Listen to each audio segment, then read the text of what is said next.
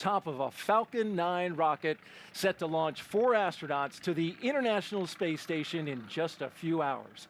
Today, a crew of 3 Americans and 1 European astronaut will set off on a 6-month science mission to the world's only orbiting laboratory. And welcome everyone to the Kennedy Space Center in Florida for live coverage of NASA and SpaceX's launch of Crew-3. I'm Daryl Nail with NASA, and this is NASA's astronaut, Shannon Walker. So thrilled to have you here with our launch broadcast. First time for somebody who's actually flown on the Dragon.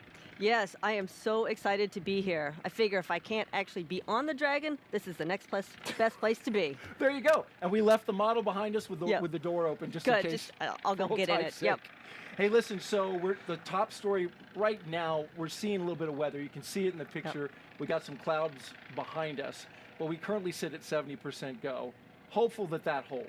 Yep, hopefully it will hold. We've had a little bit of misty rain today, but it seems to be pushing out, so keep our fingers crossed it'll keep on going. We're hoping for that, and if you folks want to ask Shannon some questions and gain some of her expertise and what it was like to fly to space, you can participate by asking that question on Twitter. Just send a tweet with the hashtag AskNASA. And we'll get the question to her at various times throughout the broadcast.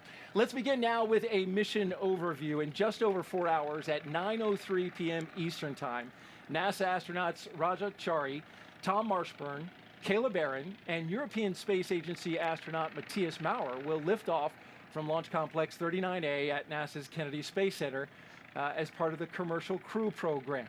Now, when they lift off, this will be the 3rd operational mission. Yes, indeed. You were the first. I was at first, yes. Our crew went up for 6 months, and now we're on our 3rd 6-month crew going to space station. And so the Crew-3 will be flying a brand new Dragon, so they got that brand new spacecraft smell when they go inside. So important. It's called Endurance, and it's been named by the crew, of course, and their patch as well. We'll talk more about that in a bit. And it's on top of a refurbished Falcon 9 that launched CRS-22 back in June. So, covering all of the action around the country, our teams at SpaceX headquarters in Hawthorne, California, NASA's Mission Control Center in Houston, and of course, right here in Florida. Hello, folks. So, we'll also talk with the Crew-2 astronauts about how they prepared for Crew-3's arrival before they came back home. And of course, we'll answer those social media questions throughout the countdown. And you can send them in, as we mentioned, by just using the hashtag AskNASA on Twitter. Okay, let's talk about the crew and what they did. You're familiar with this. Yes. Prior to today's flight, the crew shifted their sleep schedule. Always a fun thing. Yes. Waking up late morning, and one of the first things they did was this. Let's take a look at some video here. They stuck their sticker on the wall, literally. Right below Crew-1 sticker, there's Crew-3, and then they gave it a tap, slapped it on the wall. It's a new tradition. And Shannon, I guess you started that, right? Your crew? Well, yep. Well, I believe Demo 2 is there as well, but it's something crews like to do, leave their stickers wherever they are, so we put it on inside crew quarters. And then you see them here. They are awaiting breakfast. They looked hungry. They did look hungry. Food hadn't been served yet. Nope. Ready to eat. They're ready to eat. Ready to eat that pre-launch meal. And so we're ready to chow down on a launch if we can get that to happen today.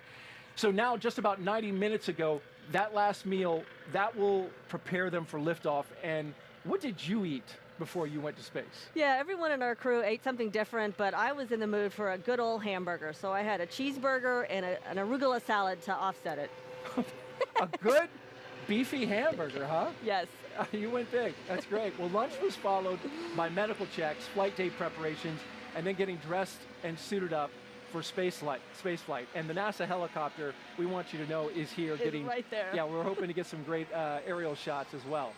At T-minus 4 hours and 5 minutes, NASA will turn Crew-3 over to the SpaceX team, and then we'll see some key milestones along the way to liftoff. The first one is suit up inside NASA's Neil Armstrong Operations and Checkout Building, or the O&C. After they're dressed, the suits are then pressure checked. After suit up, we'll see the crew walk out. The astronauts will leave the O&C building and give their final goodbyes, and this can be an emotional moment for some. Following the goodbyes, the crew will then get in their Teslas and begin the roughly 20-minute drive to Pad 39A. And once there, The 4 astronauts will ascend to the 255-foot level of the fixed service structure. Crew ingress follows, basically astronauts boarding or getting inside the spacecraft. And then after all the vehicle and crew checkouts are completed, the SpaceX closeout team will close Dragon's side hatch with the crew safely inside. At T-minus 40 minutes, the crew access arm, which is the long suspended walkway that you can see there it is in the shot, they'll use that to board Dragon, and then that will retract, followed by the arming of the launch escape system. Propellant loading on Falcon 9 follows. Then at T-minus 5 minutes, Dragon will be configured for what is called terminal count. And then finally, at T0, Crew Dragon and Falcon 9 will lift off, and roughly 12 minutes after that, separation from Falcon 9's second stage, and then Dragon flies to the destination, the International Space Station. That entire timeline, you lived it, you rehearsed it, Shannon. I wonder about that moment where you're saying goodbye. We're going to see that not long from now to your family and friends. Yeah, it is an emotional moment. So everybody's here down wishing you well, but saying goodbye to your family, it's hard on both sides. All right. Well, we begin with Crew Suit Up just a few minutes away, but we want to introduce our team at SpaceX headquarters in California to show us what's happening there. Courtney? Hello from SpaceX headquarters in Hawthorne, California. I'm NASA's Courtney Beasley, and thank you for joining us live for the 4th flight of astronauts on Crew Dragon to the International Space Station. I'm Jesse Anderson, a production and engineering manager here at SpaceX. And right next to us is Mission Control Hawthorne, where our teams are monitoring the vehicle, checking in on all of its systems, and the capsule is currently go for launch. That's right, and once the crew lifts off, it will take them about 22 hours to reach their destination, the International Space Station, with Dragon flying autonomously the entire way. But the crew will have the ability to take manual control of Endurance at any time if necessary. To help make sure the crew has a safe journey, our team in Mission Control will be monitoring their progress along the way. On console or headset are 6 key positions who are monitoring the health of the vehicle and the crew. The mission director, who is responsible for mission success, is in charge in the room. The person that you'll hear talking to the astronauts is the crew operations and resources engineer, or what you'll hear is called the core. The other positions are focused on vehicle systems like navigation and control, avionics, software, propulsion, life support, and communications with ground segments. And NASA has its own team members in Mission Control Houston, where they've been preparing the International Space Station for Crew Dragon's arrival. We'll meet several of the key players later when we check in with Houston. For now, though, let's go to John Innsbrucker for an operational update on the launch countdown. John. Hi, I'm John Innsbrucker, Falcon 9 Principal Integration Engineer here at SpaceX. We're just over 4 hours to launch, and over the next few minutes, the SpaceX NASA teams will undergo a series of polls to verify that the advanced team and the crew are ready to enter the pad and the spacecraft. There's also going to be a countdown briefing that goes over items such as crew, weather, and vehicle status. Now, leading up to tonight's launch, the SpaceX team performed a static fire of the Falcon with Dragon vehicle back on 27 October. This ran the team and the flight hardware through the countdown. We ran the engines for 7 seconds. Now, following the static fire, we drained the rocket of propellants. We did a full dress rehearsal for the crew on October 28th. The crew suited up, they entered the capsule, and they performed the countdown steps with the Dragon flight team. Now, once the rehearsal was complete and the crew was out of the capsule, the SpaceX and NASA teams loaded the final cargo into lockers on the floor of the Dragon capsule. Now, as you see on the video there, the Falcon 9 with Dragon has remained vertical on pad 39A since those tests, waiting out weather and the schedule for tonight's launch attempt. Our next major activity is going to be arrival of the crew just inside T-minus 3 hours. Now, while the crew and the hardware currently go, we're also keeping an eye on the weather as another important factor in a launch. The astronauts just received their weather briefing about 10 minutes ago before we went live with the broadcast. While we're watching cumulus crowds, possible precipitation, we expect that the weather will stay west of the launch pad and it will be improving through the evening. So currently, no issues with the weather. Now, in the event things don't go as planned, such as an abort, SpaceX and NASA are coordinating with the U.S. Coast Guard to ensure crew safety upon splashdown. This includes extra ships and air assets to patrol the 10 nautical mile keep-out zone. This is to help mitigate safety concerns for any boaters approaching the landing area. Now, as usual for Dragon flights, we have an instantaneous launch window. That means we can't move the launch time. We have to go right on the planned minute and second. But if we do need to delay, there is a backup launch opportunity from Kennedy Space Center the evening of 11 November, about 23 minutes earlier than tonight. But right now, with everything go at the pad, let's head over to Houston, where NASA's Sandra Jones is standing by. Sandra.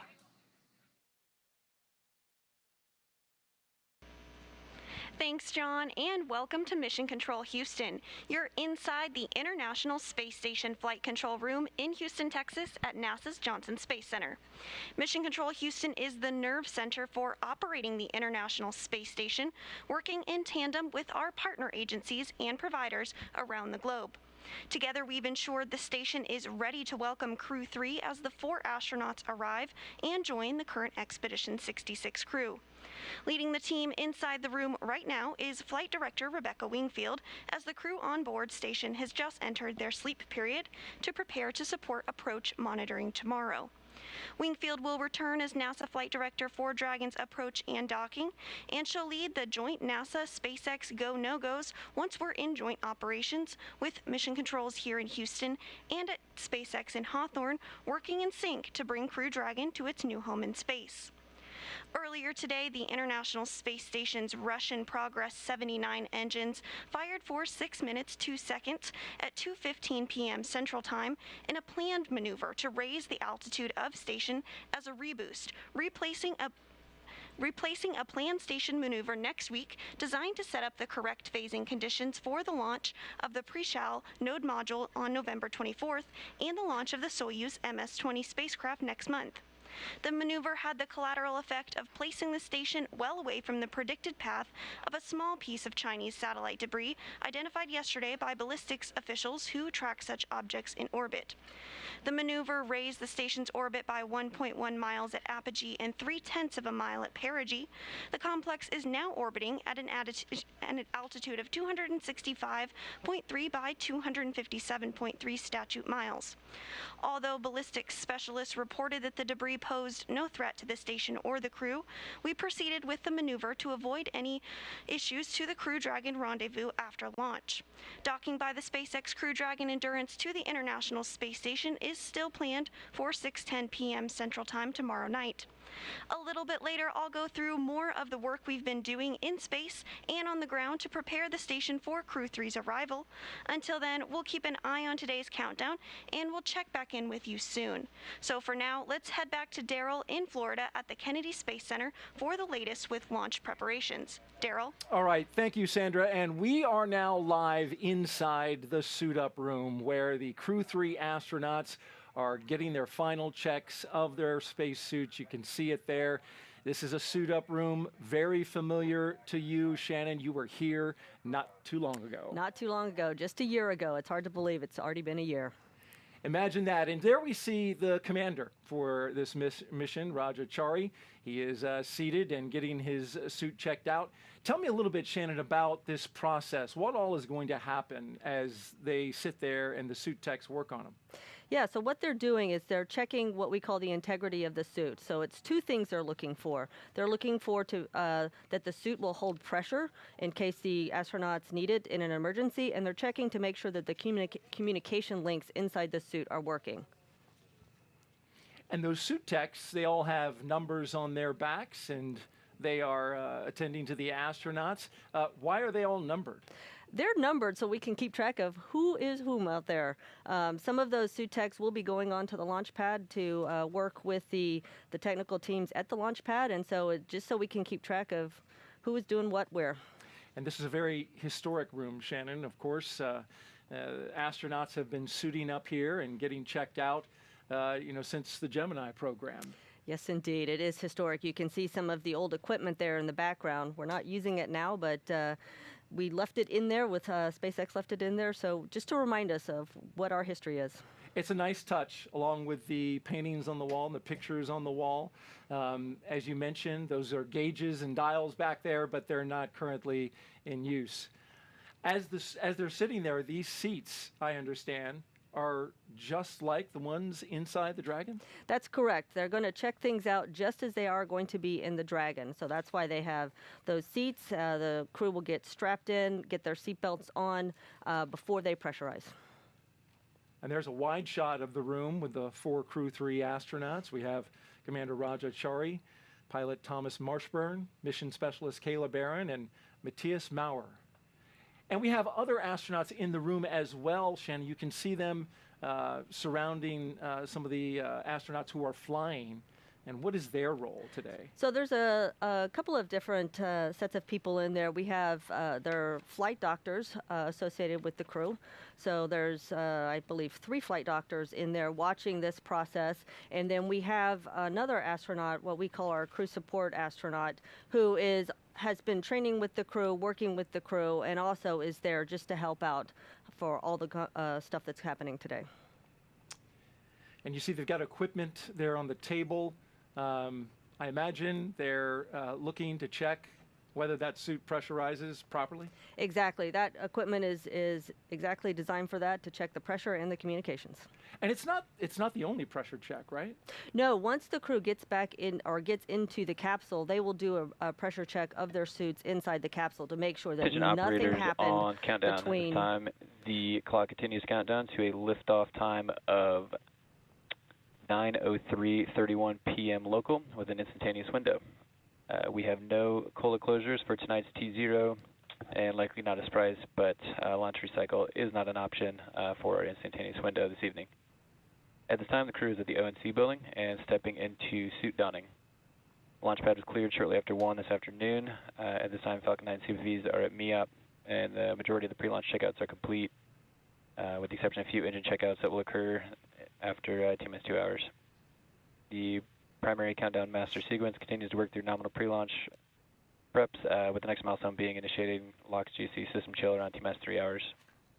One follow-up on the drone ship, which is watch item coming into today. The drone ship and the support boat Bob arrived on the landing zone with plenty of margin around T-minus 5 hours and 30 minutes, and are stepping into the final day of launch checkouts, and will be on station to support tonight's attempt.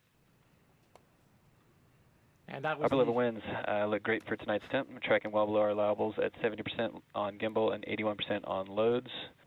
And as briefed with the crew at T-minus 4 hours and 20 minutes, launch PV for this evening is at 30%, with primary watch items being cumulus cloud roll and flight through precip. Weather is forecast to improve throughout the evening, independent of what it looks like out the window at this time. There are no constraints to the performance of any sections of the Falcon or Dragon launch countdown procedures. And one note for all operators that 52.911 is open and to be utilized for any required crew contingency action. For all operators in firing room 4 at KSC and those at MCCX main and support room, all 3 control rooms will go into a lockdown at T-minus 45 minutes, and all operators shall remain at their console monitoring their system and maintaining full focus while the launch escape system is armed. Please note, in the event of a scrub, that the launch escape system will remain armed until the completion of propellant offload. I will reiterate this note to the team around T-minus 1 hour. CE, can you please provide a status of Falcon 9 health? CE here. Falcon 9 is healthy, and we're tracking no issues that would preclude an on-time launch this evening. Thanks, sir.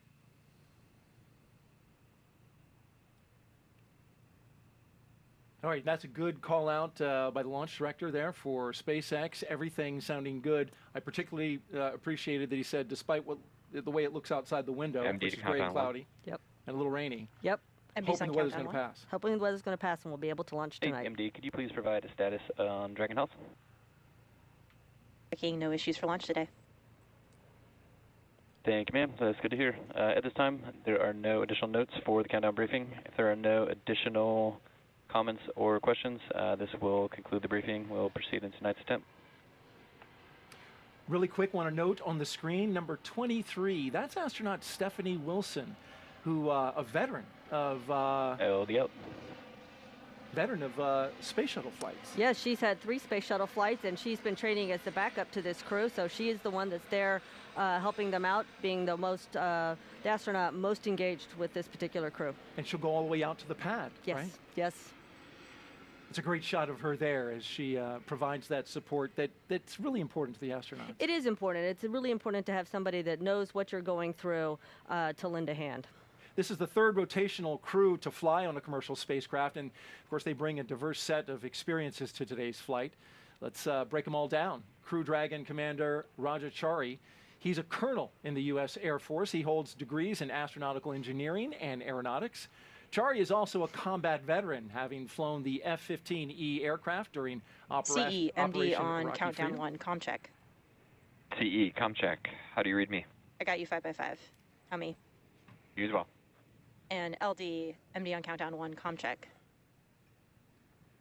And LD, I have you 5x5. How me? Okay, great. Got you 5x5 as well. Thanks. Thank you. And we'll hear these communication checks throughout the launch broadcast, and we'll try to pause so that you can hear those. And oftentimes, they include some big milestones. We were talking about Raджа Чарі. He actually deployed to the Korean Peninsula. As a test pilot, he has accumulated more than 2,500 hours of flight time in various military aircraft. Shannon, it's his first trip to space, and he's the commander. I know, that is actually quite unusual, but it's just a testament to all the experience he brought to the office and all the hard work he's been putting in getting trained up for this flight. Absolutely. Pilot Tom Marshbern is suiting up for his third space flight. He's the veteran. He previously flew on the Space Shuttle Endeavour in STS-127 and on the Russian Soyuz in Expedition 3435 while helping assemble the International Space Station on STS-127. Marshbern performed 3 spacewalks totaling almost 19 hours. The North Carolina native holds degrees in physics and medicine, and Shannon, he's the Crew-3 pilot, and you were both in the same astronaut graduating class of 2004, I understand? We were, and it's really nice to be able to see some of my classmates going up into space. And he's got, he came from emergency medicine, so he's a good guy to have on board. He's a good guy to have on board, absolutely. Mission Specialist Kayla Barron is about to make her first trip to space. The Washington State native has degrees in nuclear engineering and systems engineering. As a submarine warfare officer, she was a member of the first class of women commissioned into the submarine community. And she deployed 3 times while serving aboard the USS Maine. Shannon, she's doing your role back in Crew 1, the mission specialist. That's right. So the role of the mission specialist in the Dragon spacecraft is to assist the commander and pilot in their duty. So everybody is working together to make sure the crew's getting to space safely. She seems comfortable, calm. There's a nice little wave from her. Hello, Kayla, and good luck. And she actually, interestingly enough, has not seen a launch. That is true. Her first launch is going to be from the inside of a capsule. That is pretty exciting. That's going to be something else. The second mission specialist is Mаттіасом Maurerом. He too will be making his debut space flight. He will be the second European astronaut, there he is, to fly on Crew Dragon. Maurer is from Sankt Wendel, Germany, and is a doctor of materials science engineering. He is the inventor of more than 10 patent applications and joined the European Astronaut Corps in 2015. Maurer has spent 16 days underwater during a NASA Extreme Environment Mission Operations Challenge, and he has trained in sea survival training off the coast of China. Kind of like having a MacGyver on board, I guess, with all those patents. Yes, exactly. He's going to bring a lot of talent to the science program going on the station. Each of these 4 crew members will be part of Expedition 66 once they arrive at the International Space Station, and we'll give you a closer look at each of them as we get closer to launch time.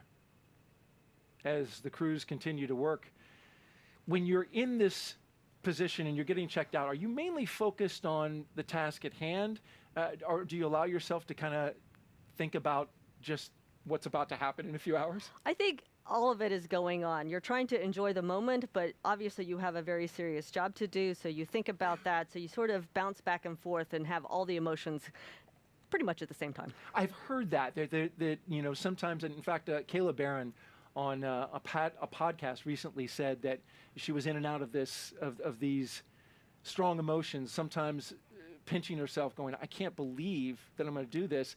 And then because you're training so much, you just kind of fall into that regimen of training and it doesn't seem real. Exactly. That is what's so interesting about this, because you have trained so much, you've gone through all these procedures and processes, and then now is the actual one that's going to take you to orbit. We see Tomas Marshbерn talking to the suit techs, and I understand you develop a bit of a relationship with the suit techs, right? Because these things, first of all, are custom fitted down to the centimeter, apparently. Absolutely. So one of the first things that happens when you get assigned to a SpaceX flight is you go out to Hawthorne and you get measured. Countdown. The advanced team has arrived at the White Room, and additionally, all 4 crew are through successful leak checks at this time, well ahead of schedule. Sounds like we're ahead of schedule, but you were saying? Yep, ahead of schedule is good, better than being behind schedule. For sure. So you get measured for your spacesuit, and so they do build it just for you, and they spend a lot of time making sure everything is right. And in fact, when you're in training in Hawthorne, they are there to help you get suited up each time you need to get suited up. And so you have familiar faces here while you're getting suited up, ready for launch. You see them a lot. Crew-3 is scheduled to arrive to station just days after astronauts from Crew-2 have already returned home from a record-setting space flight. At 10:33 p.m. Eastern Time on Monday night, Crew-2 safely splashed down in the Gulf off the coast of Pensacola. The international crew of astronauts, you see them there. Shane Kimbrough, Megan MacArthur, JAXA astronaut Aki Hoshide, and ESA astronaut Thomas Pesquet spent 199 days in orbit, and this was the shot of them coming back down from the infrared camera. There was splashdown, a beautiful splashdown. You hear the applause there. They surpassed the record, the previous record, of 168 days set by Shannon Walker and her Crew 1 astronauts. Yeah, we figured that that record would be broken just about any time. So Since I'm you glad were the for them. first operation, right? Exactly. So everybody that's coming after us will probably break the record. Right. Well, you know, it's interesting because of what developed with the delay of this launch. You know, initially there was the weather, and then we had an astronaut with a minor illness. Yep. So we delayed 10 days. Initially, this was supposed to be on Halloween. Right. So they had to spend a little bit longer than they may have. They did. They spent a little bit extra time. The Crew-3 crew spent a little extra time in quarantine, and the Crew-2 crew got to come home. And there you see Tommas Marshburn having a spirited conversation with somebody. Yep, because they're ahead of schedule, they get to take a little time and talk to the folks in the suit-up room. Those Crew-2 astronauts, they were in these very seats, Shannon, back in April. We'll dive deeper into the work they did up on station a little bit later in the show. You know, what ended up happening because of the delay, there was no direct handover on the International Space Station. So now it's an indirect handover. Crew-2 is down, and Crew-3 is going up today, hopefully. Yes. So they won't see Crew-2. What does that mean? Yes, they won't see Crew-2 on the space station. So normally we like to have our crews overlap a little bit so that the outgoing crew can really make sure that the incoming crew is all set up to be efficient on orbit. And that means that they need to be told where everything is stowed, how things happen on the space station, so they can really hit the ground running or fly the ground running or whatever is appropriate to say in space station. Float around. Float around efficiently. And run in place. Yes. The crew has been training together for months, and each has their own unique connection to the mission. Let's talk a little bit about that. Tom Marshburn, he flew on the space shuttle. He flew on the Russian Soyuz, and now Dragon. And it is the first time Tom Marshburn is the only veteran on a space flight. He's with 3 rookies. But he says he can't wait to see the looks of joy on his crew members' faces in microgravity when they hit orbit for the first time. You got to see that. I got to see that. I was sitting next to Victor Glover, and it was his first ride into space, and so it was pretty exciting when he officially crossed the line and became a spacefaring astronaut. And who let him know that he crossed the line? Oh, that was me. Yeah, so he was busy doing work, and I was watching the altitude. So as soon as we crossed, I gave him a big congratulations. Oh, that was nice. And so Raджa Čarī, he's accumulated more than 2,000 hours of flight time, as we mentioned. He flew the F-35, F-15, F-16, the F-18. He flew combat missions and Operation Iraqi Freedom, and he deployed in support of the Korean Peninsula. Raja is the commander of the spacecraft, but it's also his first time flying to space, and he's a member of the NASA Astronaut Class 22, known as the Turtles, and they're talking about taking over. Yes, we have a couple of turtles on this flight, so it's good to see the new kids getting their turn in space. Absolutely. And then the other one is Kayla Barron. It will be her first flight, Lieutenant Commander in the U.S. Navy and a submarine warfare officer. She was lucky enough to meet an astronaut and hear about flying on the space shuttle and heard what it was like to build the space station. She says that's what inspired her to get into space. She sees parallels between working on submarines underwater, where humans are not supposed to be, with working in the vacuum of space. You can attest to that because you did an underwater mission and you've been to space. I did, and it is a very good analog working underwater. We do that training to give crews a taste of what it's like when you're on the space station. You have a schedule, you've got a ground control team dictating what you're going to do each day, and so it's a very good experience. And you're isolated to that environment. Yes. Which is something that is very real with these long duration space flights. Yes, yes. Absolutely. You don't have a quick trip home to solve any problems that you might encounter. Right. Mаттіасом Maurer's first time flying. ESA named his mission Cosmic Kiss, which is basically a declaration of love for space. He'll be working on 35 different experiments over 6 months. Shannon, it's a pretty appropriate title for as busy as he's going to be. Yes, yes indeed. Cosmic Kiss, that's great. When you were up there working in space during your mission with Crew-1, what was the thing you enjoyed the most? Oh, goodness, there's so many great things to enjoy about being in space. I certainly enjoyed the work we were doing, all the science, but I also really enjoyed the camaraderie that I had with the crew. We were a very close crew. We had 5 people on the USOS side of the space station and 2 Russians, and we spent a lot of dinners together just talking about things. Sometimes that's the best. It is the best. During one of their many trips to train at SpaceX facilities in Hawthorne, our team had an opportunity to chat with Crew-3, and here it is. I wake up every day, can't wait to work with this crew. I am totally inspired by watching them work. Everyone's contributed a huge amount. Tom Marshbern, he does an amazing job of taking in all these off-nominal situations and just sort of dealing with them methodically as we go through. He's been to space already 2 times, and so he has a lot of knowledge and a lot of experience, which he shares. I've gotten the chance to work with Raja for several years now. He's just such a great communicator. He really cares about his team and finding ways to get the best out of everybody. What Kayla brings to the crew that I think is unique to her is she's an amazing communicator. Just a great job of team cohesion, dynamics, and identifying things that would make us better, and she's done that with our crew. I feel like that I'm probably the only real rookie on this one, but I think I bring the European spice, I bring European humor. Matthias is an amazing innovator. He's got a lot of ability to take on a project and really work his way through it. He always has a really interesting way of looking at things, always has a question I've never thought of before. Matthias, we've decided to call him Hollywood. He's the most artistic one of us. He's always got the camera. He knows what would be a good shot. I couldn't feel luckier to be a part of a crew, and we also just have a lot of fun together. We kind of goof off a little bit. We will have fun in space. Can't wait to be in space with them. I think they're going to be lifelong friends as well. It's nice to hear them talk about lifelong friendships as we go back into the suit-up room. I imagine that's happened for you as well. Absolutely. Once you work as a crew, you're family forever. Love it. And so now let's check in with John Innsbrucker in California for another operational update. John, what do we know? Well, thanks, Daryl. We're at T-minus 3 hours, 42 minutes. Everything continues to go well for launch.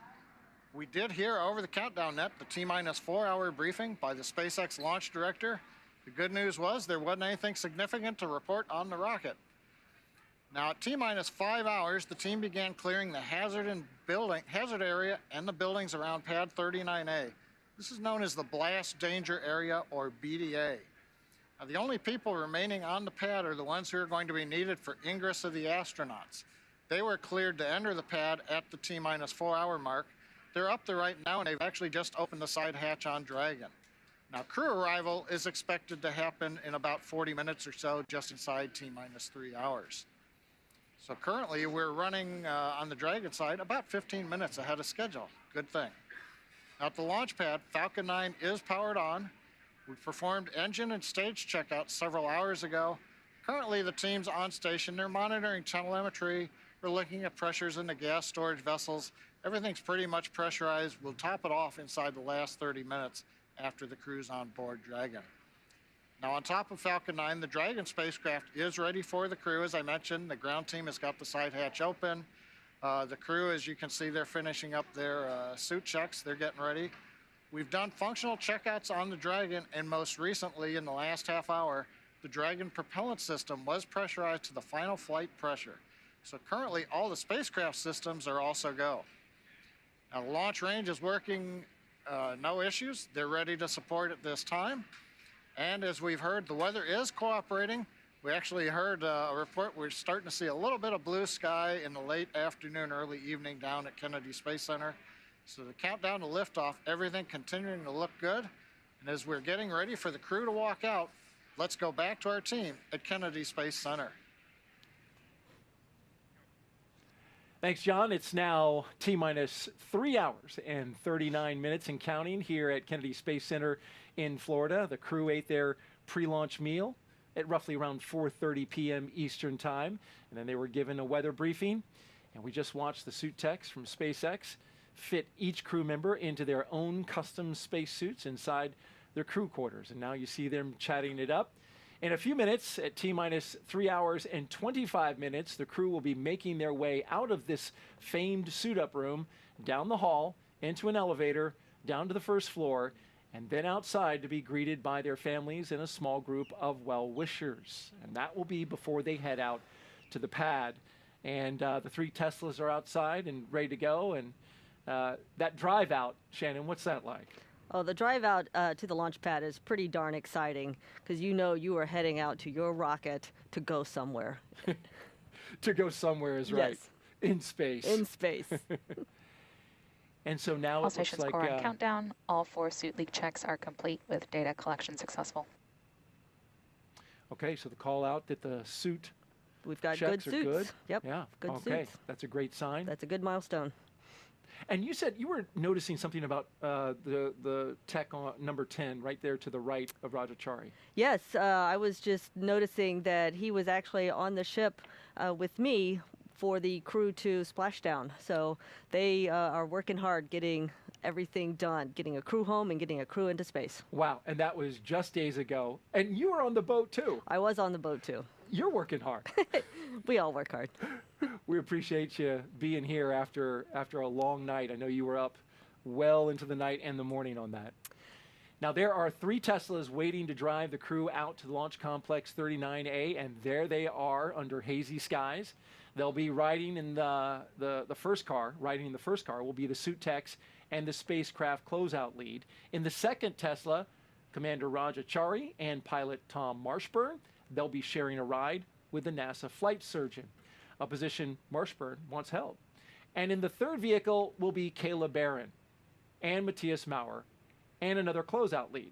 And of course, we will follow the convoy every step of the way, live watching them go to their destination at 39A, the launch pad, a historic launch pad here at the Kennedy Space Center. And we're going to get you as close as we possibly can without actually being inside the car with them, Shannon. Yes, I suppose we could put a little camera in there, but anyway, we will track their progress from the ONC building out to the launch pad. We have another guest close by for launch today who worked for years on certifying the SpaceX Crew transportation system. Earlier, NASA's Marie Lewis caught up to one woman who has been part of the commercial crew team since the very beginning. Brittany Sims, launch operations engineer for NASA. Thank you for joining us. Thank you. So we are sitting inside the Mission Director Center that is on the Cape Canaveral Space Force Station. This is one of several control rooms around the country that hold NASA and SpaceX teams. And so you are sitting in here on launch day with the chief engineer for NASA, along with other engineers on the NASA side.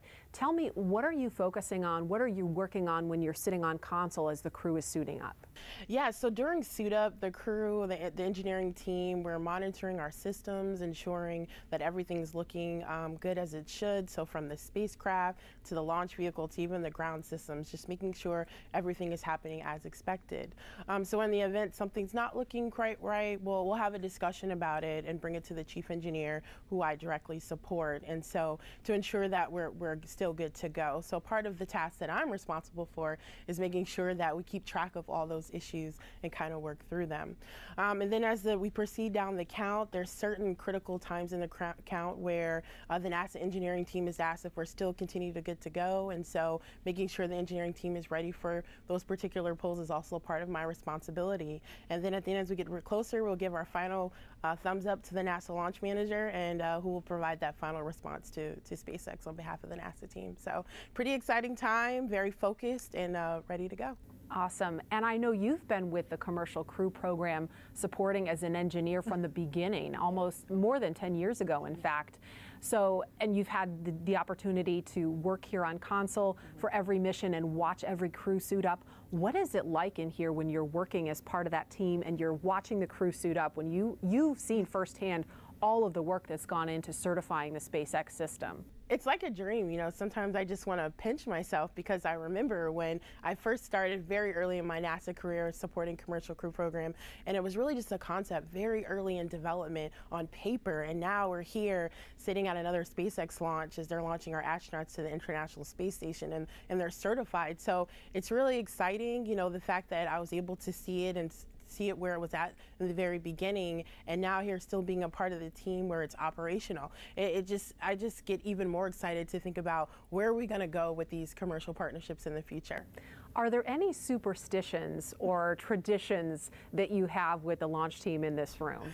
I actually do. I wear a special pair of shoes since the very first mission, and I learned about this through the chief engineer, who wears a special jacket every time. And so, yeah, I have a special pair of shoes that I wear each mission, just to be a part of it, to make sure we're all successful, to add my part to it. Very nice. And I heard something about chili after launch. Yeah, this is a tradition all the way back from shuttle. I imagine they might have did it in Apollo 2, where after every successful launch, we'll have a cup of chili and a piece of cornbread when we walk out the door, celebrating our success for another mission. So yeah, it's pretty cool, pretty fantastic. Interesting. Well, yeah. I hope you get to enjoy that. And lastly, I want to ask you about, I know years ago you used to keep a photo of the first astronauts who were assigned to the Commercial Crew program, the cadre they called them, the original 4. And 2 of them have since flown already on the SpaceX system, Doug Hurley and Bob Behnken. And you used to keep their photo in your cubicle at the operations and checkout building. Tell me why you kept that photo there. You know, there's 2 reasons. You know, looking at that photo first is just a reminder of the importance of what we're doing and who's on these vehicles, right? They're fathers, they're sons, they have families, and so they're entrusting us to get them there safely to their destination. And so it's a reminder to continue to always be vigilant in anything I do as I get to support this team. And so it was always important for me to have that photo there, because I've gotten an opportunity to interact with them prior to their flight. And then also the second part of it was also a reminder to the fact that that was my dream, to come to NASA and fly astronauts safely to wherever their destination is. And so it's a reminder that, you know, you honestly can accomplish anything you set your mind to, because I'm a living example, and I was able to do it, and I'm doing it here today. All right, Brittany Sims, launch engineer, best of luck to you and the team on this launch of the Crew-3 mission. Thank you so much. Thank you. All right, and there you see a live view as we head towards sunset here on the Florida coast, which is right about now. Right about now. It's getting dark. We don't see the sun, mind you. No. We see gray skies and clouds all around, but there's a look at it there with the iconic vehicle assembly building there. But these clouds, we're told, are hoping to clear a little bit. And I talked to our launch weather officer, Brian Cizik, with the 45th Space Wing. He says that these clouds are somewhat thin. The moisture is thin, and so there's some dry air in the mid-level area of the atmosphere that's kind of drying it out. So it doesn't look good, but in fact, very thin level of moisture up there with those clouds that you see on the screen right there. Yeah, having these types of clouds is the good kind of clouds we have. What we really want to avoid is lightning. We cannot launch when there's lightning around the launch Absolutely pad. right. And there are many criteria that govern exactly whether the spacecraft can launch through weather and the conditions of lightning, as Shannon mentioned. Those apparently, the only concerns we have in this are the cumulus cloud rule and flight through precipitation, which we hope will only be a 30% chance at the time of launch.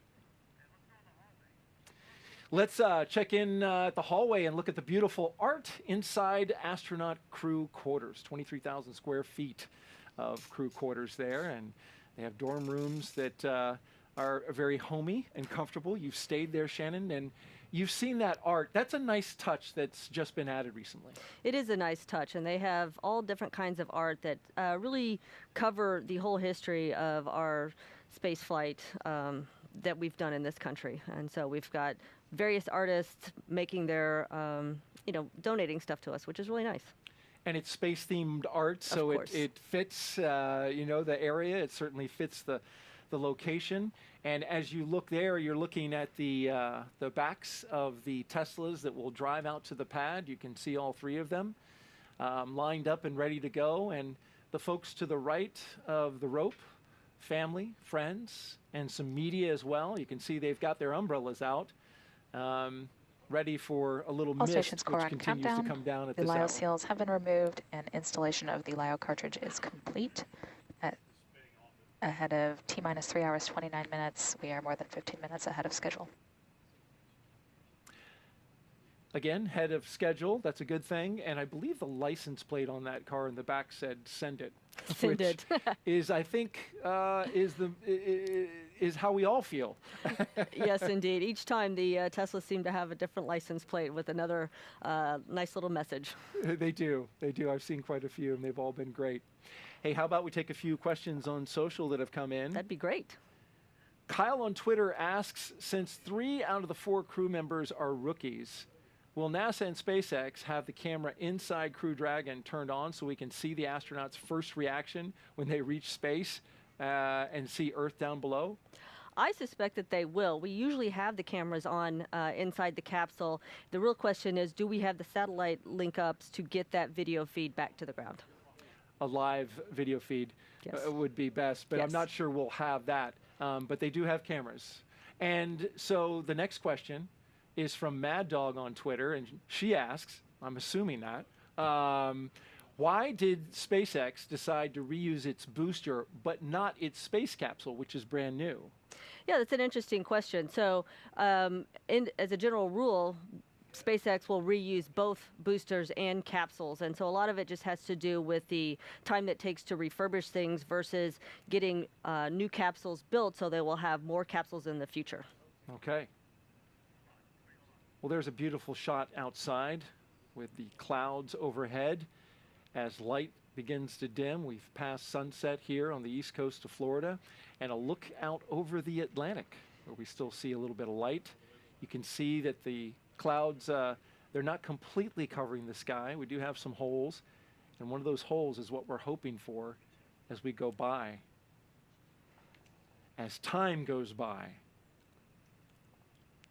Yeah. It'll be nice to see the astronauts when they walk through the walkway, the crew access arm that we see there, because by that time it will be completely dark. And you can see them inside the walkway. Absolutely. You will have a good view of them going out to the launch pad, the crew access arm.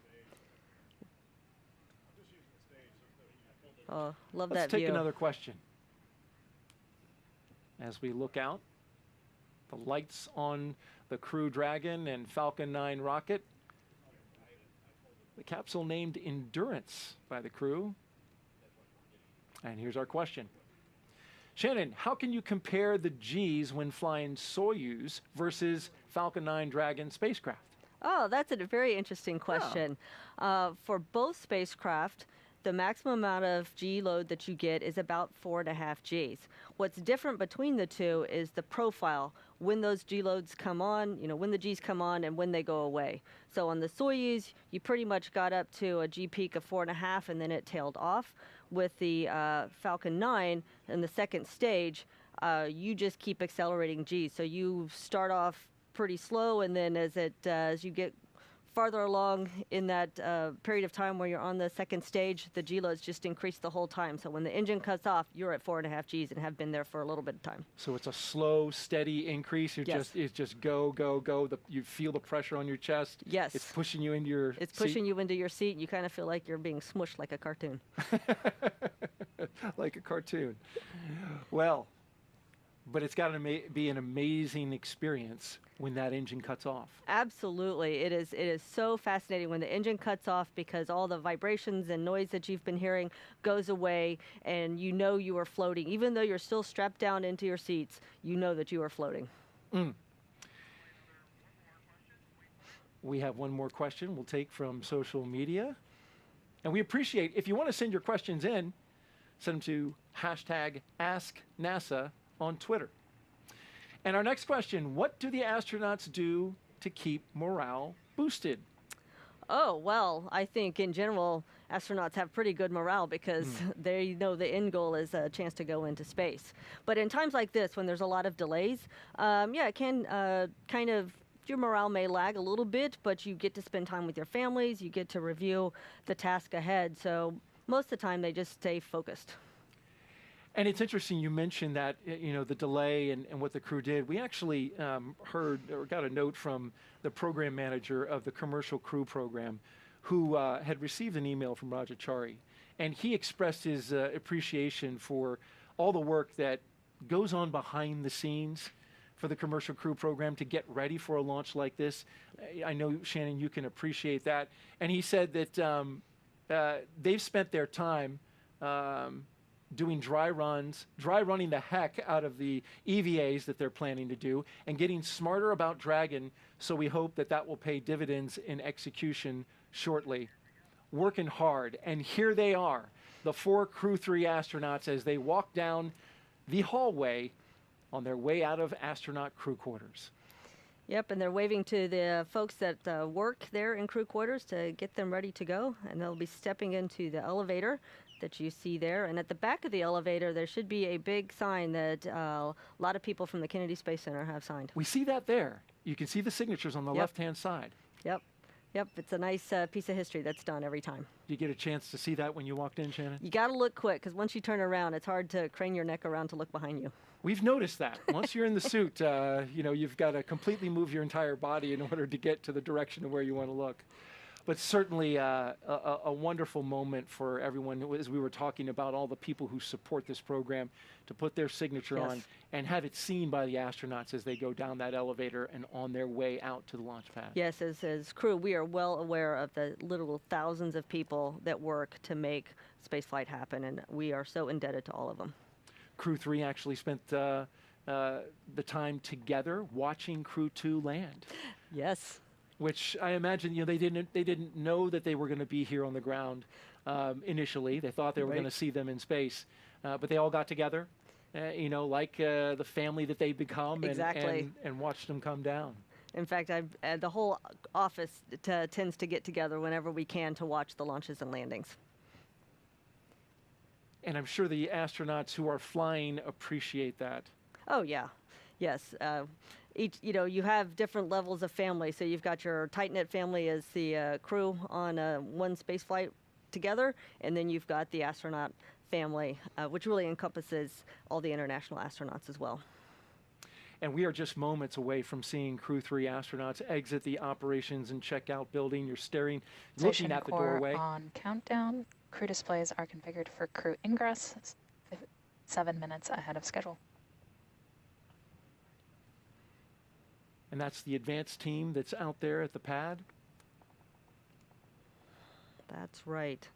So we've got to pause here because, as you've noted, everything happens according to a timeline. We're a little bit ahead, so the crew may not walk out immediately, but when they do, they'll be right on the timeline to get them out to the pad at the right time. That shot there, you see some members of the media and press corps looking to get photos and pictures of the astronauts as they walk out and have been walking out of this building, going back to the Apollo program. A sense of history, does that come over you as you are walking through, following the footsteps of some of the most amazing astronauts that have, you know, dared to go into space and accomplish these great achievements like going to the moon? Yeah, it certainly did for me. I can't speak for all astronauts, but I suspect so because, you know, growing up, we have seen this walkout so many times on TV, and then now you're actually getting to do it yourself. It can be a bit overwhelming. Looks like we're still waiting. And we are just seconds away from the astronauts of Crew-3 walking out. So you can see them back there behind the window of the door, gathering. A little bit, waiting for their cue. Waiting for the cue to come out and be able to greet their families before they head off to the launch pad. And this is oftentimes the shot that you see repeated in, you know, the newsreels and on the internet when they walk out to go to their rides and head to the launch pad. And there's stickers around this as well, Shannon. I believe you've got one up there. Yep, as mentioned before, crews like to put their stickers on just about anything they can. So just above the door, next to the NASA meatball there are stickers from each crew. I think yours is covering a little bit of the A on the end of NASA. Yeah, it's getting a little tight. It's getting a little crowded there, so we did the best we could. Here they come. And here they are, indeed. The Crew-3 astronauts taking their first steps outside before their journey to space. All stations, core on countdown. Crew have walked out and are departing the O&C building.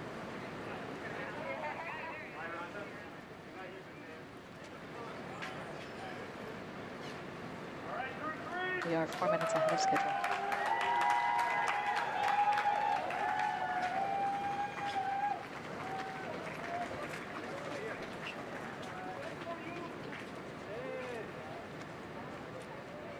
So the suit techs had their umbrellas on hand and ready? Yep, you don't want to go to space with a wetsuit. Yeah.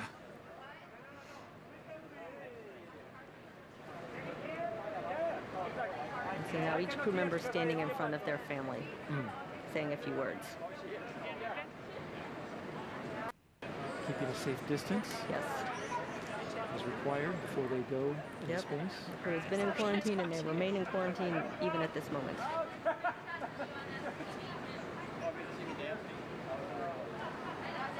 Some laughter and a lot of waving. I believe that's Mаттіасом Maurerом on the left-hand side. I think you're right.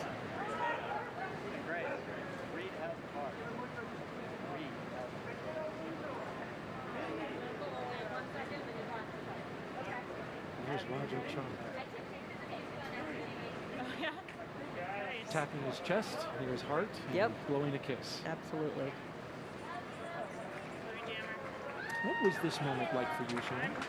Well, it was a bit surreal because it was, you know, my turn to go to the launch pad for real, but it was really nice to see my husband there and get to greet him before I got on a rocket. Of course, he's an astronaut too, so I've been in the other position watching him launch into space. So you know the feeling on both sides. I do know the feeling on both sides. Former NASA astronaut Andy Thomas? Yes, Andy Thomas. Who flew on Space Shuttle, I believe the return to flight after He did. He was on STS-114. He flew into space 4 times and actually spent 4 months on the Mir space station with the Russians. More waves there to the family. Well, the way the doors are configured on those Teslas gives you plenty of view. Yes. At least more important for the astronaut. And it makes it easier to get into the Tesla. It does indeed. Oh, they're shutting the doors, so soon they'll be heading off to the launch pad. And these seats are assigned. These astronauts knew exactly which car to go to. Yes. Yes, indeed. We've got to have it all choreographed to make sure we've got the right people heading out to the launch pad. That's right. Raджa Charі and Tomas Marshbерn are in the second car, the second Tesla, and Mаттіасом Maurerом in the third Tesla. And there's another moment now, and the families get to come around the car.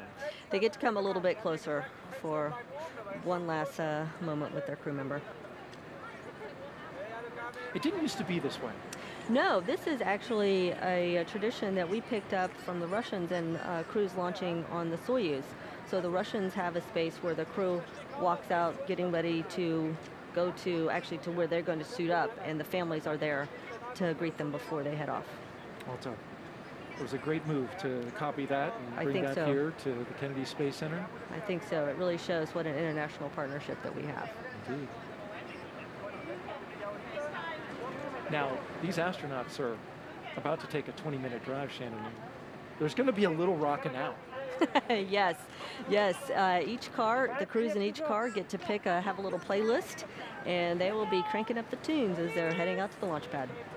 So mentioning that playlist, Tom and Raja, I'm going to tell you a couple of the songs that we were sent that they're going to be listening to.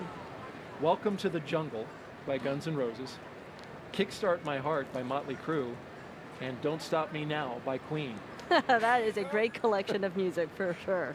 If that doesn't get you going. I think so. They will not be sleeping in that car.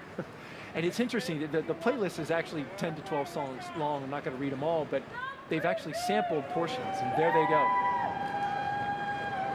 There they go. When does the music start? Oh, the music starts immediately now. Yes. So as we can see, the crew is departing from the Neil Armstrong Operations and Checkout Building, now beginning that 20-minute drive with a full security escort. Crew are departing the O&C building on schedule at T-minus 3 hours, 15 minutes. And we are back on time. That escort there, a full security escort across NASA's Kennedy Space Center to that location right there, Launch Pad 39A. As we follow the convoy, we'd like to take a closer look at the Crew-3 spacecraft commander riding in this convoy. We'll start with him. He is NASA astronaut Raja Charі. I'm Raja Charі, the commander of the NASA SpaceX Crew-3 mission to the International Space Station. I was born in Milwaukee, Wisconsin, but moved within a week to Cedar Falls, Iowa. My dad had come to the United States to get his master's degree where he met my mom. He got a job at John Deere, and that's why they moved to Iowa. One of the biggest things I took from my Iowa upbringing is sort of that inherent community strength and the interest people had in everyone else succeeding and having a tight-knit community. I think I first became interested in flying at a pretty young age. My mom has pictures of me from back as a kindergartner being really interested in spaceflight. And I think as I got into junior high, the idea of going to the Air Force or flying became very appealing to me as well.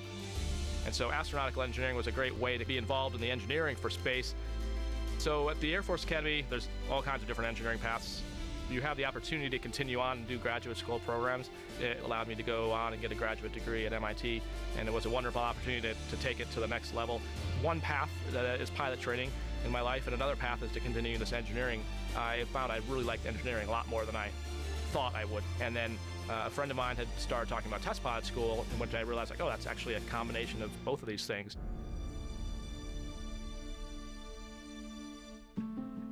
So for me, I think I first started thinking about the idea of being an astronaut was about the 2008 timeframe. But it dawned on me that, oh man, this is not just some weird, like, I want to be an astronaut when I grow up. It's actually in the path that's realistically achievable. So what do you say? How about I introduce the 2017 astronaut candidates? Raja's a 39-year-old lieutenant colonel in the United States Air Force from Cedar Falls, Iowa. And so that was how I wound up on the path of applying. So on the SpaceX vehicle, my job as the commander is a fewfold. I don't need to tell Kayla, Tom, or Matthias how to do their jobs. They already know how to do their jobs. It's really more a matter for that 1% of the time where something off-nominal happened, what is the best split of resources, of what is the best interactions between those players to get the best result. And so managing those different pieces of the puzzle is really, I think, what the crew part of the commander job is. It's really mind-boggling when you think about how much effort it takes to put people in space and then to sustain them in space. I think what's cool and why I like NASA is none of those people are doing it for the money. They're doing it because they believe in the mission. They're doing it because they believe in solving humanity's problems and pushing exploration. That's the reason people are doing it. I think if anything, it's taught us that we as humans have this great ability to endure through just about anything. You just have to put your mind to it.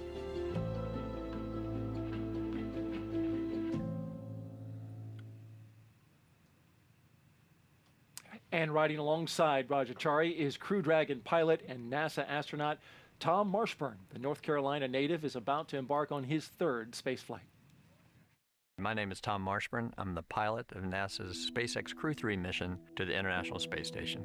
Not quite sure why spaceflight grabbed me the way it did. It found me, really, more than me deciding to become fascinated with it. There's something about leaving everything we know behind, everything, not just our friends or family or home, but even the planet, going to places that we knew almost nothing about at the time I was reading about it, and understanding how somebody could change. So it was almost like going up into heaven or something and coming back. And that was just infinitely fascinating to me. I have 3 brothers and 3 sisters. 5 of them had decided to become doctors. So the one thing I knew I was never going to be was a doctor, because I didn't want to be just like them. But while I was in graduate school in engineering physics, I realized that everybody I was hanging out with, everybody I enjoyed being with, were either medical students or doctors. Maybe medicine's something for me. And it turned out I loved it. Got so immersed with it that I actually forgot about space for a few years. Began to practice after that in Toledo, Ohio, where they had a life flight program, and that's where I did my residency for emergency medicine. I wanted to fly, and so I applied for the first class of what was then the Space Medicine Fellowship, and in '93, it showed up at NASA. I was all starry-eyed, excited, and ready to start learning about space medicine. I got to know the patients. I got to know the astronauts and the pilots that I would be working with later. And that was an enormous amount of fun. One of my first jobs then as a flight surgeon was to get shipped out to Russia to support the Phase 1 program, which is when we took NASA astronauts, put them on the Mir space station so that we could learn about long-duration spaceflight before we started sending astronauts to the International Space Station.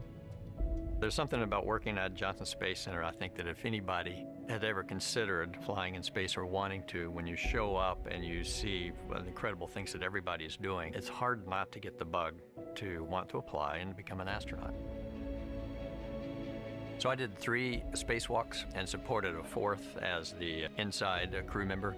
The main goal for us was to take these batteries, each weighing about 200, 250 pounds, and move them from the robotic arm that was holding them from the space shuttle and move them onto the space station. This had not been done before, so it was very thrilling.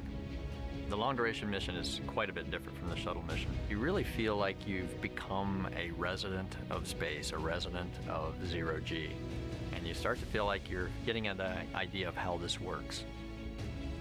I'm looking forward more to flying with 3 people that haven't flown in space before. This is a very unique crew. They are incredibly operationally savvy already. I imagine from their prior jobs at ESA and in the military. I know they can do the job. There's no question about that. One of the great legacies of the space station is not just going to be the science, but very importantly, the international cooperation. It's not for survival, it's not for competition in the marketplace, it is for just exploration. And it's just a vibrant, wonderful place where great science is happening.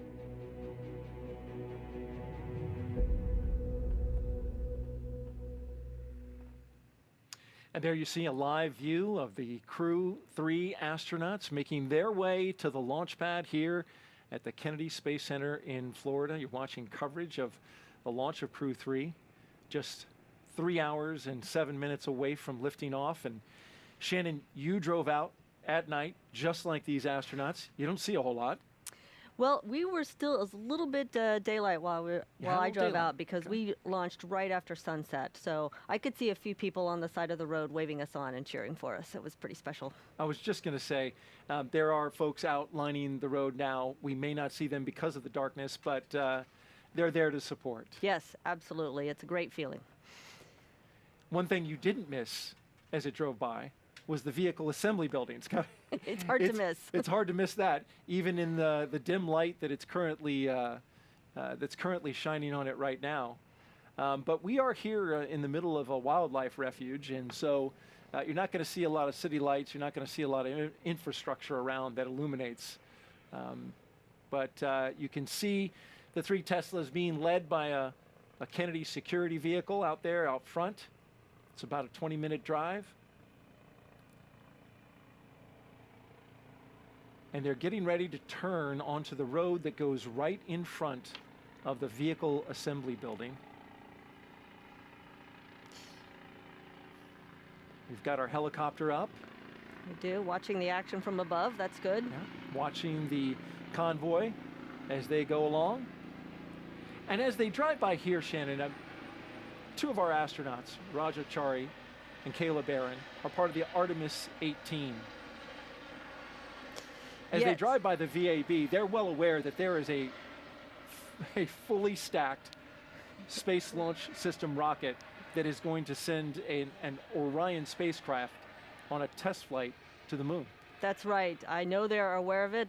They're probably not thinking about that right now, but they know it's there, and we are all looking forward to its launch early next year sometime. In fact, this camera angle is from on top of the VAB looking down 525 feet up. It's a huge building.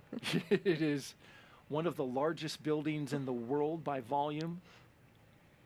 And there you can see it passing by the press site area. And yes, we can see them off to the right here. We can see them from our host desk position.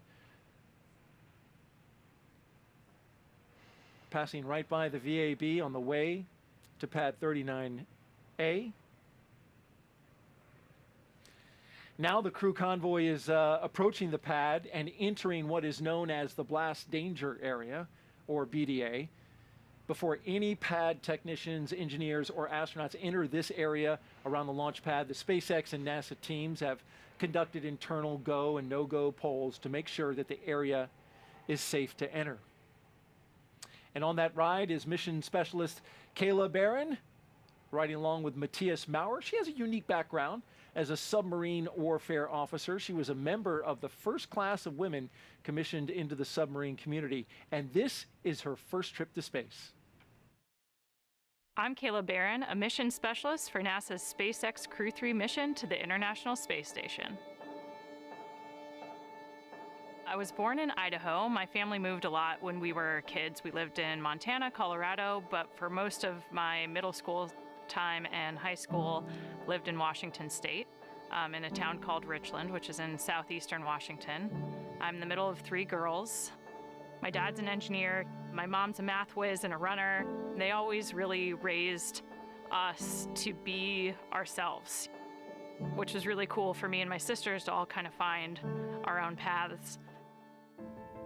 I knew that I would want to find ways to challenge myself and become a leader. That's how I first got interested in joining the military and ultimately got interested in attending the Naval Academy, where I studied control systems and robotics engineering. When I showed up at the Naval Academy, I thought I wanted to be a fighter pilot. And we have this really cool training between our sophomore and junior year. I kind of think of it like the Navy's job fair. You go spend a week with every single major warfare community: surface ships, submarines, aviation. And when I got to go underway on a submarine, I just felt like this is where I belong.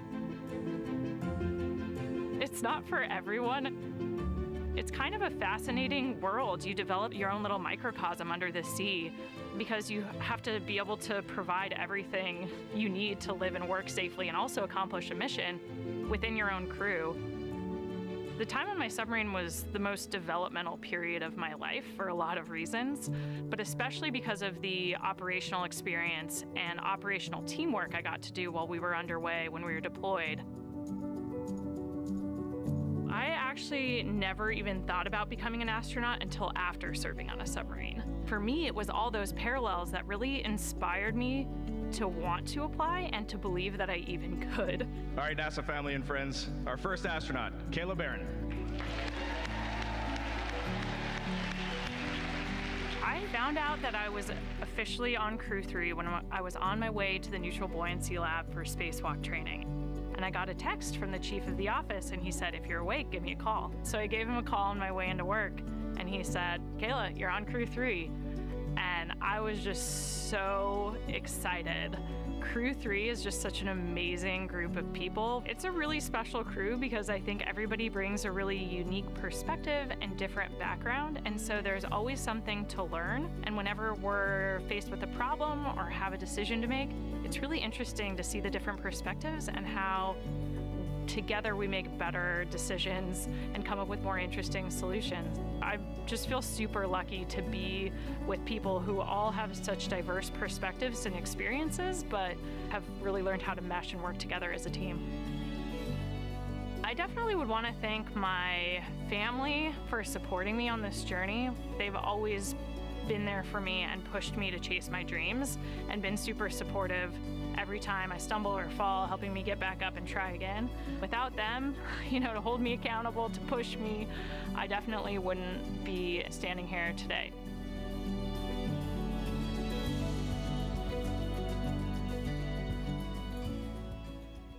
I love Kayla's story. It's a fantastic story. Yeah, and has a degree in nuclear engineering. Has served on the USS Maine. Impressive. There is a shot of the pad. The astronauts are heading out there, and it's funny. We're talking about Kayla, and we're about to introduce a piece with Matthias rather. And those two are riding in a Tesla together. You got to check out their playlist because it's an eclectic mix. They're listening to "Lose Yourself" by Eminem, "Sun" by Rammstein. I hope I said that right. It's a German band. "Thunder" by Imagine Dragons, and then "Dream On," the Aerosmith cover by Ronnie James Dio. You imagine. That is quite a collection of music there, but it'll get them in the mood. It will. It will. And there they are driving up to pad 39A, Shannon, and they might have spotted two rockets because SpaceX actually has a second rocket up on pad 40 for the Starlink launch. There's a static fire tomorrow. So as they drive out there, one rocket on the left, one rocket on the right. Let's hope they pick the right rocket to go to. It looks like they're headed the right direction. It does. So that's a good thing. And here comes the vehicles, the Teslas, with the astronauts inside.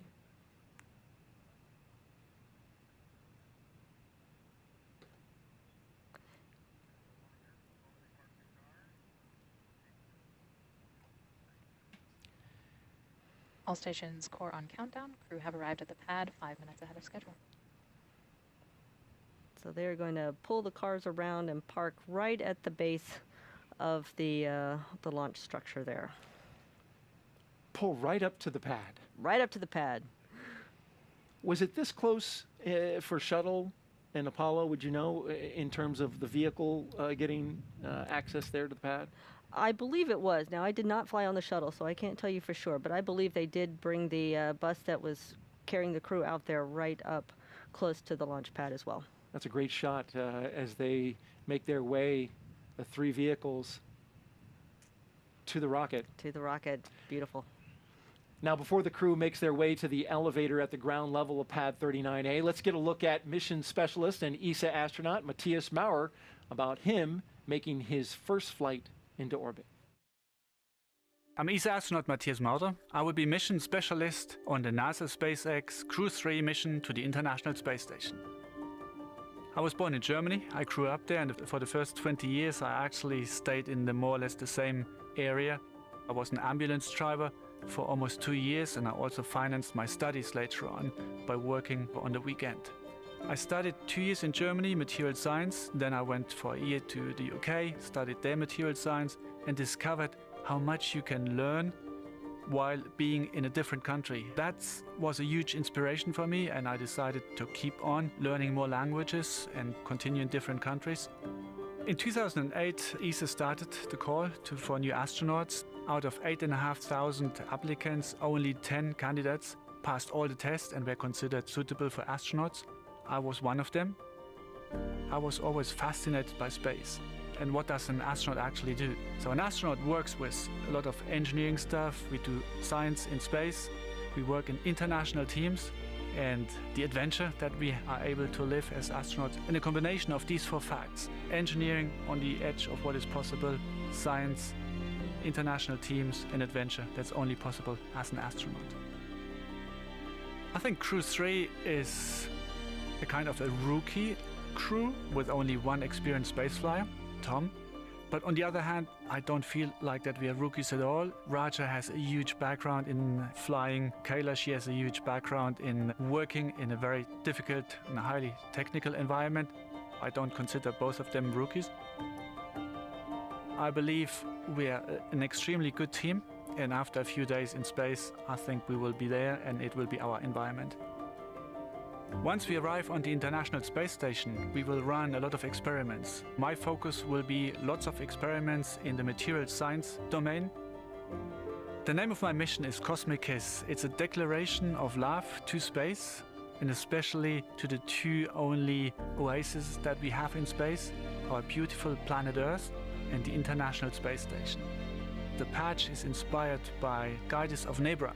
It's a 4,000-year-old disk that was found in Germany, and it shows to me that people already 4,000 years ago watched the night sky and were fascinated with the universe. And they probably asked the same questions that we ask ourselves. How did the universe start? How did life come to our planet Earth? Is there life somewhere else in the universe?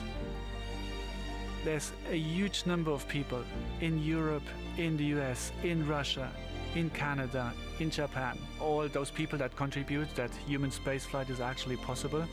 I want to say thank you to everyone who helped me to arrive at that point that I'm today. I will be thinking of you when I fly to space, and I send all my love to you down on the ground.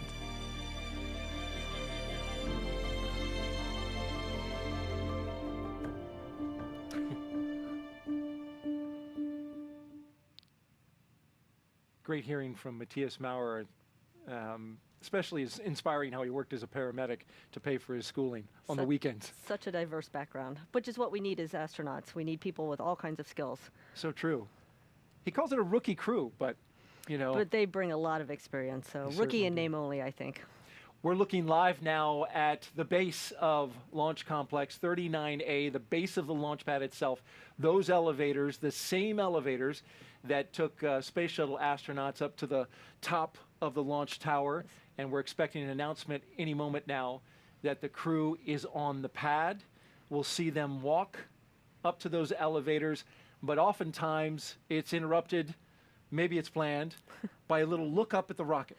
Yes, the crews definitely want to take one last look at the rocket before they go climb inside. And so you will see them sort of leaning back and looking up. And the reason they lean back is, again, you don't have much maneuverability in those suits when you're standing up.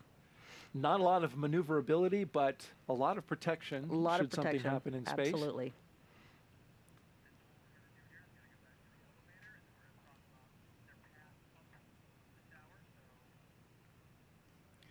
As we look at the elevators there is a specific path that you must take to get to the rocket, and you're looking at some of the shots of inside the launch tower.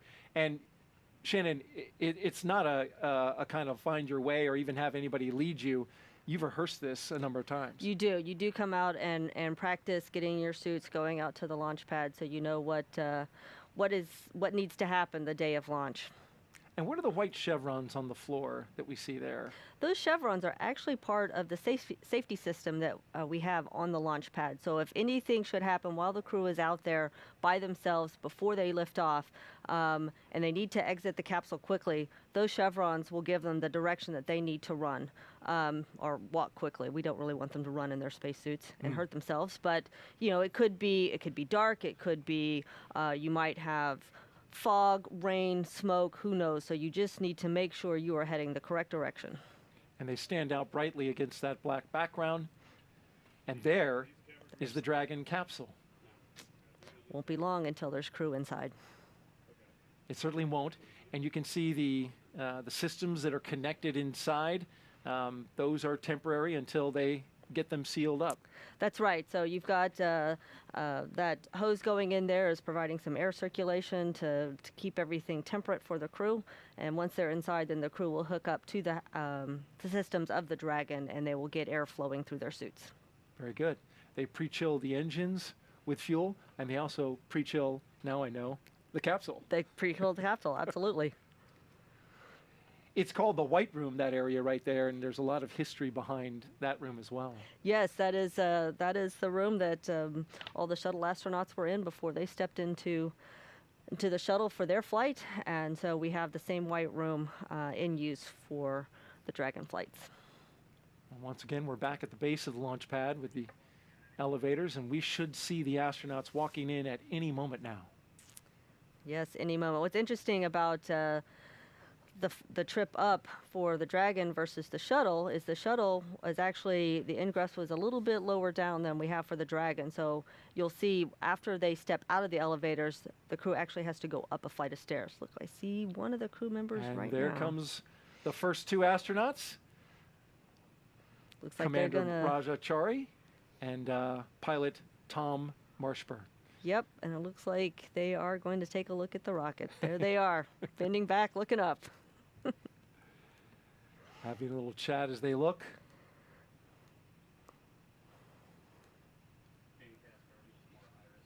At about 2 hours and 35 minutes, and just a few minutes from now, the astronauts will ingress or climb into Dragon with the assistance of the suit techs that you have seen right next to them all along. They'll help them get buckled in. Getting a nice, good gaze, yes, looking up. Good look. So now they're heading to the elevators for their trip to the top. It is nightfall here at the Kennedy Space Center, and we had clouds earlier on. It's a little harder to see, but the misty rain that was coming down earlier, Shannon, and managed to blow in here on the host desk a little bit, that stopped, and that's a good sign. It is a good sign that the rain has stopped.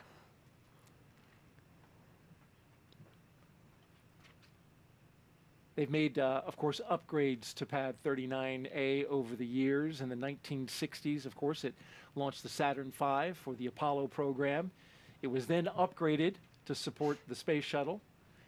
And then SpaceX took a lease of it in 2014. And the first flight after it was reconfigured was a CRS flight in February of 2017. And there they are, popping up from the elevator, having a look around. That's right, and you'll see them head to the stairs to go up one more level with the suit techs and the team following behind. And exactly what you mentioned, this is the additional flight that they must take to get to the top of Dragon.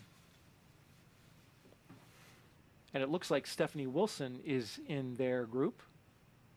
Yep, she will be there with the crew just as long as possible to aid them in any way that they might need.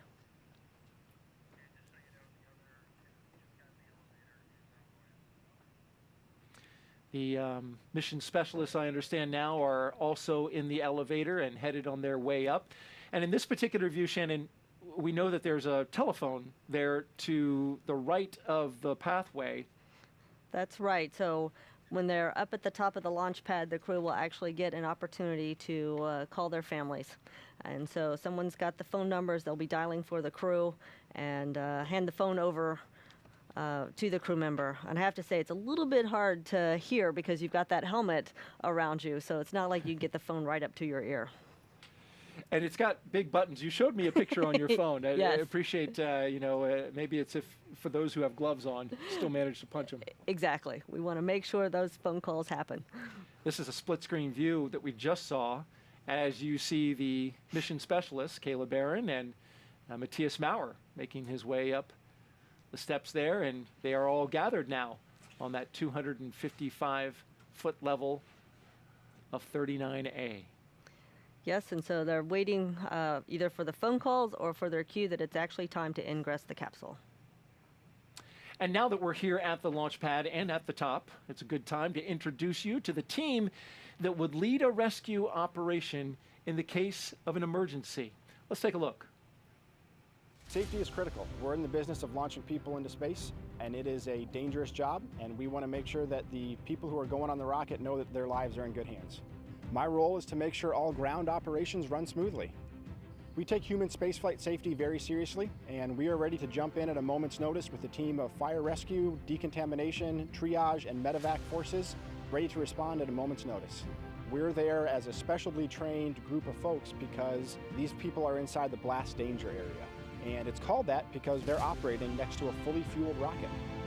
NASA prides itself on putting safety first and foremost, and we've got a great record of that. The fulfillment that comes from seeing that rocket lift off the pad, there's no feeling like it.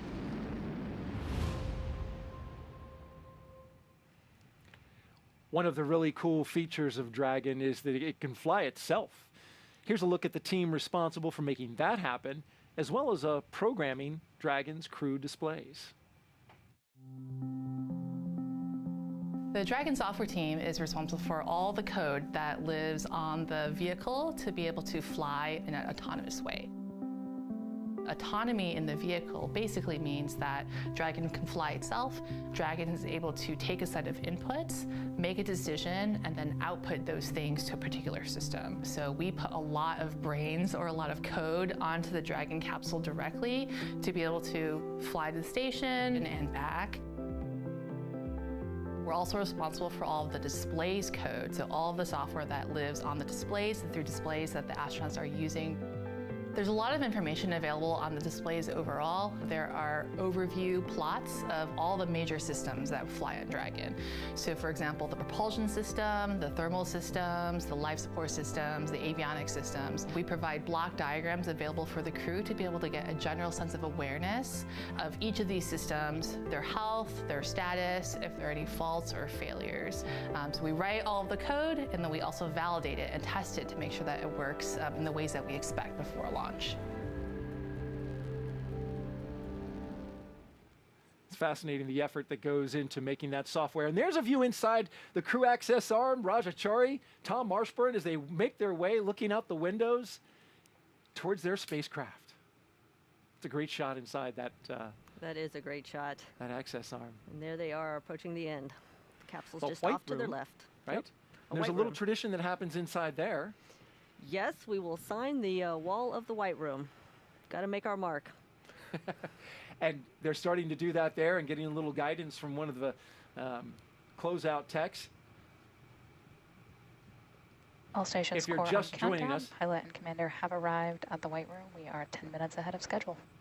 the announcement of arrival. If you're just joining us, you are watching live coverage of NASA's SpaceX mission known as Crew-3.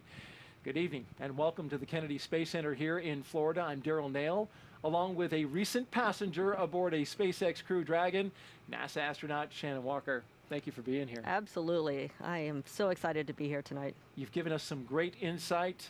And not only that, I get to watch a launch with an astronaut, which is pretty cool. I get to watch a launch too, so it's all good. It's all working out. So we are watching the first two astronauts get ready to board, and there's been some mist out there, so we got to dry off the helmets. Yes, yes. As I said previously, you don't want to have a wetsuit when you get into the capsule. So the suit techs there will make sure that everything is just right before the crew gets inside. And it's a bit of a maneuver to get inside, Shannon, that you practice, and we're about to see that. Yeah, you'll see that the astronaut has to carefully bend down and step over the hatchway. They do this for a couple of reasons. One, obviously you don't want to hit your head on the capsule going inside. You don't want to hurt your helmet at all. And then two, you don't want to nick the seals on that hatchway because you need those seals to work properly to maintain pressure inside the capsule. And we just saw Raja step inside, and next up is Tom.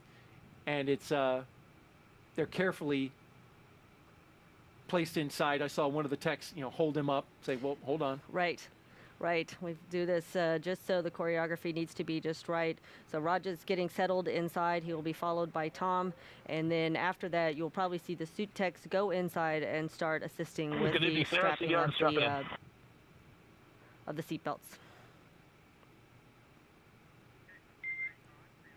And good evening, Raja. I have you loud and clear. Welcome to Endurance. All right, for now, let's... I got you loud and clear as well. Had a communication check there, and we'll watch Tom ingress to the Dragon capsule carefully. Watch your head. Yep, watch your head, watch the seals. As he goes inside and takes a seat right next to the commander, Raджа Чарі. And for now, let's check back in with Jesse and Courtney back at SpaceX headquarters in Hawthorne, California. Jesse? Thanks, Daryl. Right now, we're watching the crew ingressing Dragon, which is just a spaceflight term for climbing aboard. Ingress is what we use when crew members are getting into a spacecraft or airlock, while egress means the opposite, they're exiting. Before climbing into the capsule today, the crew completed a foreign objects debris check, or FOD check. That means they themselves have to be inspected for any substance or debris that isn't supposed to be on them or their suits, which could potentially cause damage to Dragon. To help protect against debris, the crew has covers on their boots as well as their umbilical port on their suits that need to be removed before they can ingress. As you can see on your screen, they are now actually crossing the crew arm right now, and soon they will start ingressing into the vehicle and then start attaching their umbilicals to their suits from Dragon, and the suit techs are there to help them as needed along the way. And what a great shot of a couple of our crew members crossing the crew access arm, waving hello. The umbilicals allow the crew to have comms through their suit, air to help keep them cool, as well as delivers nitrox for the suit pressurization. Now, as we mentioned earlier in the broadcast, the suit's primary function is to protect the crew in the event of a cabin depressurization. Yeah, that's right. And there are 4 seats configured right now inside of Dragon, and they are numbered 1 to 4 from right to left when looking at the seats. Raджа Чарі will be in seat 2, or the commander seat, and Tom Marshbерn will be beside him in seat 3, which for Crew Dragon is the pilot seat. Kayla Barrón will be in seat 1, and Mаттіасом Maurerом will be in seat 4. Directly in front of the crew members are 3 displays, which they'll use throughout flight, getting inside into Dragon's systems, seeing any alerts or issues with the vehicle, if required, taking control and manually flying Dragon. Now we're getting some great shots of the crew members signing that white wall room. And once they ingress and get buckled in and strapped into their seats, they will do a comm check to make sure that they can hear mission control, and then their seats will be rotated into position for launch. And the crew looks happy as ever as they're running through some of these final steps before climbing into Dragon. Again, this is really their last stop on Earth, right here in the White Room. Looks like they're trying to say hello to the camera there, saying hello to the world. Again, wiping off those helmets. There was a little bit of rain outside before they entered the building, so they just have to make sure that their suits are clean, their helmets are clean. They also have a protective layer on their boots that's taken off before they get inside of Dragon. You can almost think of it as if you just cleaned your floors and you have something on your shoes that you don't want to bring into your house, you would take those off at the back door. And that's basically some of those steps that they're running through right now.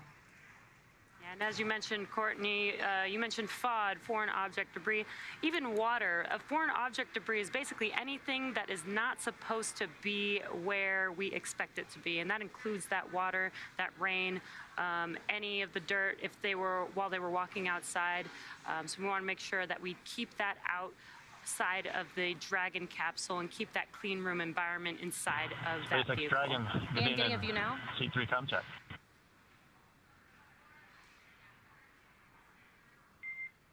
And Tom, great to hear your voice. Welcome. That's loud and clear, Sarah. Good to hear your voice, too. And we'll hear some of those informal comm checks as they climb aboard Dragon and get hooked in to their umbilicals and into their seats. Getting a view right now inside of Dragon.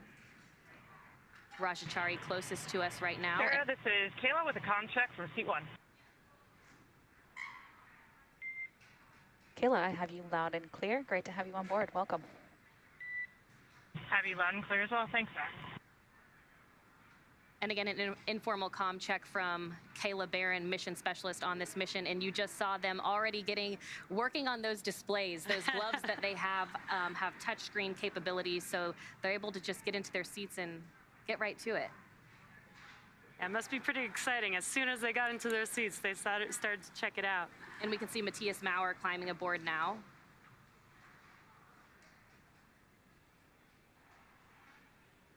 Again, Dragon is designed for up to 7 crew members, but today we only have 4 crew members, so it is configured for the 4 crew members on board Crew-3 today.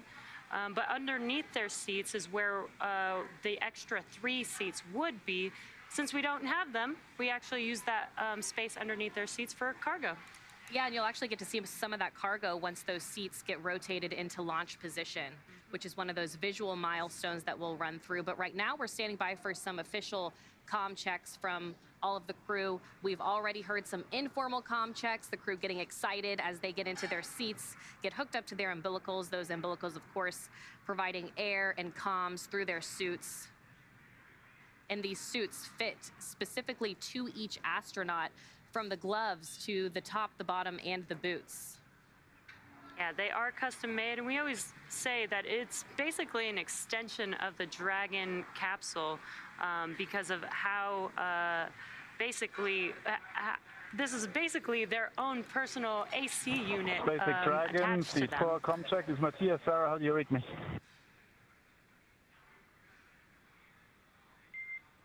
I have you loud and clear, Matthias. Guten Abend und willkommen. Wonderful, Sarah. I also have you loud and clear. Ich freue mich auf den Flug.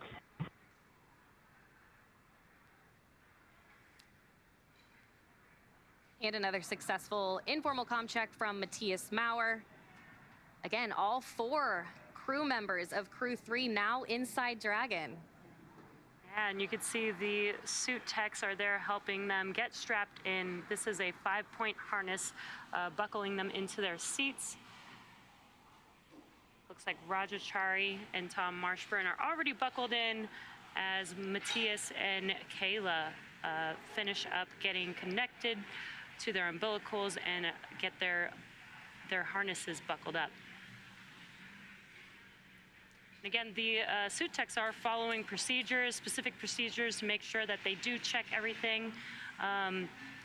And once the crew members are all buckled in, they'll also check around the cabin and make sure that the cargo is packed away exactly how they planned, make sure that there are no loose objects inside of the cabin, and finishing out their closeout procedures before they close the hatch.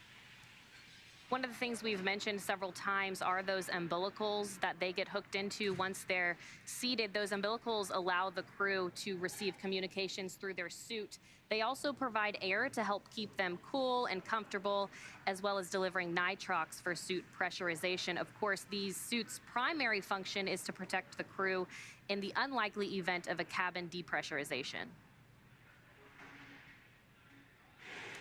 Yeah, that's right, Courtney. So they'll keep these suits on all the way through ascent. Once they get out into orbit, as they cruise to the International Space Station, they'll be able to doff their suits or get out of their suits and get a little bit more comfortable on the ride to the International Space Station.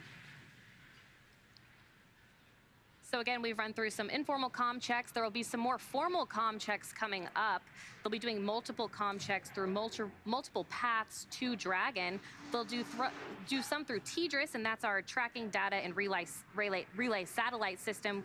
We use that for communications with the International Space Station as well.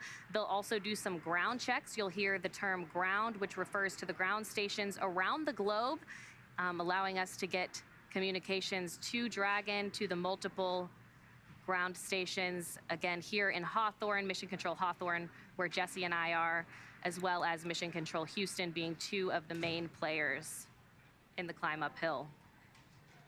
Once those comm checks are completed, their seats will be rotated into position for launch. Yeah, and it's getting pretty exciting. This is like one of the most exciting parts when they start getting settled into their seats in Dragon. It starts really getting real, and they start doing those closeout procedures to close everything out inside of the capsule and then close the hatch. And as Courtney mentioned, we are just waiting for comm checks coming up next. And then following comm checks, they will do seat rotation followed by suit leak checks.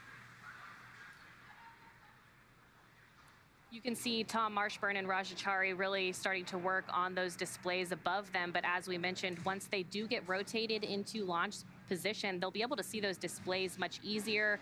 Their arms will be able to reach them much easier. And like I mentioned before, they do have touchscreen capabilities on those gloves.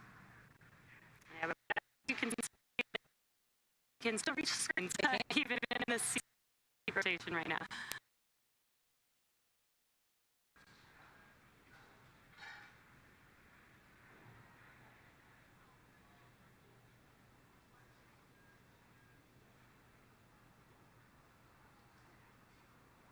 So if you're just joining us, the crew already arrived at pad 39A. They walked down the crew access arm to where they are now inside of Dragon. Of course, they made that stop in the White Room. They got to sign the wall before climbing in.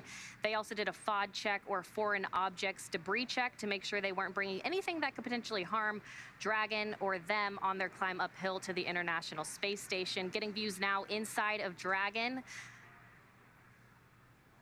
Commander Raджа Чарі closest to us, Tom Marshbерn to the right of him on your screen right now, giving a thumbs up.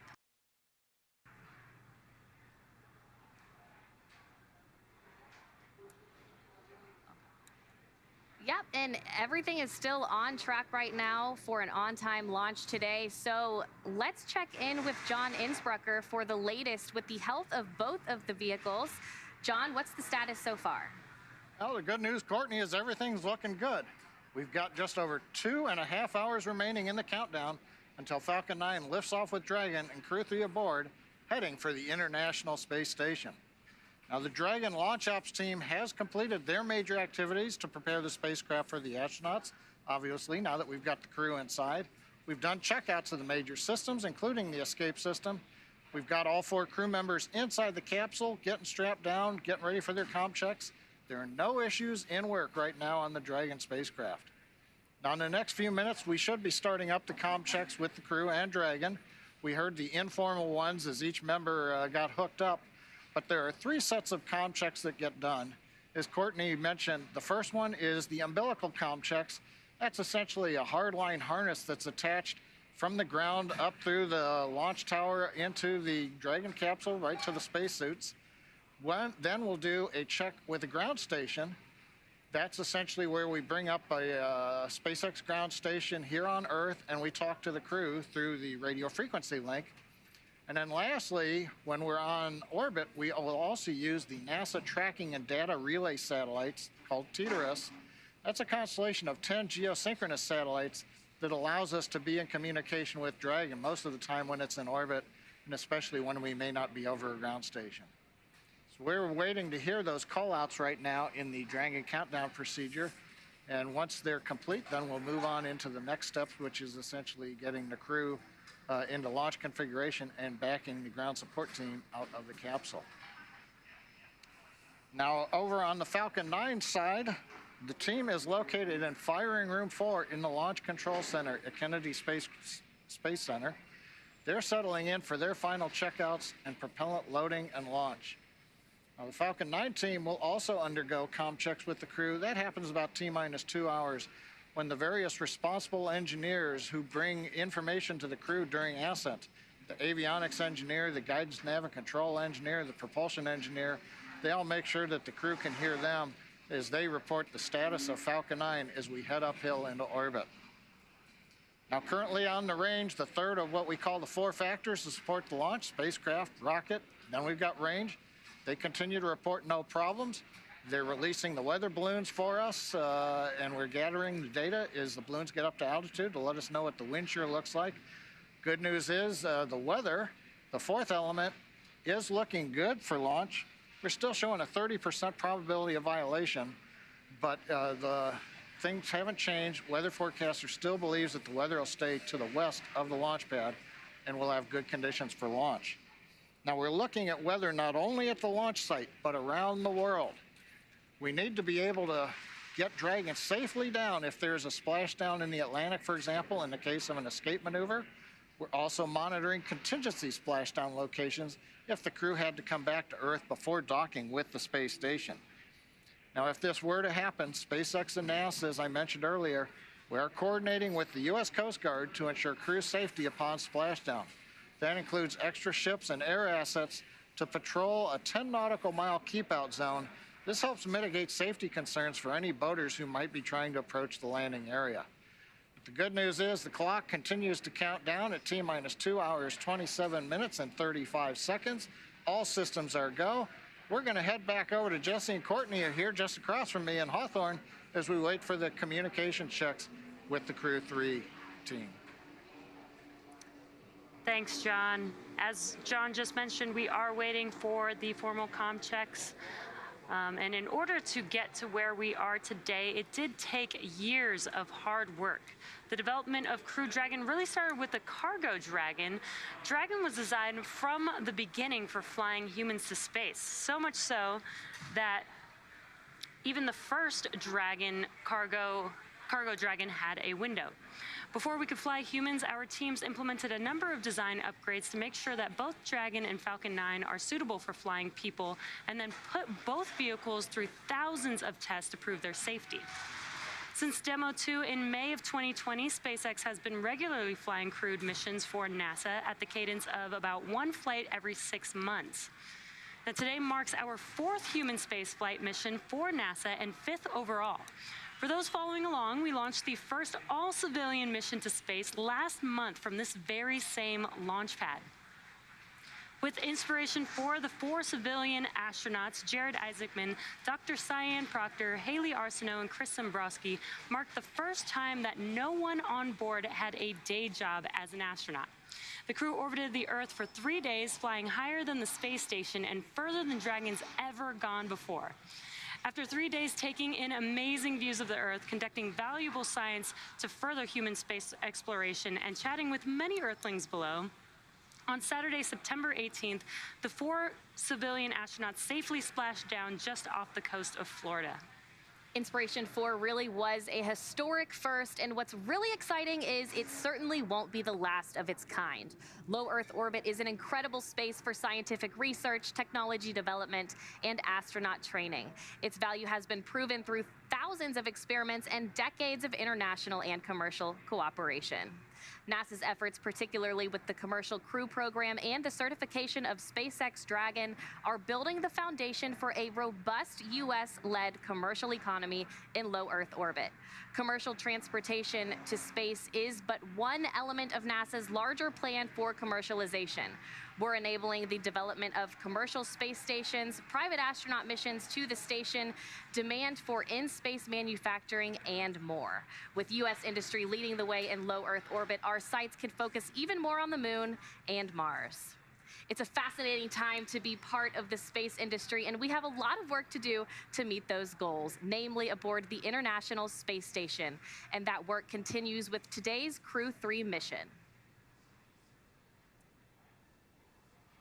So again, the team inside of Dragon right now, Crew-3, has been running through some of those final procedures. Next up is our comms check. We'll hear those come over on the live broadcast right here. You'll hear them as well. There will be several that the crew will run through. Right before we came back on, we saw the crew giving the closeout team some fist bumps and some high fives before they departed and went outside. You can see them on your screen right now, strapped in, ready to go in their seats. Again, up until this point, they've been able to ingress the vehicle, get strapped into their seats, and now they're ready for those comm checks that we're waiting for. They did do some informal comm checks. We're ready for comm checks of 1.3 to 4.100. Copy, Dragon. Stand by for umbilical comm check.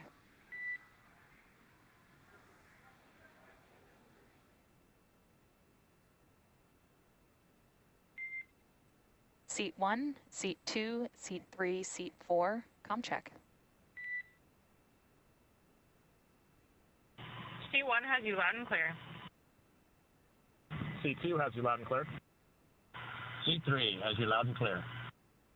And Seat 4, alles gut, ich verstehe dich laut und deutlich. Super, and core loud and clear as well. Umbilical comm checks complete. Stand by for ground station comm check.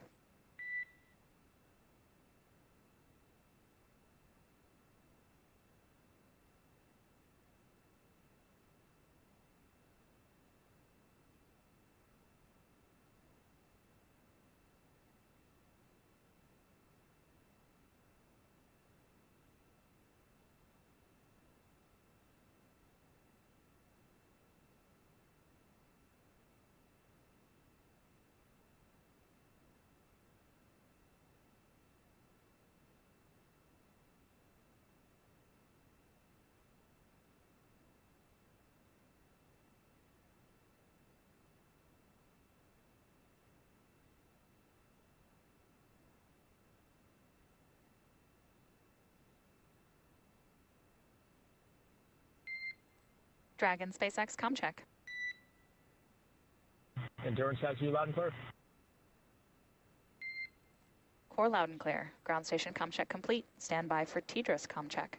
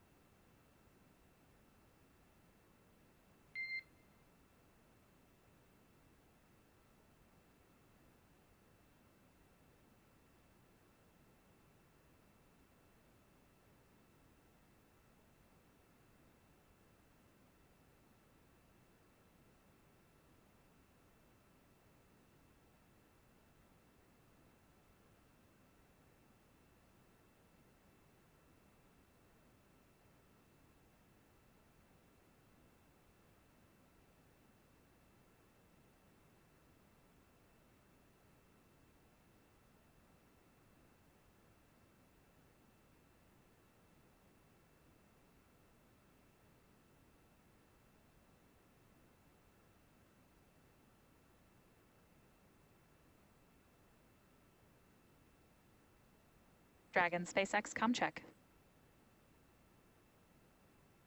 Endurance has you loud and clear. Core loud and clear. TDRS com check complete. Stand by for com checks with MD and LD in the launch configuration. Dragon, MD on countdown 1, com check. And MD, Endurance has you loud and clear. MD, loud and clear. Stand by for com checks on Dragon to ground. Dragon, MD on Dragon to ground, com check. MD, Endurance loud and clear over Dragon to ground. MD, loud and clear. Stand by for com checks with LD. Dragon, LD on countdown 1, com check. LD, Endurance has you loud and clear in countdown 1. And Endurance LD, loud and clear. Stand by for com check over Dragon to ground. Dragon, LD on Dragon to ground, com check. And LD, Endurance has you loud and clear, Dragon to ground. LD, loud and clear. Dragon SpaceX, launch configuration com checks complete. Report when ready for seat rotation per section 2 of 4.100.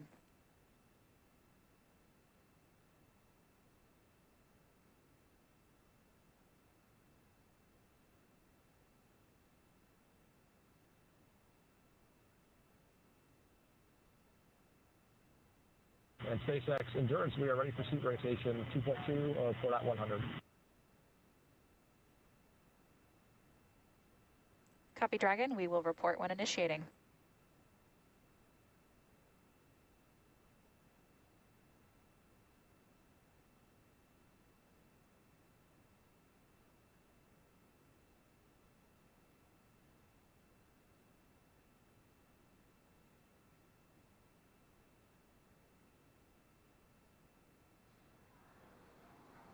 And there we just had it. Official comm checks are now complete. Next up will be seat rotation.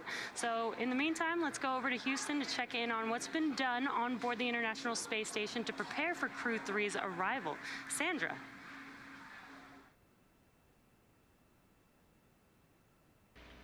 Thanks, Jesse. As we said earlier, the team here in Mission Control Houston is actively controlling and monitoring the space station as they await Dragon's arrival. The Expedition 66 crew is in their sleep period for the day. However, just a short time ago, we did hear confirmation Dragon that NASA SpaceX, astronaut initiating Mark seat Van rotation worked shortly. with teams on the ground in order. Endurance copies, we're ready.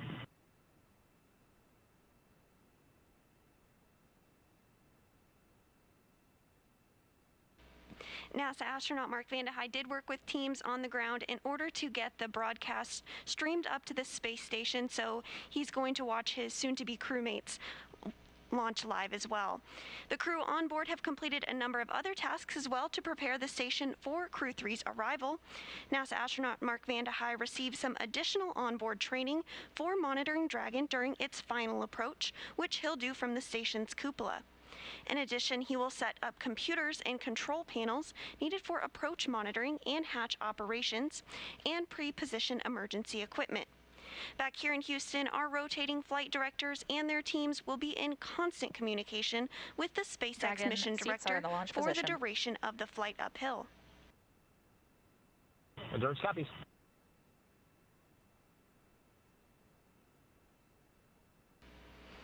Once we get to integrated operations, the NASA flight director will be conducting the series of go, no-go polls at the predetermined checkpoints for Dragon's approach. For now, we'll continue to follow along from here in Mission Control Houston, so I'll send it back down to the team at Kennedy. Over to you, Daryl. All right, thanks, Sandra. And as you look live inside the capsule, you can see that the seats have been rotated up so that they can have clear visibility of those monitors, Shannon. That's right. There's a rotation position where the seats are where you get in, and then they rotate them in the position for launch. If you're just joining us, it is T-minus 2 hours and 16 minutes until the 4th astronaut launch for SpaceX and NASA's Commercial Crew program. There you see in the foreground Commander Raджa Čarī, next to him pilot Tom Marshbern, and to either side of those two are our mission specialists. Both Kayla Barron and Mаттіасом Maurerом are strapped into their seats inside Crew Dragon Endurance. The next milestones coming up are seat rotation. We've actually just had that, but the next one is hatch closure. And at this moment, if we pop outside the spacecraft, it is interesting. We have a little rain shower. We do have a little rain shower joining us here. Hopefully it will push on out and not interrupt the launch sequence. Well, you have predicted correctly, because I was just texting with Launch Weather Officer Brian Cizik. He tells me we're still holding at 30% probability of violation, which means still 70%. That's where we stand. But a rain shower has pushed through. It's a light shower. It is a light shower. And they're hoping that that will clear out behind that and give us that clear weather to launch. But indeed, we've got rain coming down at the launch pad and right here at the host desk. Yes, we do. While we wait for the hatch closure, let's take a minute now to learn more about what Crew-3 astronauts will be doing after they arrive on station. I'm Kayla Barron, a mission specialist. Hi, I'm ESA astronaut Mаттіасом Maurerом. I will be mission specialist. My name is Tom Marshbern. I'm the pilot. I'm Raджа Чарі, the commander of the NASA SpaceX Crew-3 mission to the International Space Station.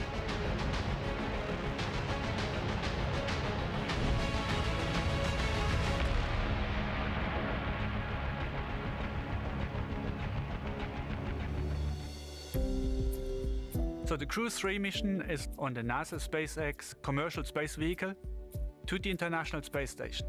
We will be working on the International Space Station for around 6 months, doing lots of experiments, lots of science. And Crew Dragon is one of our newest ways to get there. There have been Soyuzes that have flown to the International Space Station with crew. The Space Shuttle flew to the International Space Station, and now the Crew Dragon is taking human beings to the International Space Station. So we've partnered with SpaceX in the Commercial Crew program. They design, build, and operate these vehicles that take us, transport us to the International Space Station so that we can contribute to the amazing work that we're doing up there. Yeah, you know, it's exciting to fly on a new spaceship for sure, and a new design of a spaceship. But I'm looking forward more to flying with 3 people that haven't flown in space before. This is a very unique crew. They are incredibly operationally savvy already. So what I try to do is, if there's any gaps in their knowledge of how they're going to feel, how they're going to operate, what is the zero gravity going to be like, how that might challenge our expectations for what we can get done. So you really feel like you've become a resident of space, a resident of zero-G, and you start to feel like you're getting an idea of how this works. Every day is a long series of problem solving. You got to figure out where to put your pencil, where to put your drink if you have it. So maybe 10,000 times a day you're solving little problems like this, and when that becomes fluid, then you really feel like you can be efficient and get a lot of work done. And there's a lot of work to get done on the space station right now. We spend a lot of our time training in Dragon because that's a really dynamic phase of the mission, but it's just such a tiny fraction. The whole point is going to the space station, and doing some incredible work up there. So our time on the space station is spent, one, keeping the space station healthy. It's been up there for 20 years. There's a lot of systems that need maintenance and upgrades and operators there to keep them working well, but we also do some incredible science. The space station is a national laboratory orbiting around the Earth, and it's a really, really unique environment. Once we arrive on the International Space Station, we will run a lot of experiments. I'm a material science engineer, and so my focus will be lots of experiments in the material science domain, but also life sciences will be very important. There's all kinds of research going on a daily basis that lead to just fundamental changes in the way we understand how our world works. I will definitely be the eyes, ears, hands, and the actuator for the experiments that help lead to the science, the discoveries that can push our species further, both beyond the planet and just understand and operate on our Earth even better. One of the great legacies of the space station is not just going to be the science, but very importantly, the international cooperation. This is one of the first, certainly today's perhaps most prominent, international cooperation for exploration. It's not for survival, it's not for competition in the marketplace, it is for just exploration. I think we're now about to enter a new era of human spaceflight. In the past, astronauts flew to the International Space Station to do purely science. Now the station will become more and more commercial. There are commercial experiments on one side, but there are also commercial astronauts who come up to run maybe their own science programs, but also to enjoy just being up in space, to experience space, and to convey this message, the fascination of space, to all the people on the ground.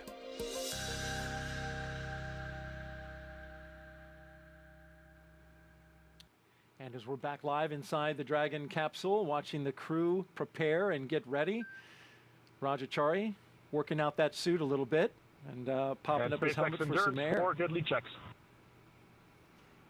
Not that they can't breathe when it's closed, but certainly you can have a little bit of outside Copy, Dragon. air. We see the same. With the helmet open? Closeout Right, team will perform final closeout steps and then egress the capsule.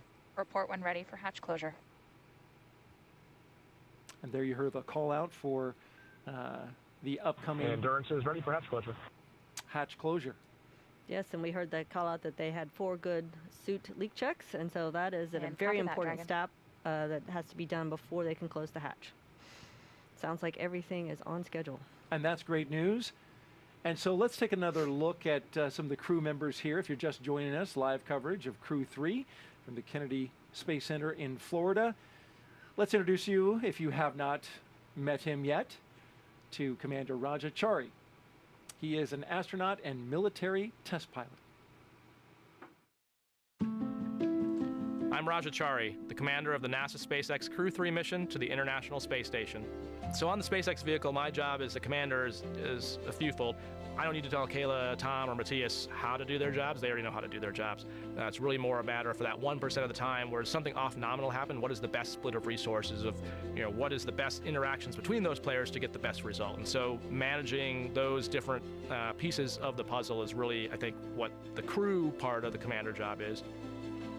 It's really mind-boggling when you think about how much effort it takes to put people in space and then to sustain them in space. I think what's cool and why I like NASA is none of those people are doing it for the money. They're doing it because they believe in the mission. They're doing it because they believe in solving humanity's problems and pushing exploration. That's the reason people are doing it. I think, if anything, it's taught us that we as humans have this great ability to endure through just about anything. You just have to put your mind to it.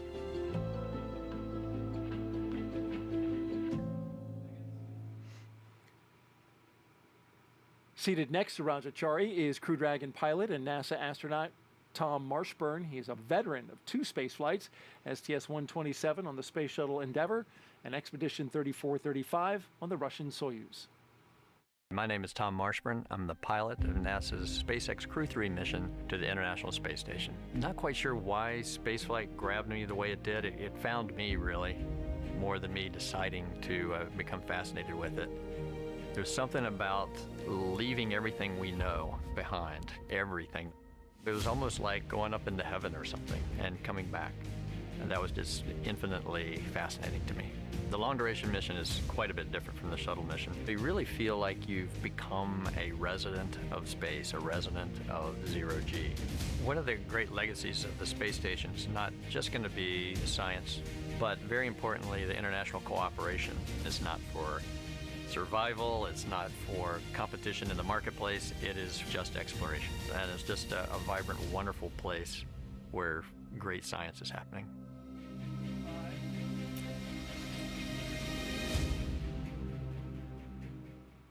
We were wondering about the helmet there with Raджa Čarī and why he's just got it half open. And of course, our expert astronaut, Shannon Walker here, explained it to me.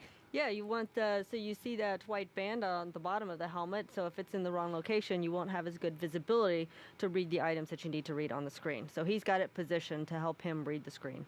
You can look further lower as well. It appears that he's got a checklist on his knee there.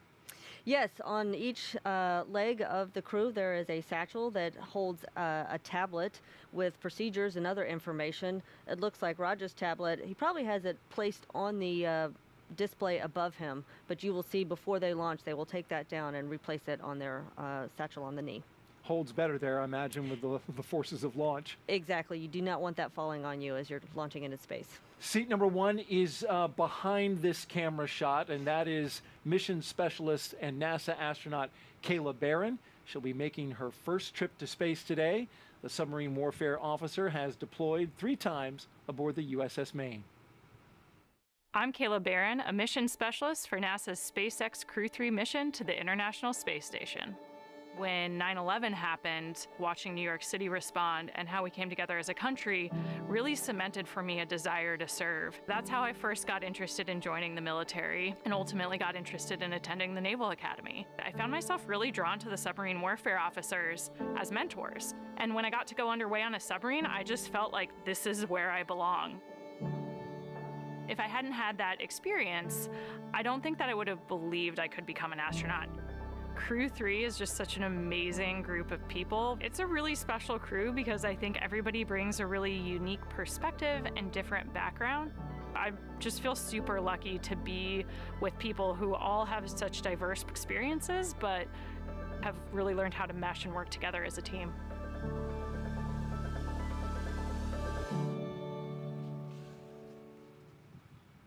And finally, in seat number 4 is Crew-3 mission specialist and European Space Agency astronaut Mаттіасом Maurerом. Today will also mark his first spaceflight. I'm ESA astronaut Mаттіасом Maurerом. I will be mission specialist on the NASA SpaceX Crew-3 mission to the International Space Station. In 2008, ESA started the call for new astronauts. Out of 8,500 applicants, only 10 candidates passed all the tests. I was one of them. I was always fascinated by space and what does an astronaut actually do. So an astronaut works with a lot of engineering stuff. We do science in space. We work in international teams, and the adventure that we are able to live as astronauts in a combination of these 4 facts: engineering on the edge of what is possible, science, international teams, and adventure that's only possible as an astronaut. I want to say thank you to everyone who helped me to arrive at that point that I'm today. I will be thinking of you when I fly to space, and I send all my love to you down on the ground.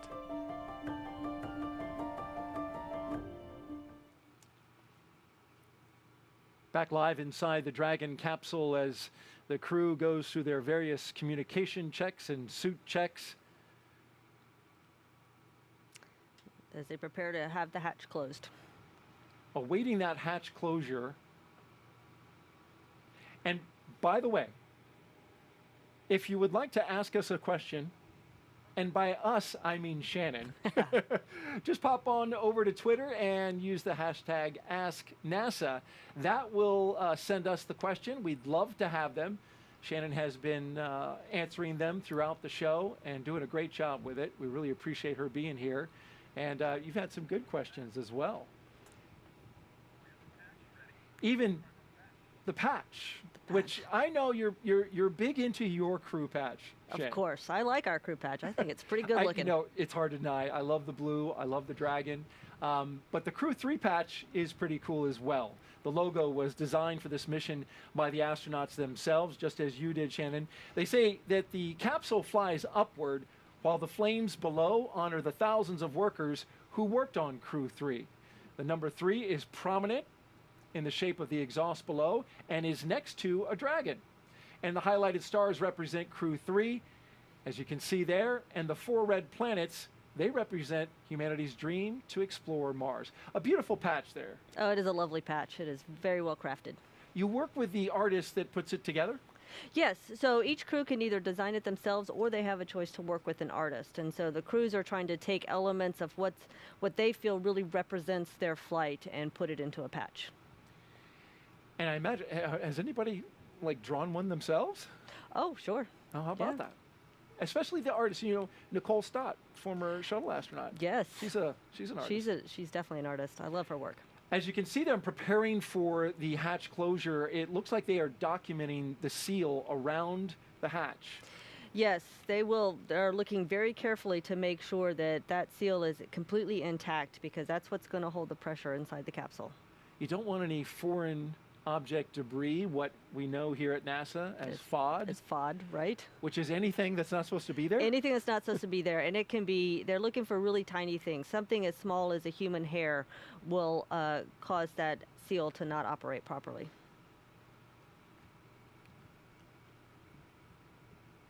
And they're using, it appears to be smartphones to take these pictures. They do. I mean, the cameras on the phones are so good these days that you can take some pictures and blow them up and really get a good view of what that hatch seal looks like. They are good cameras indeed.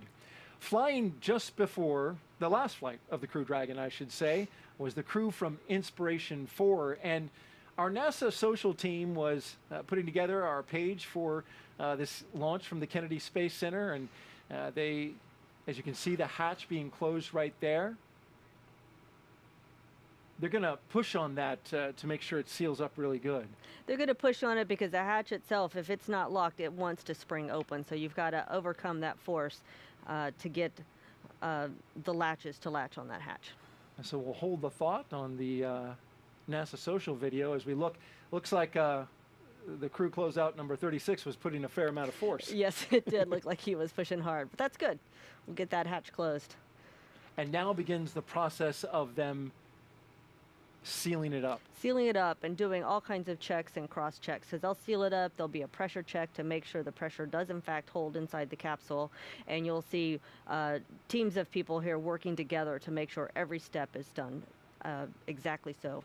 Carefully and methodically working their way. 255 feet up in the air, we might add, in the White Room.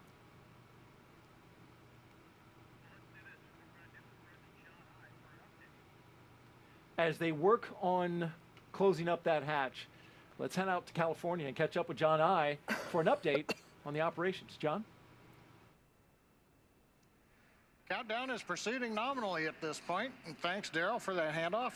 We're coming up just inside T-minus 2 hours.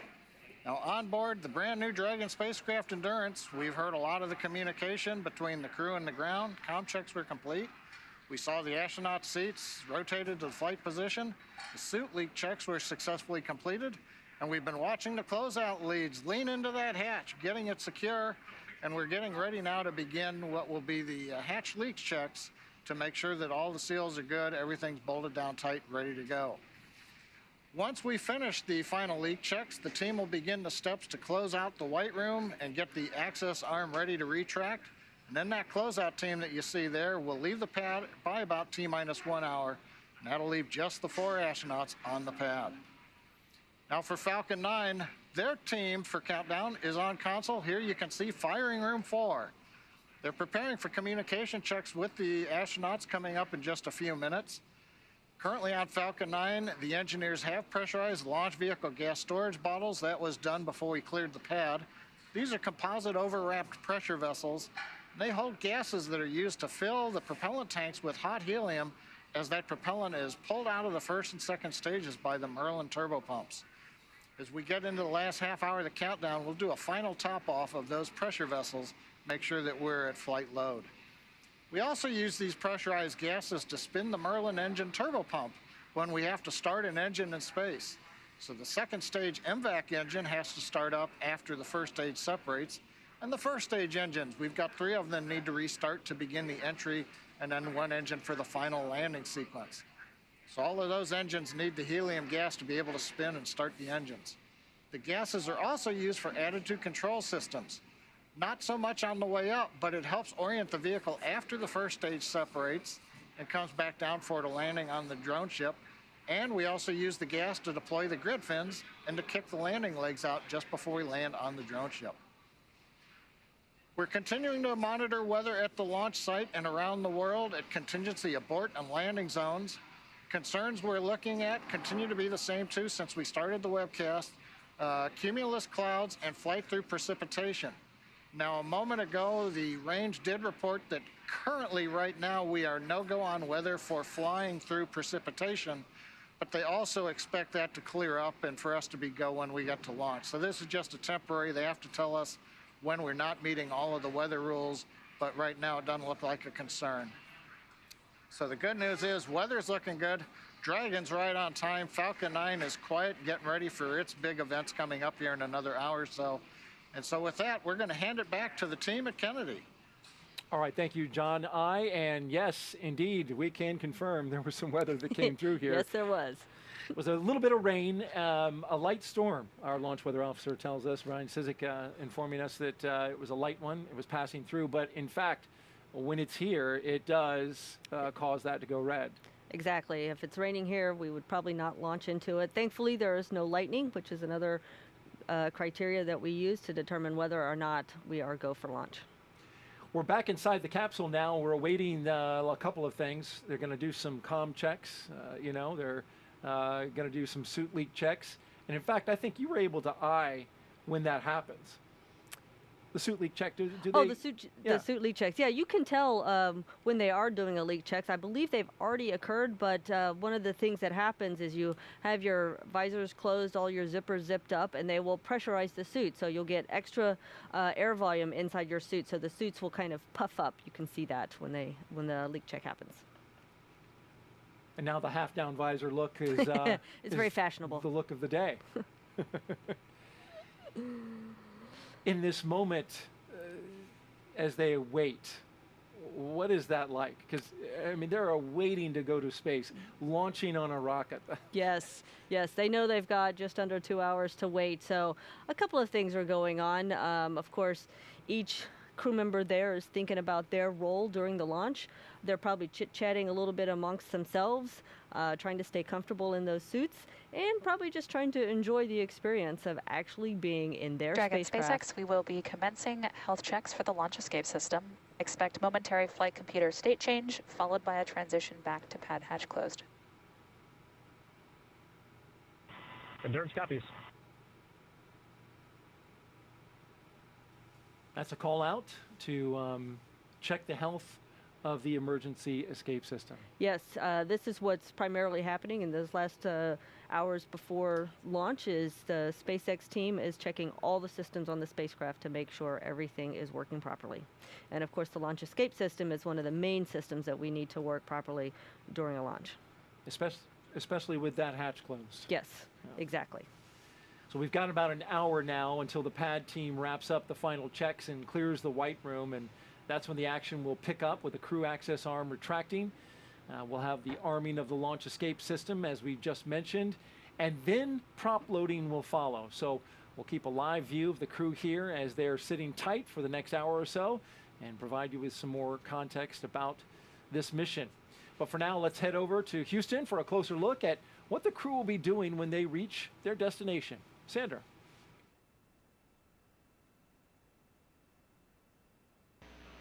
Thanks, Daryl. Once Crew Dragon arrives at the International Space Station, they'll be welcomed by their Expedition 66 crewmates.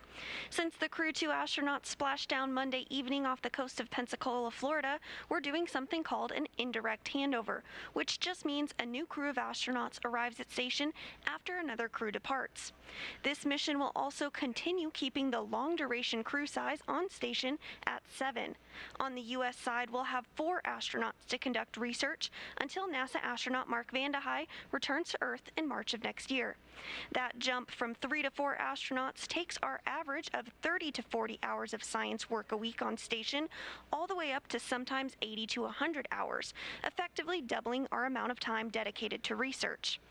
As the station is first and foremost a laboratory, the crew will jump right into conducting experiments with new research still to be delivered on upcoming cargo flights, including another SpaceX Dragon scheduled right now in December.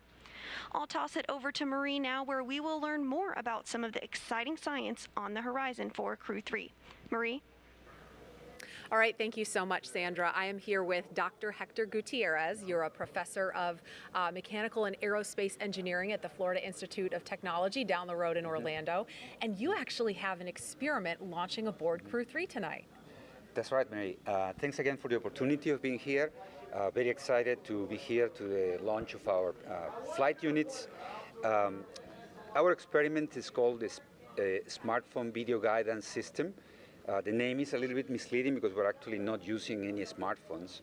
But this is technology that was originally developed by NASA Marshall for guidance of spacecraft and proximity maneuvers. And we're finally going to, after several years of working on the deployment of SVGS, we are going to have the opportunity to deploy it on the robot on the space station, which is called Астронавти.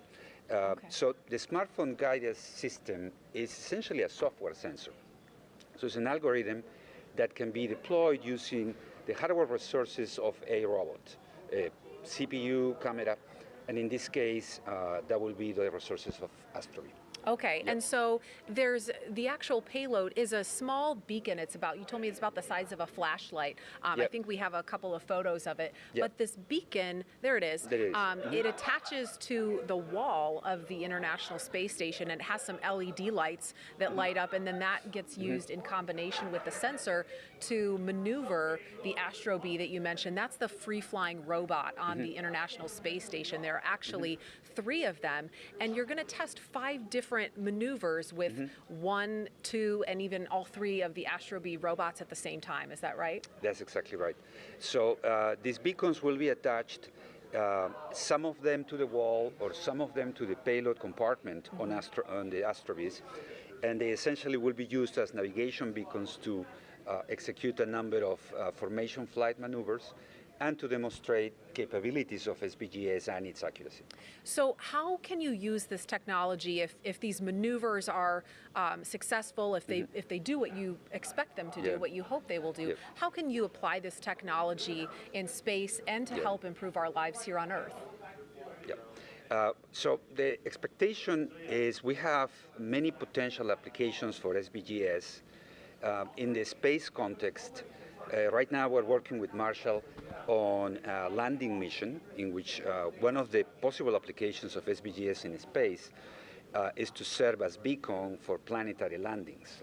As you probably realize, every time that a probe or a robot is dropped in a planet, one of the biggest issues is how to know accurately where it lands. Sure.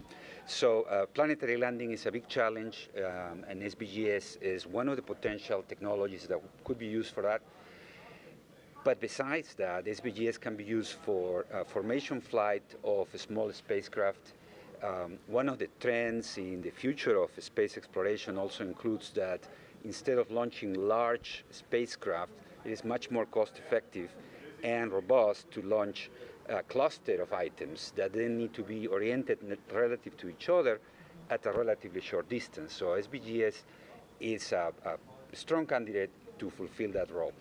But so within space applications, the potential uses of SVGS are for proximity maneuvers, formation flight, landing. But besides that, we're very excited that SVGS can also be used on Earth for similar applications where you need robots to cooperate between each other to dock or land, if it's a drone, for example.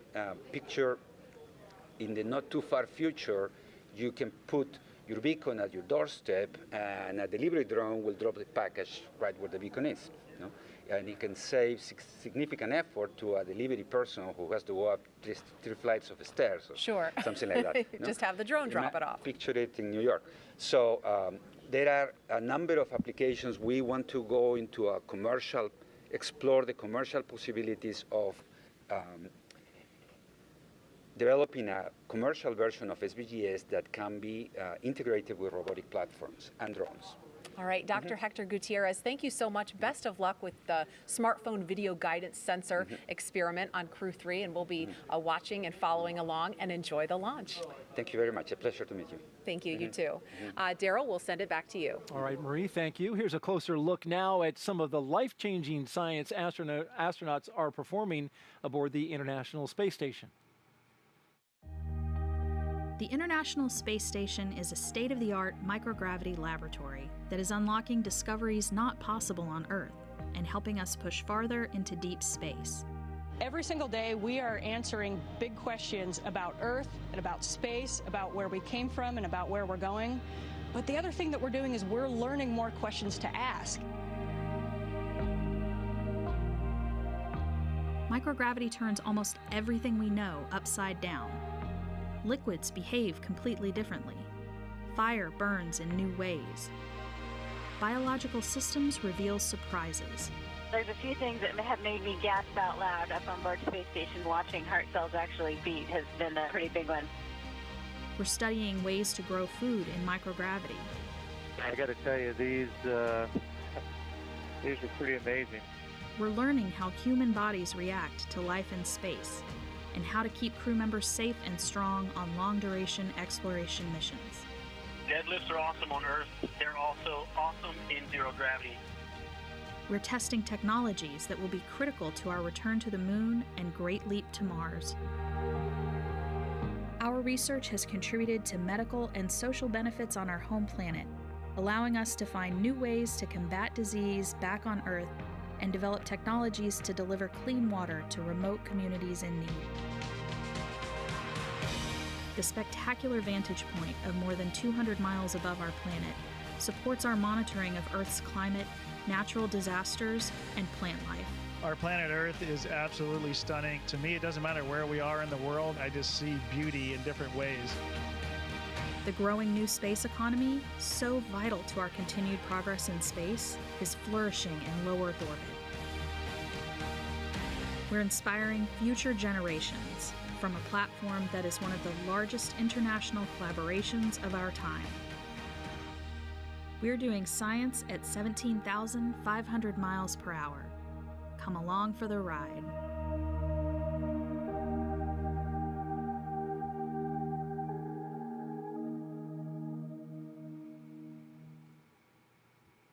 And Shannon, you were a part of that ride, doing that science at 17,500 miles an hour. Yes, I was.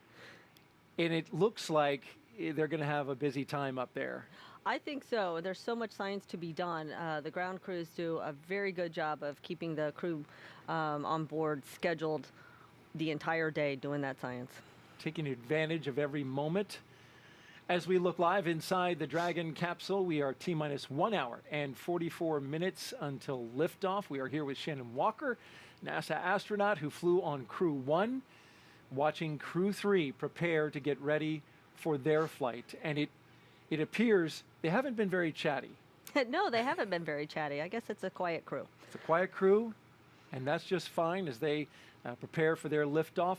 Crew-3 is scheduled to arrive to station just days after astronauts from Crew-2 returned home from a record-setting space flight. Take a look at this at 10:33 p.m. Eastern Time. The view looks a little similar. This is Crew-2, though, safely splashing down in the Gulf off the coast of Pensacola. There's a view from the infrared camera as the parachutes opened up.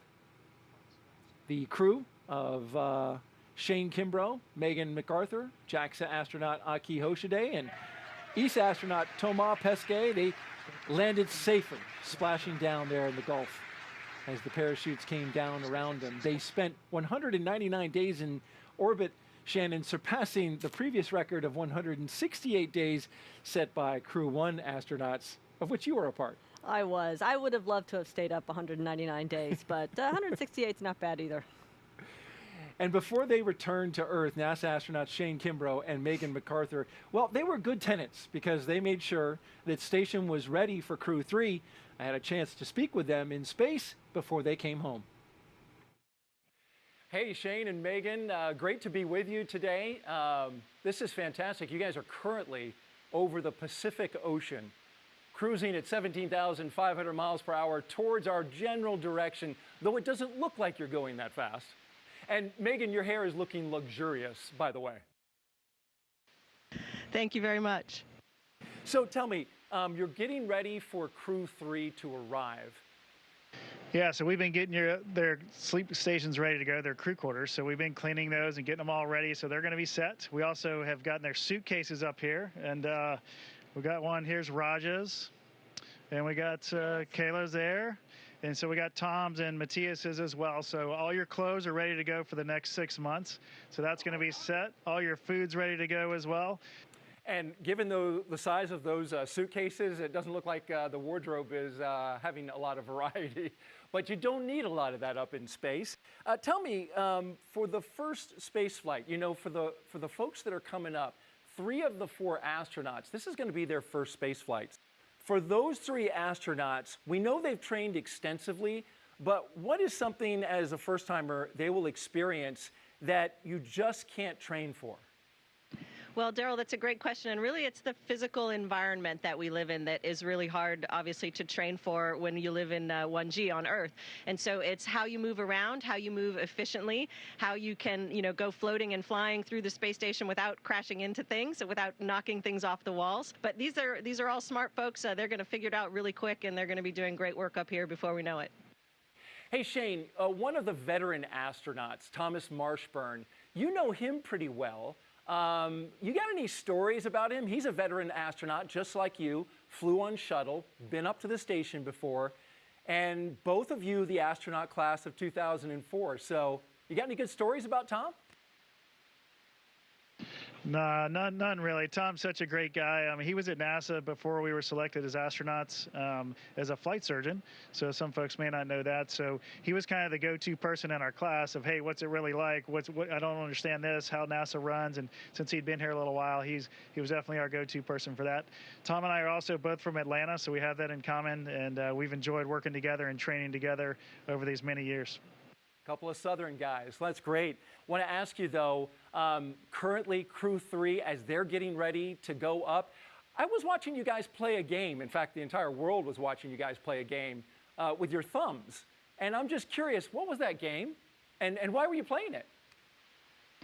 So that is actually a French game that our ESA crewmate, Thomas Pesquet, taught us. It's called the Game of Thumbs, so very original title. And we were basically playing it to pass the time. So we were, you know, you have a lot of time when you're sitting in the vehicle. And we had, during that launch week, you know, you have some practice runs as well. And so you have a lot of time sitting in the vehicle while the vehicle is getting fueled. And of course, you know, we talked to each other about what, you know, to be prepared for any emergency scenario that might happen. We talked through all of our nominal tasks and monitoring that we're going to do, and then we still have some extra time. And so Thomas had this game at the ready for us to play, and that kept us entertained for the time between the activities that we had to do. Shane Kimbrough and Megan McArthur aboard the International Space Station, thank you so much. And by the way, fun fact, during this interview, you just traveled 3,000 miles. Incredible. Thanks, Daryl. Really great talking to you, and get Crew-3 up here safely. We're looking forward to having them on board. Will do. Take care. There's the floating flip. You can't talk to astronauts without having to flip. Always got to do it.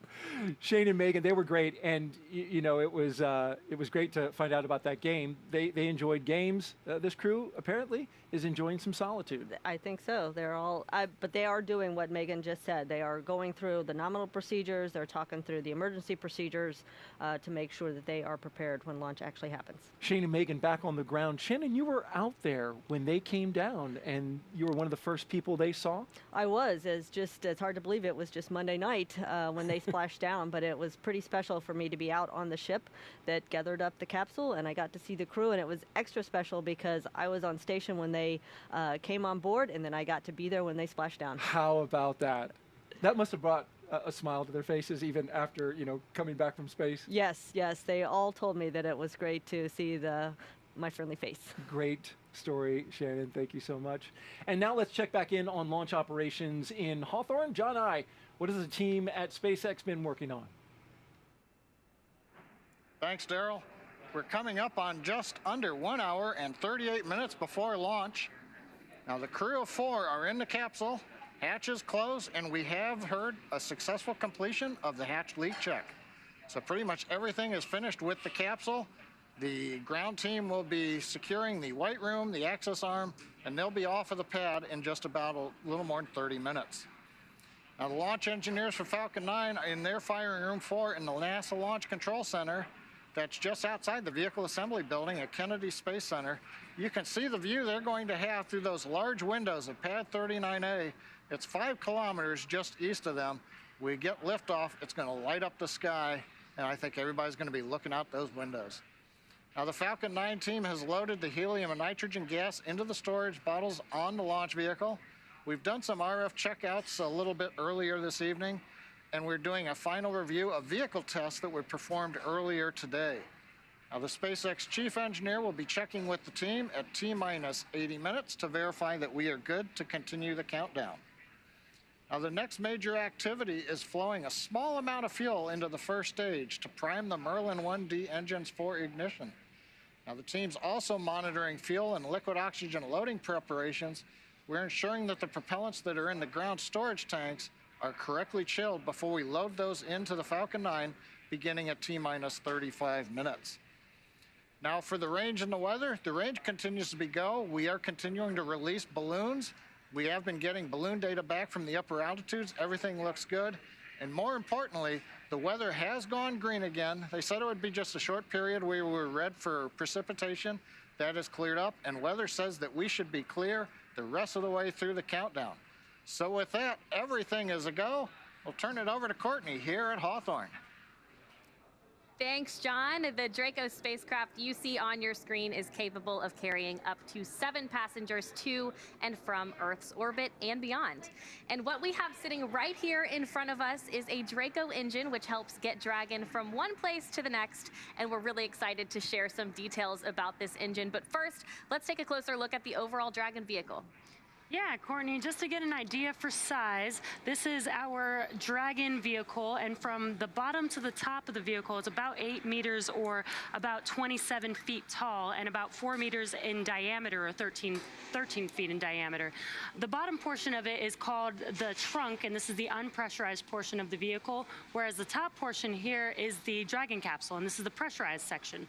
This black portion on the trunk here is actually a bunch of solar panels, and that helps power the vehicle while it's on the pad and while it's in flight, as well as while it's attached to the International Space Station. And we also have 16 Draco thrusters on the vehicle that help maneuver it around, and 8 Super Draco thrusters to help in case of emergency for a launch escape system. It is the only spacecraft currently flying that is capable of returning significant amounts of cargo to Earth from the International Space Station, and it's the first private spacecraft to take humans to the space station. In order to make this journey, Dragon is equipped with 16 Draco thrusters, which are used to maneuver the spacecraft during the mission. And today, we actually have some flight-proven thrusters to show viewers. Each were flown on the first version of our Dragon vehicle, and we have one right here. Yeah, Courtney, I think this is so cool that we have this in front of us. This specific Draco engine has actually flown twice, and that's been on CRS-9 in 2016 and CRS-15 back in 2018 on the first version of our Dragon vehicle. And reusability is so important to us, so it's really great to see a vehicle or a thruster right in front of us that has proven that it can refly in this design. Each thruster is capable of generating 90 pounds of force in the vacuum of space. And the earlier cargo version of Dragon fired its thrusters more than 450,000 times, and that's between missions and testing. An interesting fact about the Draco engines is that they can serve different functions based on their positions on the spacecraft. So if you can see on the vehicle, you know, depending on what orientation we need to maneuver the vehicle, there are thrusters that are oriented differently so that we can make those maneuvers. Yeah, well, thank you for your demonstration. That was great. And I just want to be sure everyone knows not to be confused with the Super Draco thrusters. We're coming up on the Launch Escape System health checks. The Launch Escape System is the automated system in place that can fire the 8 Super Draco thrusters on Dragon to quickly separate the crew from the rocket, either on the pad or during the ride uphill. While we wait on those Launch Escape System health checks, let's check back in with our team at Kennedy Space Center. Daryl. All right, thank you, Courtney, and a great show and tell there with I enjoyed that. I thought that was kind of neat. Yeah. We're currently T-minus 1 hour and 32 minutes and counting until liftoff, and until Crew Dragon flies its next 4-person crew to the International Space Station. They'll, of course, have the astronauts inside the spacecraft. You're looking live down the crew access arm at the capsule on top of that Falcon 9 rocket there. Inside the spacecraft, Commander Raджa Charі, pilot Tomas Marshbерn, and mission specialist Kayla Barrón and Mаттіасом Maurerом. We've had some progress since we had John's update. Some of that progress we've seen so far. Shannon, why don't you outline some of that for us? Well, so what we've done, you can see there that the closeout crew is still working on closing out the hatch. That does take a while, longer than one might expect. But again, I want to make sure that everything is done just so that hatch will hold its pressure. Before the hatch closure, we had the suit leak check, so we want those space suits to work properly should we need them in an emergency. And they've done some other systems checks to get ready for the all-important arming of the launch escape system. Absolutely. And we saw a shot there of the crew, or the closeout crew. They were tethered, as you can see there, both the crew member on the left and the right. You can see those tethers because they're literally 255 feet up in the air. They are, and there's a little space there that we do not want them to fall through. So absolutely, that's why we keep them tethered. And it looks like a step ladder there, in case they need to get up a little higher. Boost up, right? Exactly. It's good to have the right tools on hand. Here in just a few seconds, around an hour and 30 minutes before liftoff in our launch timeline, we should have that launch escape system and communication checks conducted by the Falcon launch team. These checkouts, as Shannon mentioned, they're standard part of the launch countdown. Of course, it's critical to make sure everything is working in order before arming this launch escape system.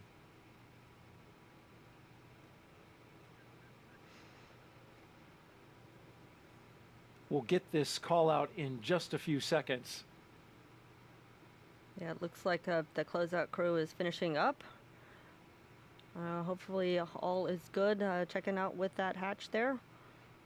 And as soon as they probably back away and leave, we will hear the arming of the launch escape system.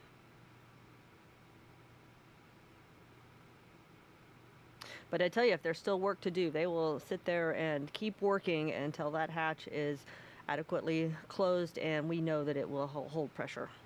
What does it sound like as you're sitting there in the seat and they're working on it from the outside? Yeah, you kind of hear some thumping and bumping going on, and you do have those two windows in front, so you can kind of see a little bit what's happening, but mostly you really don't know exactly what they're doing. You just know that they are working on it and getting that much closer to launch.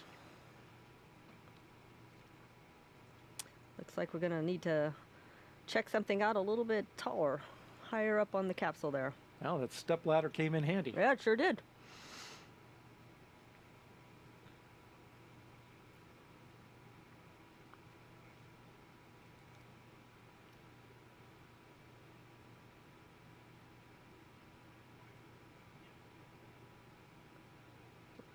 Not sure what that was. I am not sure what that was either, but it looked like it was a duct to flow air or something to the spacecraft. Clearly it did not need to be there for the launch, and so they spent the time needed to remove it.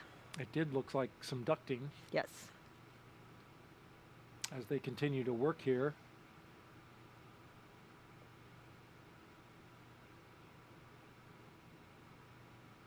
And as you mentioned, they will take the time necessary to make sure everything is secure. Absolutely right. And everybody knows what the timeline milestones are, so they have a very good idea of when they need to finish up this activity. They're not going to rush through it by any stretch of the imagination. They're going to do it very methodically, very carefully, but we do have a timeline because, as was mentioned previously, it is an instantaneous launch window. We need to launch exactly on time. That instantaneous window needed to rendezvous with the International Space Station on time. Exactly. But in this schedule, they're aware, as you said, of where they have some flexibility. Right. So nothing is timelined so tightly that we don't have a little bit of padding to take care of problems. Now, I don't know if they've got a problem they're addressing or if they're just doing the normal work, because I was not a member of the closeout team, so I don't know all of what they are doing, but they do have a good sense of when that work needs to be finished. You were on the other side, inside the capsule for Crew-1. It does appear that the closeout crew member is now documenting with the camera phone. Right, again. All of the area around that capsule. Yep. You can see some of the closeout crew making their way out of the white room and down the crew access arm. Oh, that's a very good sign. So looks like they are definitely finishing up their work. And soon, hopefully, we will hear that the launch escape system is armed. We're expecting that in just a few seconds. Really any moment now. But he's got the light and the camera, still working that. Yep, they're taking one last look to make sure that there is nothing trapped in that hatchway and that would inhibit the seals from working properly.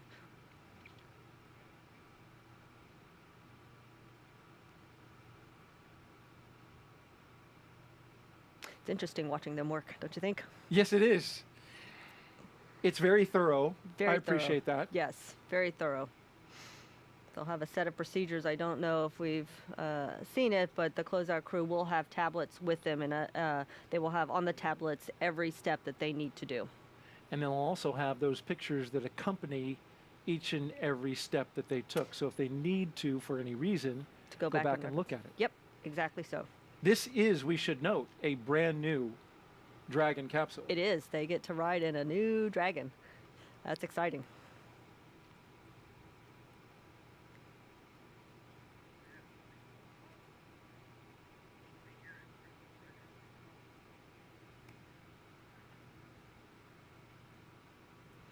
The booster. The booster is a refurbished one, so it is not making its first flight. Flew on CRS-22, landed back, was refurbished and ready for use. Ready for use, yeah. And there you see a nice shot on the pad against a dark sky. And hopefully no more rain clouds in the way. Sounds like we have a go with the weather, so that is very good news. That's what we heard. Our launch weather officer here at the Kennedy Space Center, Brian Cizik, telling us that that has cleared out. John I reporting earlier that the range went from red when we had the little shower. Yes, we got rained on. Yeah, even a few drops on the lens you can see have, you know, still hanging around. Evidence that we had a little rain out there on the pad. You can see the ground is wet as well, the reflection of the lights off the ground and the droplets on the lens. But that has since moved out of the area, which is great news. And then the range went green for weather. You can see from that view there, it looks like there's a lot of fog at the launch pad. It does look that way. But fog will not stop us from launching. No, it won't. Neither will the thin clouds that we've had in the area. It was explained to me by our launch weather officer that we've got some onshore flow that basically a high pressure system north of us that's spinning and throwing that moisture from off the ocean, off the Atlantic Ocean, over the Kennedy Space Center, but there's a layer of dry air in the mid-levels of the atmosphere that has soaked up a fair amount of that moisture, and it is essentially drying it out, serving as kind of a a blow dryer effect. A blow dryer for Florida. Well, the 4 Crew-2 astronauts not only broke a record for the longest stay for a commercial spaceflight at 199 days, they also got a lot of science done. Let's take a look at that now.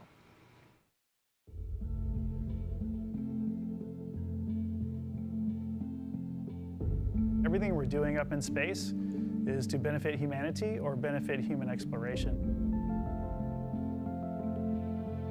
We are natural explorers. We want to explore our environment. Whatever small area we start in, we always want to push the boundaries. The great thing about space travel is the perspective that it gives you.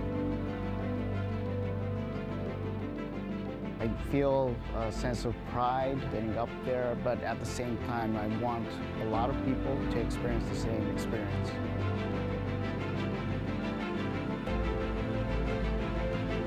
Dragon, SpaceX, go for launch. 3, 2, 1, 0. Ignition.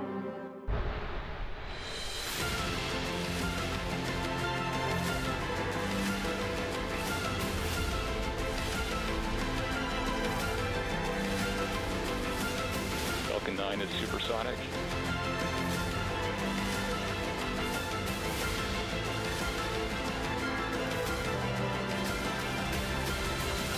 Dragon separation confirmed.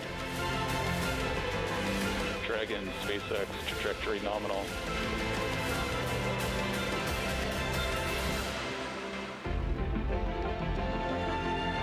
You are part of this big team. You are part of an effort that is larger than yourself.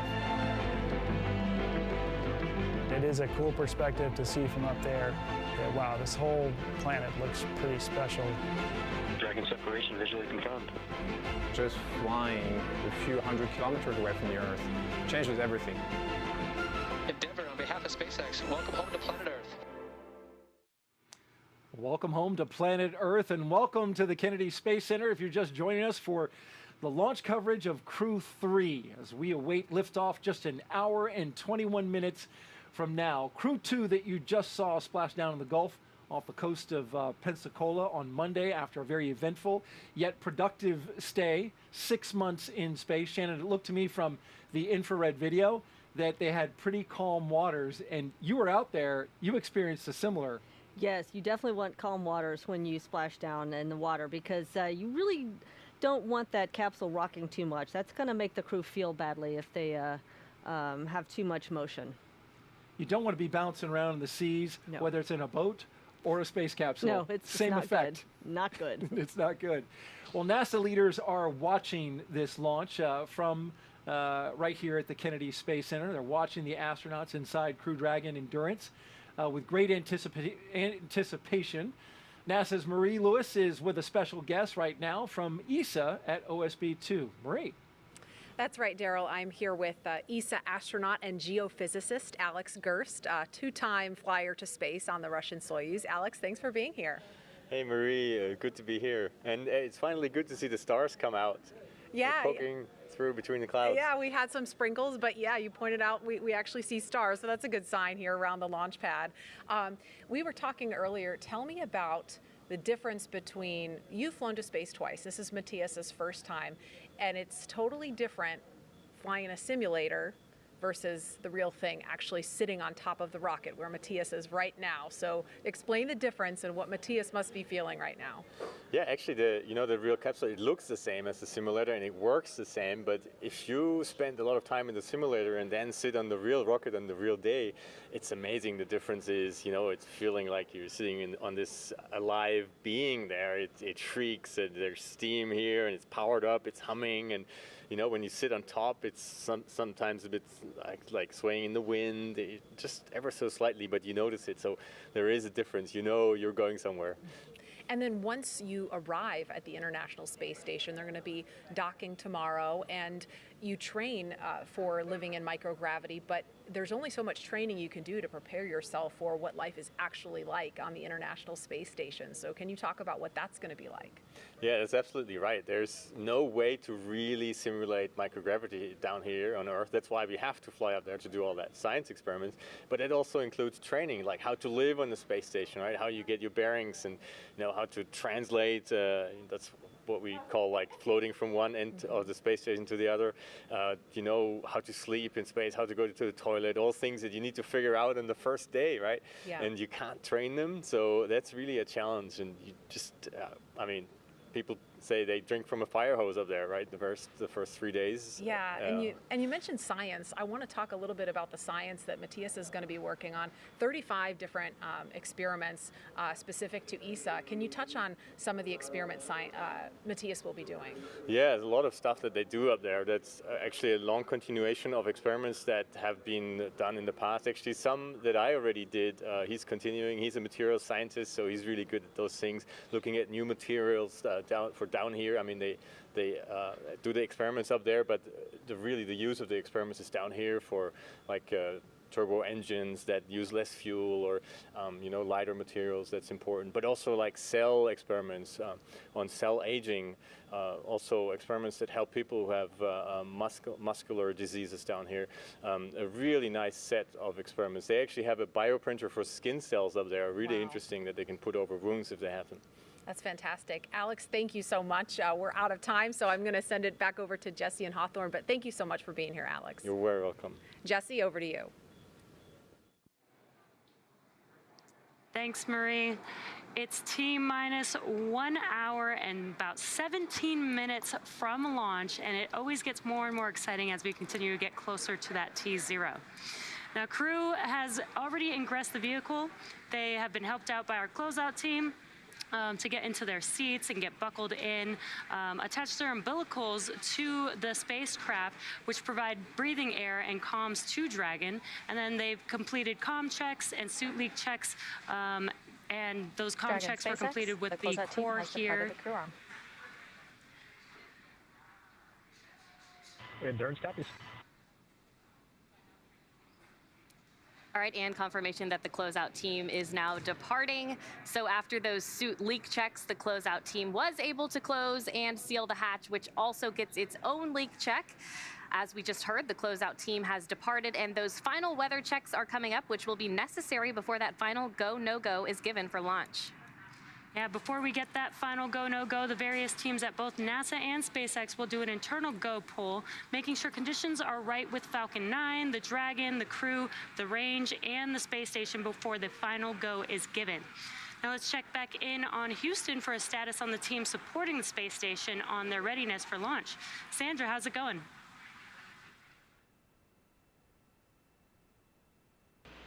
Thanks, Jesse. The team here in Mission Control Houston remains go for launch. All systems on board the station that are required to be healthy for this mission are continuing to look good. Before the station team is go for launch, they must verify that key systems on board the station are functioning as expected. This includes life support systems like oxygen generation, carbon dioxide removal, and the water recycling system that allows us to reuse about 90% of the water we send to station. We're also ensuring that the computers that allow us to command station's major subsystems, essentially the station's nervous system, are functioning normally. We also work with our Russian counterparts to ensure both methods of controlling the station's attitude are fully functional. This includes the large U.S. gyroscopes and the thrusters found on the Russian segment. Both systems play a critical role during Dragon's docking. Mission Control Houston will closely monitor the crew's flight and will continue to check off milestones for most of the journey. So I'll send it back to Hawthorne. The International Space Station team is ready for launch. Courtney?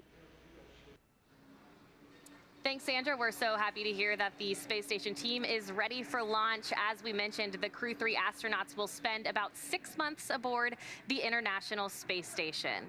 They're starting their journey after the departure of the Crew-2 astronauts from the space station. Crew-2 splashed down off the Florida coast Monday night, where they were picked up at sea by SpaceX's Go Navigator recovery vessel.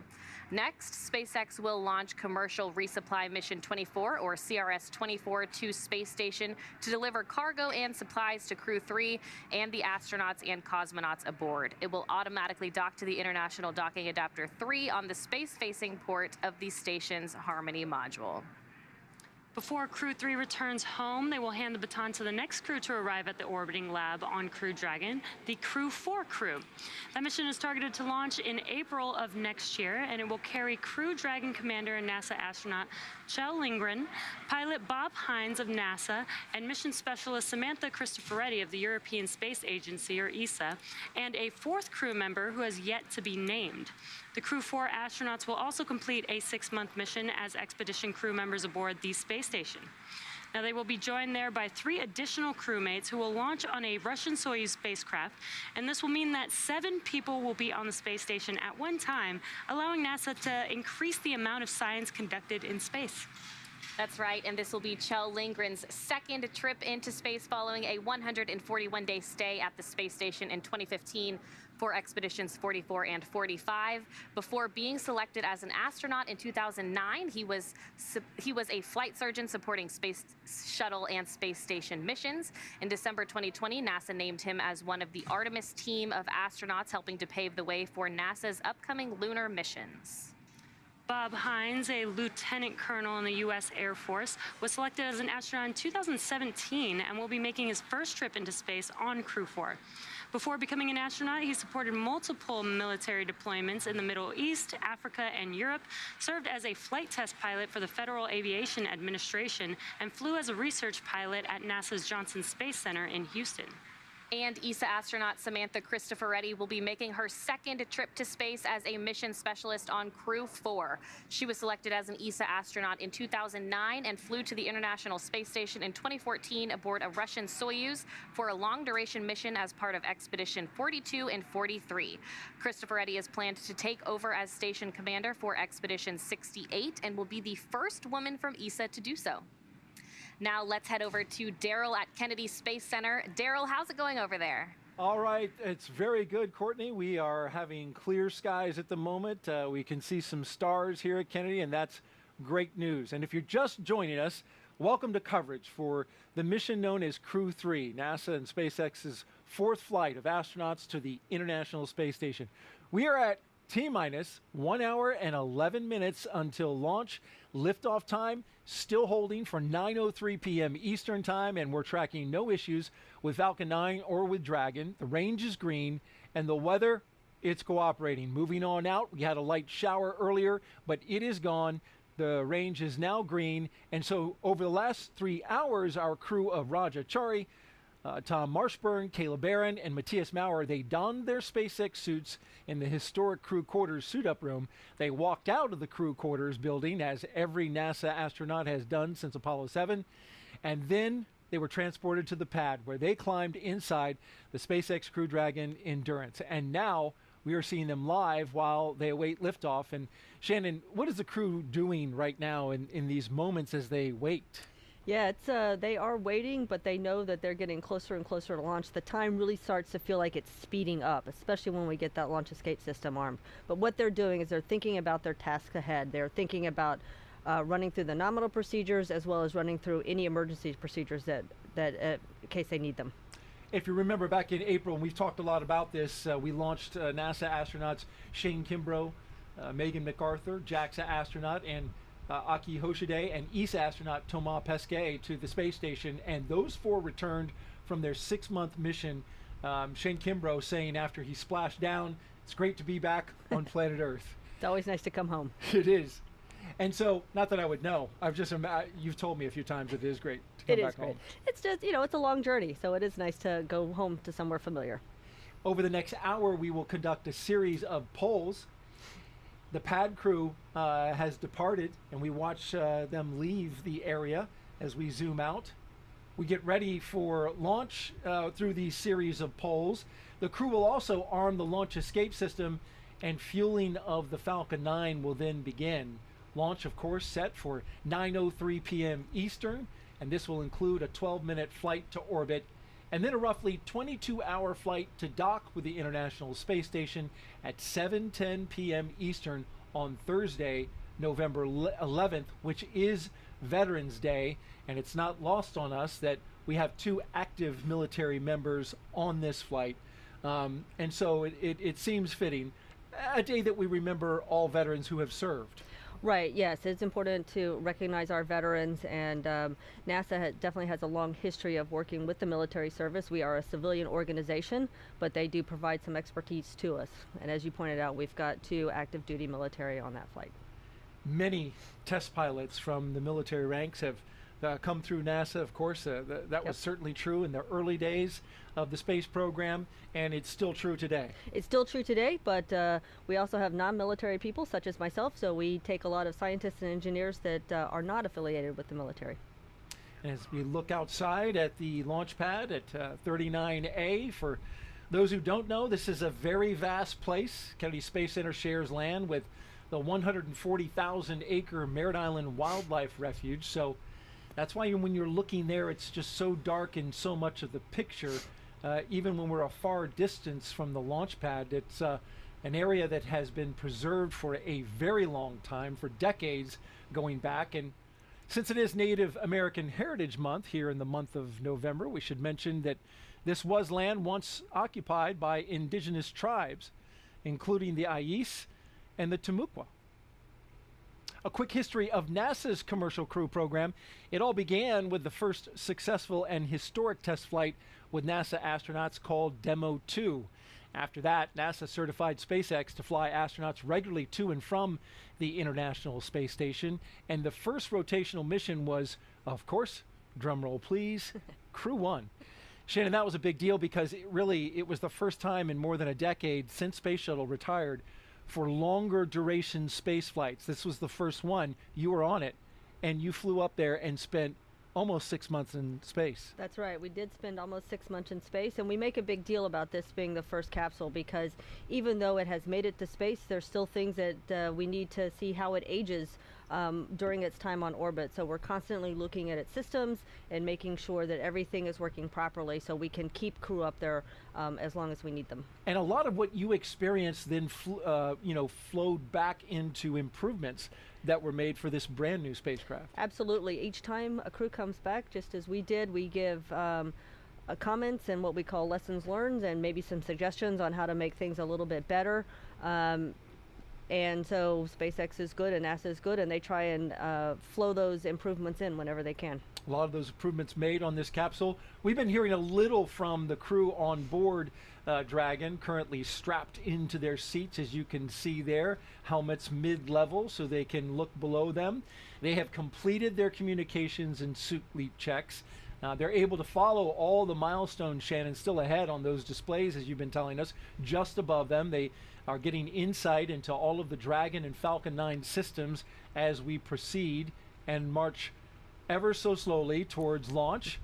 And then at T-minus 1 hour and 5 minutes, let's go ahead and check in for a status update from John I at SpaceX headquarters. John?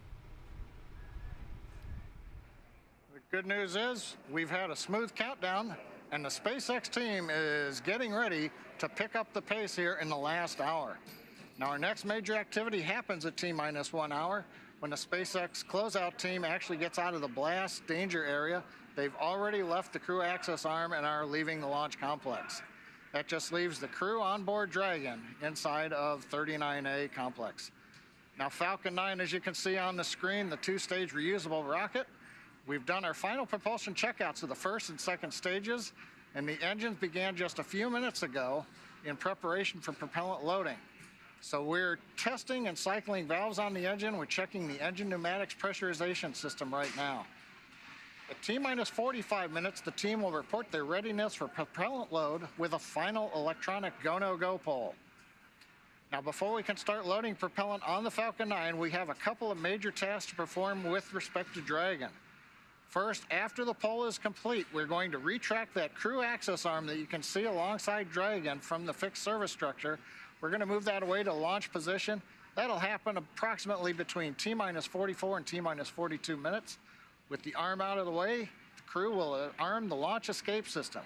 Once these two events are complete, Dragon is ready for Falcon to begin propellant loading. On the weather front, we're also verifying that we meet all the constraints, and as we mentioned a little bit earlier, everything both at ground level and at upper altitude looks good and ready to support an on-time launch in just over 64 minutes. So with everything looking good right now, the range is also ready to support from historic Launch Pad 39A. The worldwide network of ground stations and the tracking and data relay satellites are ready to support Dragon as it heads into orbit. Everything is looking good for that instantaneous launch window at 9:03:31 p.m. Eastern Standard Time, which is 2 hours, 3 minutes, 31 seconds Universal Time. As a reminder, once we begin loading propellant, there's no opportunity to change the T0. Timing for Dragon rendezvous with the International Space Station is very precise, down to the second, so we're going to get one chance at it today. But the good news coming up just over 63 minutes and counting, we are go for launch, Jesse. Great, thank you, John I. It's always great to hear that we have everything go for our T0. We will be cycling orbit tank isolation valves to equalize low flow pressure at this time. Additionally, you are go for section 6. When ready, report go for launch. Endurance copies of recycling some pressurization valves, and we are go for section 6.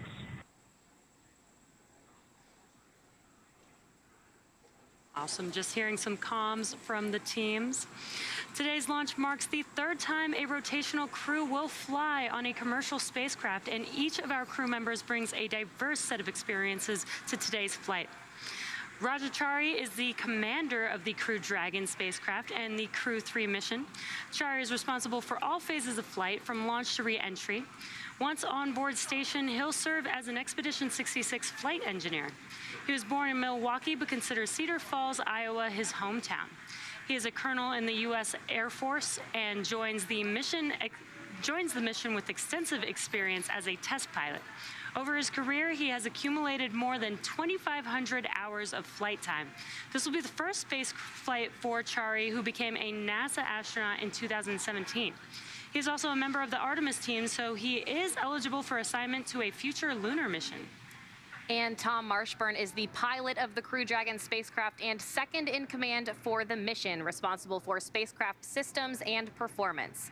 Once aboard station, he will serve as an Expedition 66 flight engineer and is scheduled to assume command of the station for Expedition. Go for launch, 6.4, section 4.100.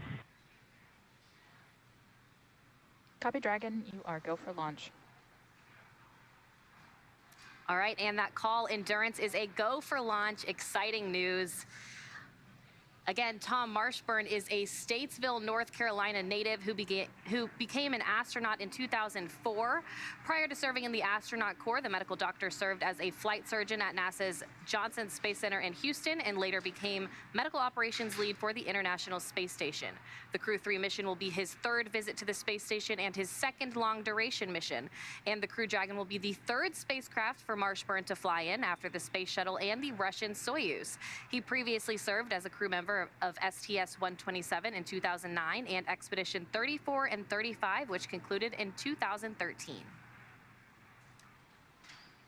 Kayla Barron is a mission specialist for Crew-3.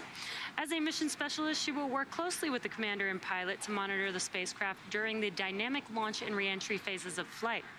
Once aboard the station, she will become a flight engineer for Expedition 66. Barron was born in Pocatello, Idaho, but considers Richland, Washington her hometown. She earned a bachelor's degree in systems engineering from the U.S. Naval Academy in Annapolis, Maryland in 2010, and a master's degree in nuclear engineering from the University of Cambridge in England in 2011 as a Gates Cambridge scholar. Lieutenant Commander Barron earned her submarine warfare officer qualification and deployed 3 times while serving aboard the USS Maine. At the time of her selection as an astronaut candidate in 2017, she was serving as the flag aide to the superintendent of the U.S. Naval Academy. And Mаттіасом Maurerом will also be a mission specialist for Crew-3, working with the commander and pilot to monitor the spacecraft during the dynamic launch and re-entry phases of flight. He will also become a long-duration crew member aboard the space station. Maurer comes from Sankt Wendel in the German state of Saarland. Before becoming an astronaut, Maurer held a number of engineering and research roles, both in a university setting and at ESA. In 2016, Maurer spent 16 days on an undersea mission as part of NASA's Extreme Environment Mission Operations, or NEMO, space analog. Like Chari and Barron, Maurer will be making his first trip to space with the Crew-3 mission. Each of these 4 crew members will join Expedition 66 once they arrive at the International Space Station, with Russian cosmonaut Anton Shkaplerov as commander. Yep, and it looks like we are just under 1 hour from liftoff now. And this day is a continuation of regular crew flights to the space station from U.S. soil. This will be the 4th flight of Dragon with NASA crew and its 3rd long-duration mission to the International Space Station. And today, our crew is flying the newest Dragon in our fleet, and we'll be taking a ride on board the Falcon 9 that supported the CRS-22 mission back in June of this year. Now, it's been a great countdown so far. Weather is still looking good, so the excitement is continuing to pick up here as we get closer to that T0. That's right. We started our coverage with Suit Up just over 3 hours ago. The SpaceX team helped the crew put on their suits and conduct initial checkouts before crew walkout. Crew walkout was where Raджа Чарі, Tомас Маршберn, Kayla Barron, and Mаттіасом Maurerом gave final goodbyes with friends and family gathered outside of the operations and checkout building before they began that roughly 20-minute ride to pad 39A. And though it was just after sunset and already dark outside, we did still get some awesome views of those Teslas heading down the NASA Causeway before the crew arrived at the pad. And once they arrived, they all took a brief moment to enjoy the view of the vehicle that they will be taking flight on, and then headed up the fixed service structure to begin a process known as crew ingress, where the astronauts entered the vehicle, and the SpaceX team performed a series of checks to ensure that the suits, seats, and vehicle interactions were all functioning properly. Then about 30 minutes ago, the team closed Dragon's hatch with the crew safely inside. So again, we're just under 1 hour to go until Dragon starts breathing fire. Things will pick up as we get close to the go, no-go pole to arm the launch escape system and begin propellant loading. Now, the crew pull for readiness was completed at T-minus 60 minutes, and the Dragon pull for prop load is coming up here in about a minute at T-minus 55 minutes. Now, next up at T-minus 45 minutes after that will be an internal mission control Hawthorne pull, and then the launch director's pull for propellant loading. When we get to about T-minus 40 minutes, the crew access arm will retract, and the crew will get the call to close their visors and arm the launch escape system. Now, this is the automated system in place that can fire the 8 Super Draco thrusters on Dragon to quickly separate the crew from the rocket, either on the pad or during the flight on the ride uphill. And then once we reach about T-minus 35 minutes, propellant loading for the Falcon 9 will begin.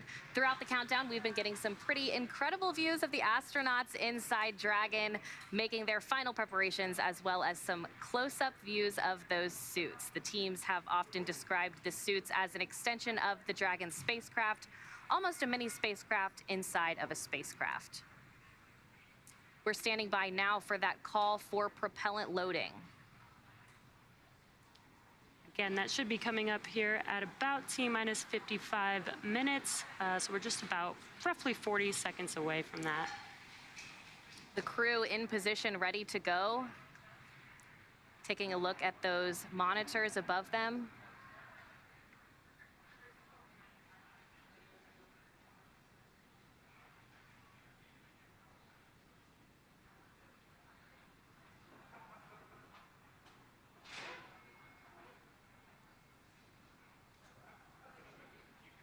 And from the view that you can see on your screen, we have Raджа Чарі, the commander of Crew-3, closest to the screen, with Tomas Marshbерn in the pilot seat next to him.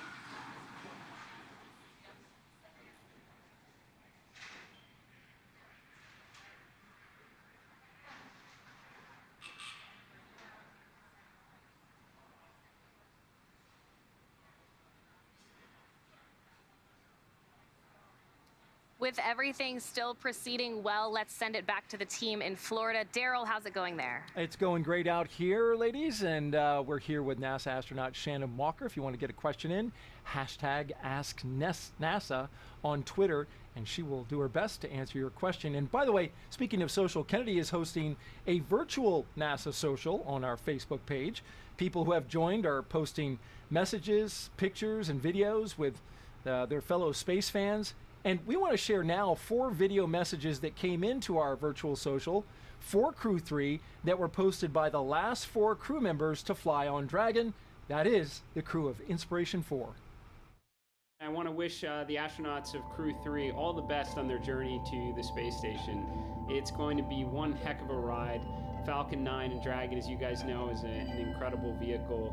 Hi everyone at Virtual NASA Social. I'm Dr. Cyan Proctor. I am the mission pilot from Inspiration 4, and I just want to wish Crew-3 an awesome liftoff as they head to the International Space Station. Hi Raja, Tom, Matthias, Kayla. Hank's here just to wish you well on your mission into space. I couldn't be more excited for you for the journey you're about to go through. Getting into that Falcon rocket with your suits on to have your name on it is a feeling like no other. Crew-3, I just want to say I'm so excited for all of you. I know that rush of emotion that you're going to feel with your spacesuit on, strapped into the capsule, and you're about to have the best ride of your life. Just laugh the whole way up there like we did.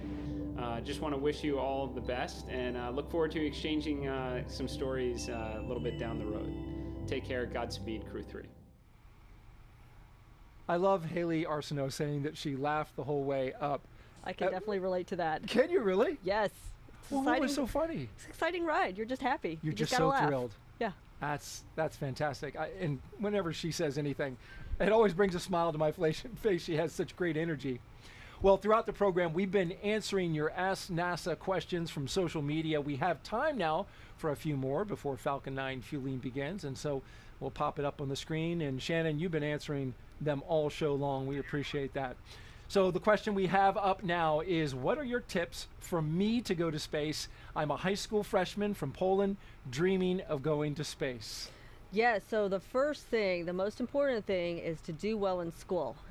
We need people who are very accomplished and have lots of different skills, and it all starts with a good education. Now, being from Poland, you're going to have to apply to the European Space Agency to be part of their astronaut program, and hopefully they will have another selection one of these days. But really, do well in school and then go pursue a field of work that really interests you. What you want to do is do something you're very passionate about, and that really, when you're passionate about something, you're going to do well at it, and it's going to stand out, and people are going to take notice. And so, yeah. It doesn't necessarily have to be a specific, STEM is good, right? Right. But there have been people who have not gone into STEM and become astronauts. Every astronaut that we have taken on the NASA side has got a STEM background. Oh, they do, and so that is a requirement. That is a requirement right now. Now, of course, we're starting to fly more people, and there are more opportunities to get to space, so it may not be a requirement in the future, but right now, at least on the NASA side, you need a STEM background. A STEM background and study hard and get some good grades. Yes. Our next question, does it get very hot wearing the spacesuits, or is the material breathable? Yes, no, the material is absolutely not breathable because you need those spacesuits to hold pressure should something go wrong in the capsule. So you need it to completely contain that atmosphere around you. So they can get a little hot, but the entire time you're in the suit, they're flowing air through it to keep you cool. You've got an air conditioning system for the suit. Yes. Blowing that air around. Yes, exactly. You need the air to be blown around because you really don't want to end up with a carbon dioxide bubble right in front of your face. All right. Thank you so much, Shannon, for answering those questions. And keep the questions coming. We appreciate them at #AskNASA. Now we'll send it over to Marie, who is standing by with the Deputy Director of the Kennedy Space Center. Marie?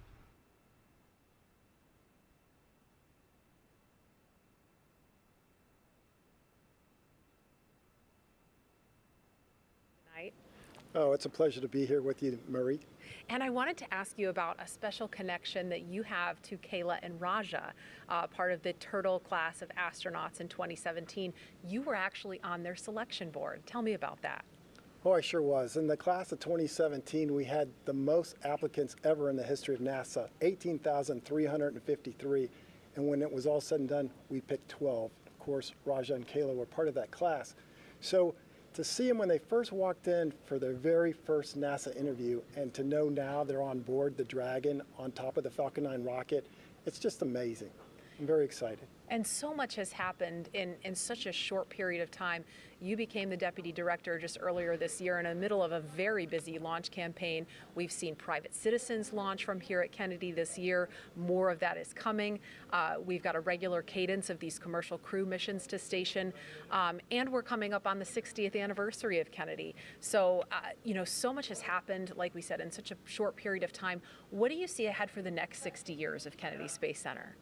Well, I see it's just getting started now. So this started with a vision.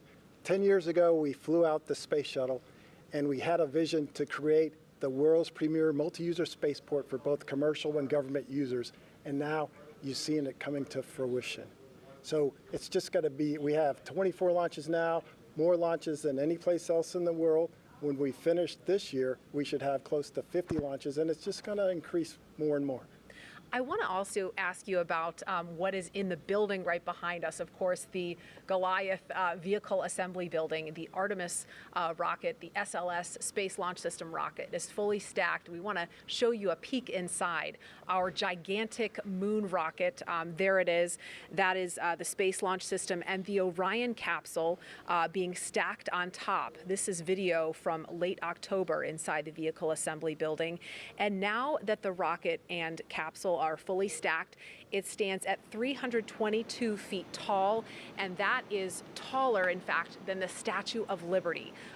Quite a sight in there, Kelvin. I don't know if you've had a chance to actually go inside since that stack in October, but it's just astounding. And what do you have to say about that if you've seen it inside, and what do we have to get through before that first launch of Artemis 1?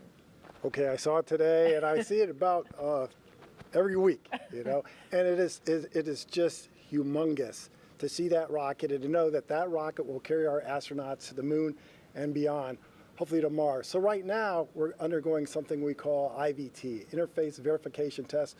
We'll do that for a couple more days, and then we're getting prepared to roll it out for a wet dress rehearsal. So hopefully that'll happen the end of this year, early next year. We'll roll it out to the pad, fully fuel it, test all the interfaces, pad, vehicle, and roll it back for a launch, hopefully in February. Fantastic. Calvin Manning, thank you so much. And by the way, happy Veterans Day a little early. I know you served, so thank you for your service. Hey, thank you, Marie. All right, we're going to go over to John Innsbrucker now in Hawthorne as the action begins to pick up on the pad. John? We're just inside T-minus 47 minutes. We're listening right now to the countdown net, waiting for the SpaceX launch director to discuss the propellant load and launch poll results and give final instructions to the launch team. At this time, we have completed all checks on the Falcon 9 and the Dragon spacecraft. We're also checking with the Dragon mission director to make sure that they are ready to go. And right now we're waiting to listen for that launch director to come up.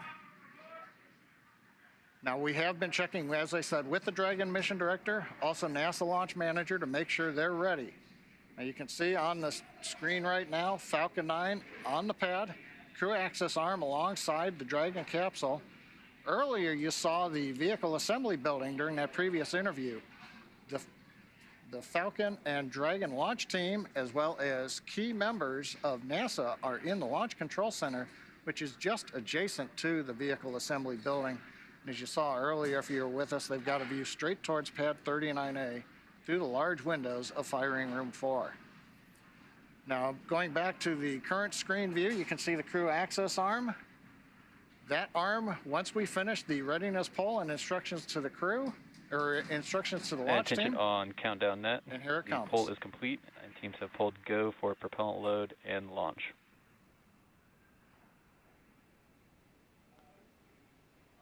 And stand by for hold SpaceX and launch escape director protocol. says poll is complete. And he's For preparing to brief the non-urgent, hold no-go conditions, and brief safety TE or protocol. LD, and they will approve aborting the countdown. For urgent issues affecting the safety of the operation, operators shall call hold on the countdown net. Launch control will abort the launch auto sequence immediately and proceed to the launch abort auto sequence. At T-minus 10 seconds, launch control will be hands-off, relying solely on automated abort criteria for the remainder of the count. Operators advise the launch director whether structural breakup or fire is imminent or occurring per Dragon manual escape flight rules. For those in firing room 4 here at KSC, in the event of a fire alarm, operators noted below 56.80 will remain at their posts while the alarm is evacuated. In the event that personnel safety is threatened, evacuate to south-facing emergency exit leads directly outside. Launch control at this time, you may proceed with arming the crew arm for movement. Just over T-minus 44 minutes. We're going to send it back to Daryl and the team at Kennedy Space Center as we get ready to move the crew access arm. That's right, John. We are waiting that big moment here at the Kennedy Space Center in Florida. As we do, we are T-minus 43 minutes and counting, and just got some... Retraction has started. And there is the retraction. Great shot of the Dragon moving. It's not moving. The crew access arm is. Is moving away from it, yep. And you can see that from inside the Dragon as well. And there it goes.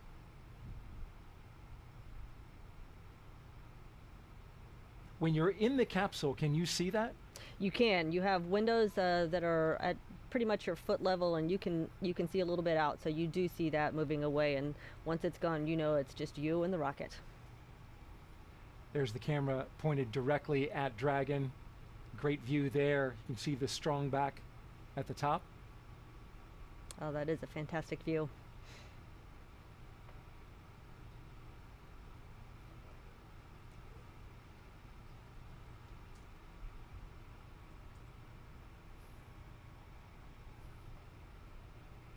And this crew access arm can move faster than it's doing right now under certain circumstances, right? Absolutely. If it needs to go back to being up against the capsule, it can move quite quickly, actually.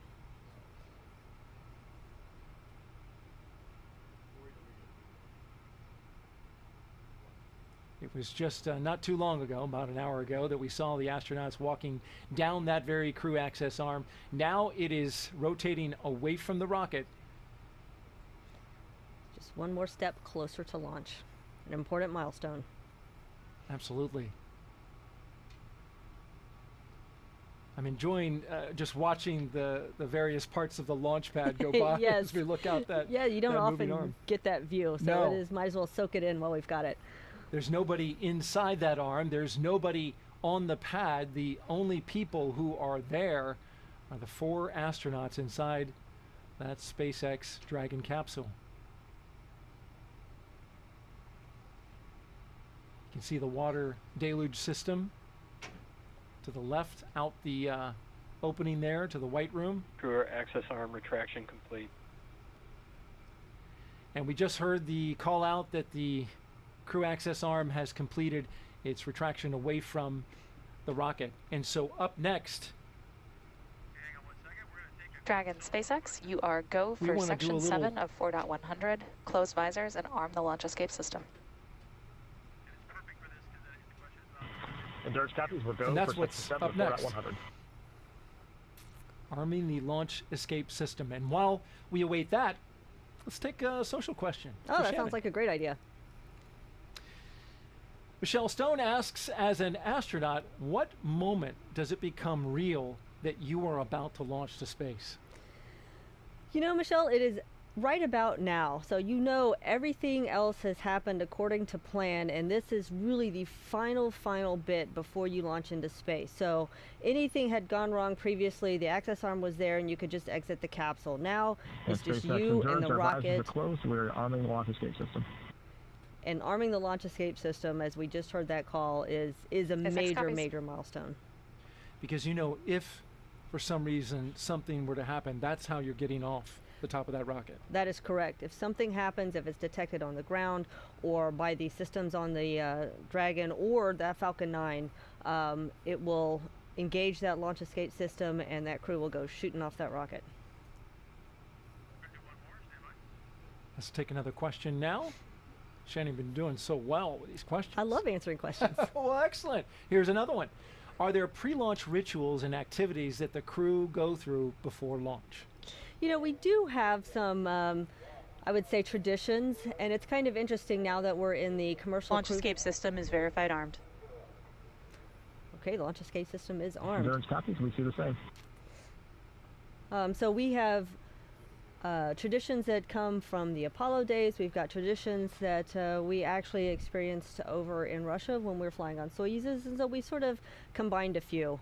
A lot of them, as you've seen earlier, involves the crew sticking their stickers on various places. Yes, yes.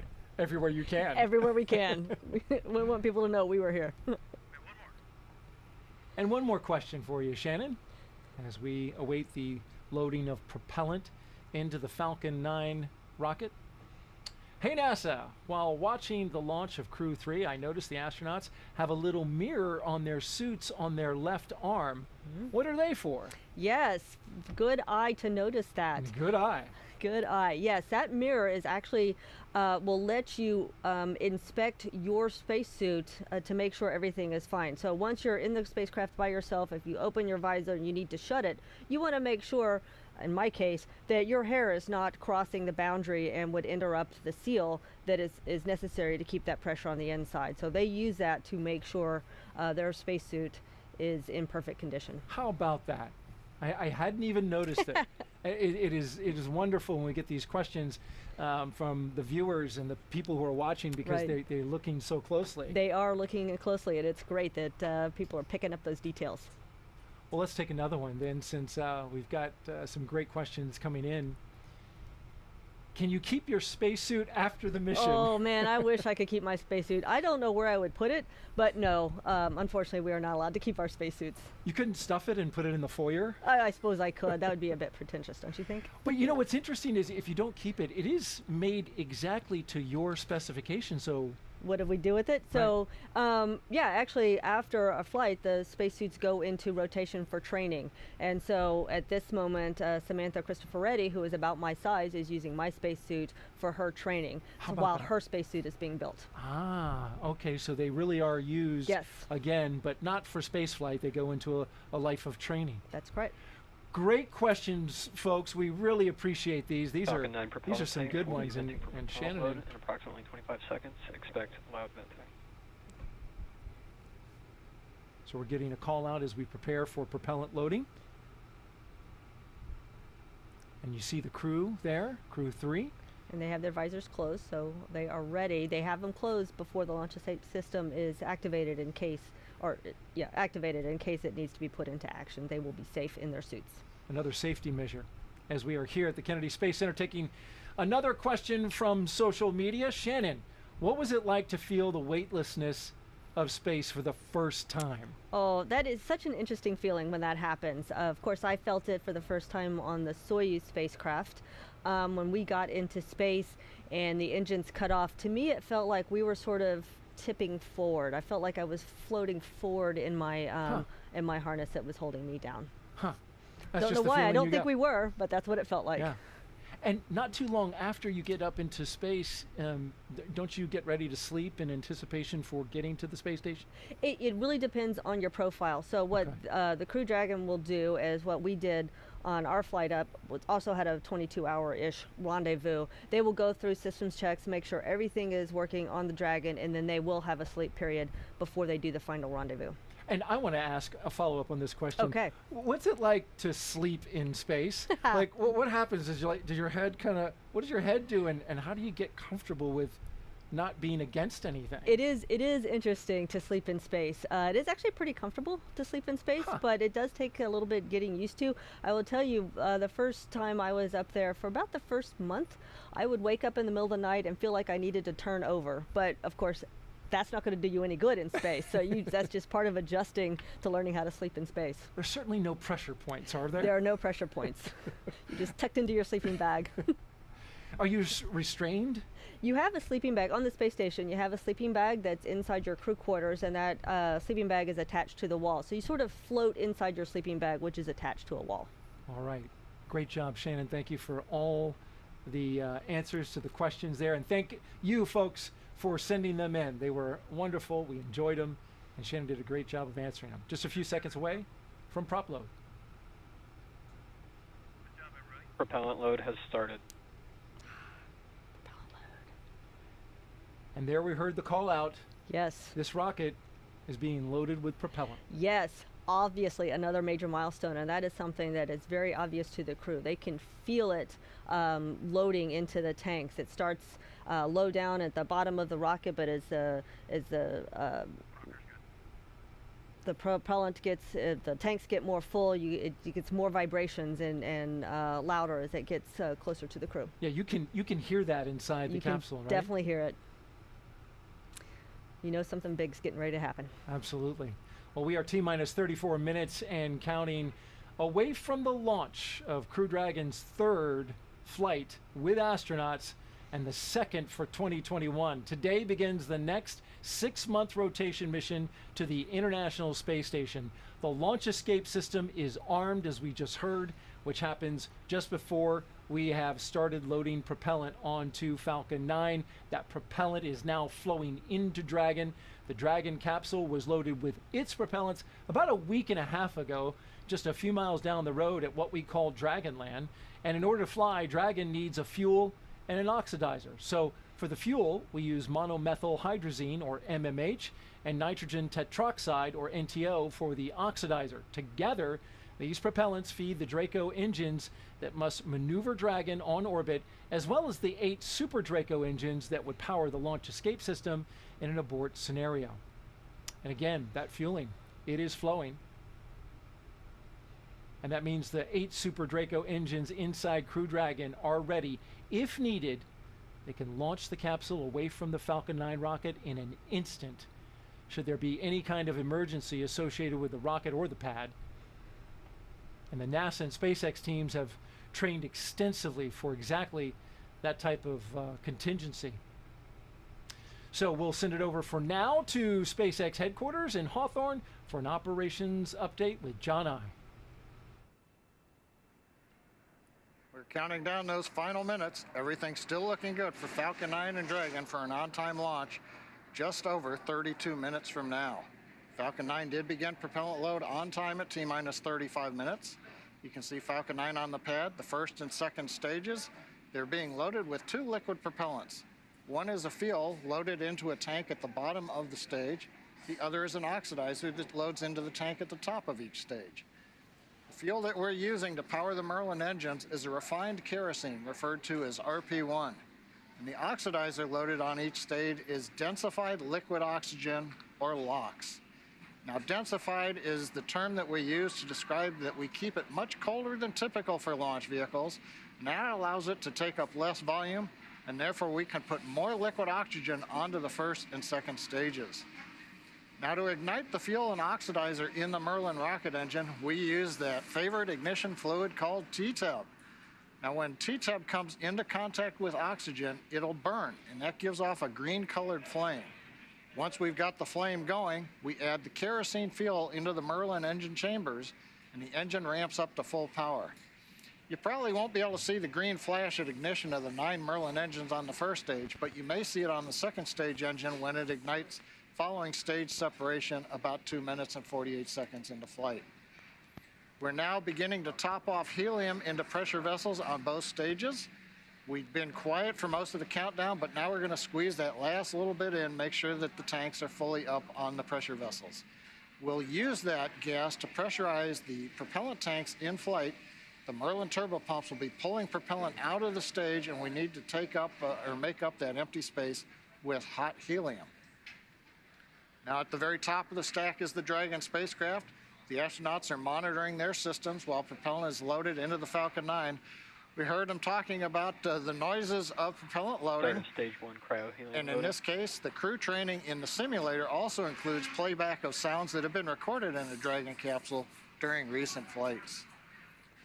Good news on the range, they are ready to support. They've been doing the balloon launches. They've been making sure that the air and sea space is clear, and they are go to support launch. And the good news on the weather front, a little while back, the launch weather officer came and reduced the probability of violation from 30 to 20%. The biggest thing that we're going to be looking for is precipitation, and that's less than 10%. The wind speeds are low, probably about 5 miles per hour or less. So everything is actually looking good. Now, as a reminder, we do have an instantaneous launch time for tonight's countdown. So from this point on, if we hear hold, hold, hold for any reason, we'll have to stand down and target our backup launch opportunity tomorrow night, which is about just under 24 hours from tonight's planned launch. But with that, everything's looking good, and we're going to turn it over to Jesse and Courtney for an overview of what comes after liftoff. Great, thank you, John. We love good news. For Crew-3, the astronauts' flight to station will take about 22 hours. As we await T-0 in just about 28 minutes, the ground operations teams are doing a series of systems checks to make sure both Dragon and Falcon 9 are ready for launch. You're looking at a live view of our teams at the Cape as they prepare for liftoff. As we wait for the launch clock to hit 0, we wanted to give you an overview of what the ascent portion of the mission will look like. Once we hit T0 and a successful launch occurs, we will watch Falcon 9 and Dragon lift off from the historic launch pad 39A and make their ascent. At about 50 seconds into flight, Falcon 9's engines will throttle down to help pass through the period of maximum dynamic pressure on the rocket, or what we typically refer to as max Q. It's worth noting that once we hit max Q, the vehicle will be going supersonic. Now, once we are through the period of maximum dynamic pressure, we can throttle up our 9 Merlin engines again. Now, from there, at about 2.5 minutes into flight, we have a series of 3 events that will happen in rapid succession. First is MECO, or main engine cutoff. This is where all 9 Merlin 1D engines shut off in preparation for stage separation, which is our second event. This is where the first stage detaches from the second stage, with the first stage making its way back to the Earth for landing as the second stage continues on its journey with the third event. SES-1, or second stage engine start number 1, is where the MVAC engine lights up and propels the second stage, along with our Crew-3 astronauts, into orbit. As Stage 2 heads towards its targeted drop-off orbit, Stage 1 will execute 2 burns in order to make its way back to Earth. The first is the entry burn, where 3 of the 9 M1D engines will reignite and then shut down. Now, this helps to slow the stage down in preparation for entry back into the Earth's atmosphere. While the first stage is heading back to Earth, the second stage will cut off its 1 Merlin engine that was ignited right after stage separation. Once that happens, we will wait for confirmation of a good orbital insertion. About 90 seconds after Dragon gets into orbit, Falcon 9 will land back on Earth. The landing burn is just a single engine burn, but it's powerful enough to bring the vehicle's speed down rapidly in order to land on the drone ship at about 9.5 minutes into the mission. And while Falcon 9 first stage is landing, Dragon is preparing to separate from the second stage. At about 3 minutes after the second stage gets into orbit, we should have a great view of Dragon with its 4-person crew drifting away from the second stage. Once Dragon is a short distance away, it will begin checking out its Draco maneuvering thrusters to make sure Dragon continues to increase separation distance from the second stage. It's worth noting that these are not the Super Draco engines that would be used during an abort scenario. About 40 seconds after separation, Dragon's nose cone deploy sequence will begin. It will take roughly 4 minutes for the nose cone hooks to unlatch and open, exposing its guidance navigation controls, or what we call GNC, that will help the Dragon autonomously fly to the space station. And lastly, once the nose cone is deployed, the remaining Draco thrusters on the forward bulkhead will be checked. From there, over the next 22 hours, Dragon will be in its rendezvous and approach phases, undergoing a number of phasing burns as it makes its way to the International Space Station. All that will be coming up soon, but for now, let's check back in with Sandra in Mission Control Houston. Sandra. Thanks, Courtney. The space station team here in Houston is focused, and the critical systems on the station continue to function normally. The teams have verified the command path from the ground up through our constellation of communication satellites to the space station. Everything is nominal, and the station will be ready to receive Dragon tomorrow.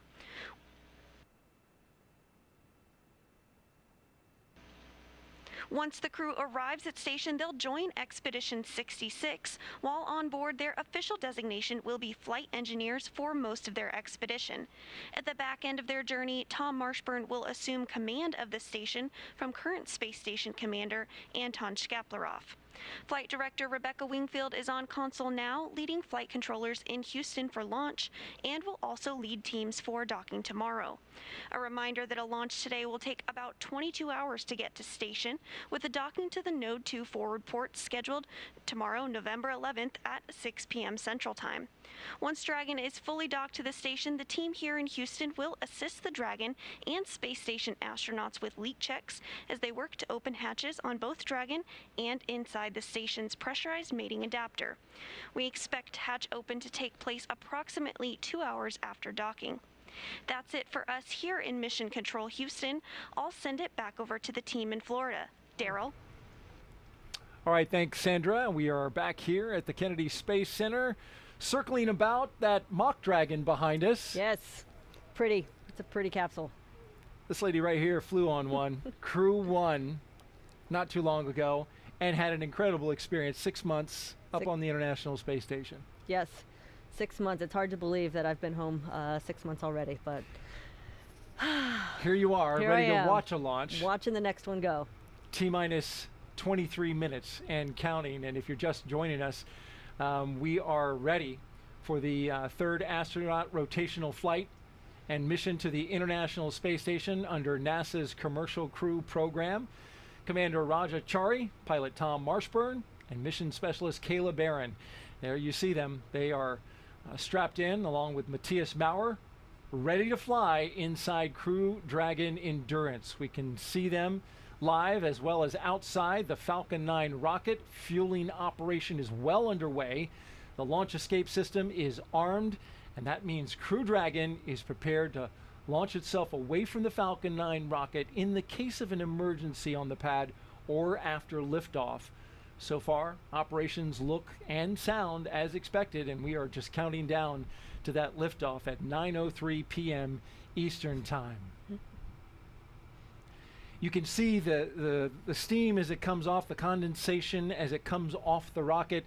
I've noted in past launches that as it fills with fuel, the entire first stage begins to let off, and it kind of gives you a marker of exactly where in the rocket they are. It's almost like a little fuel gauge. Exactly.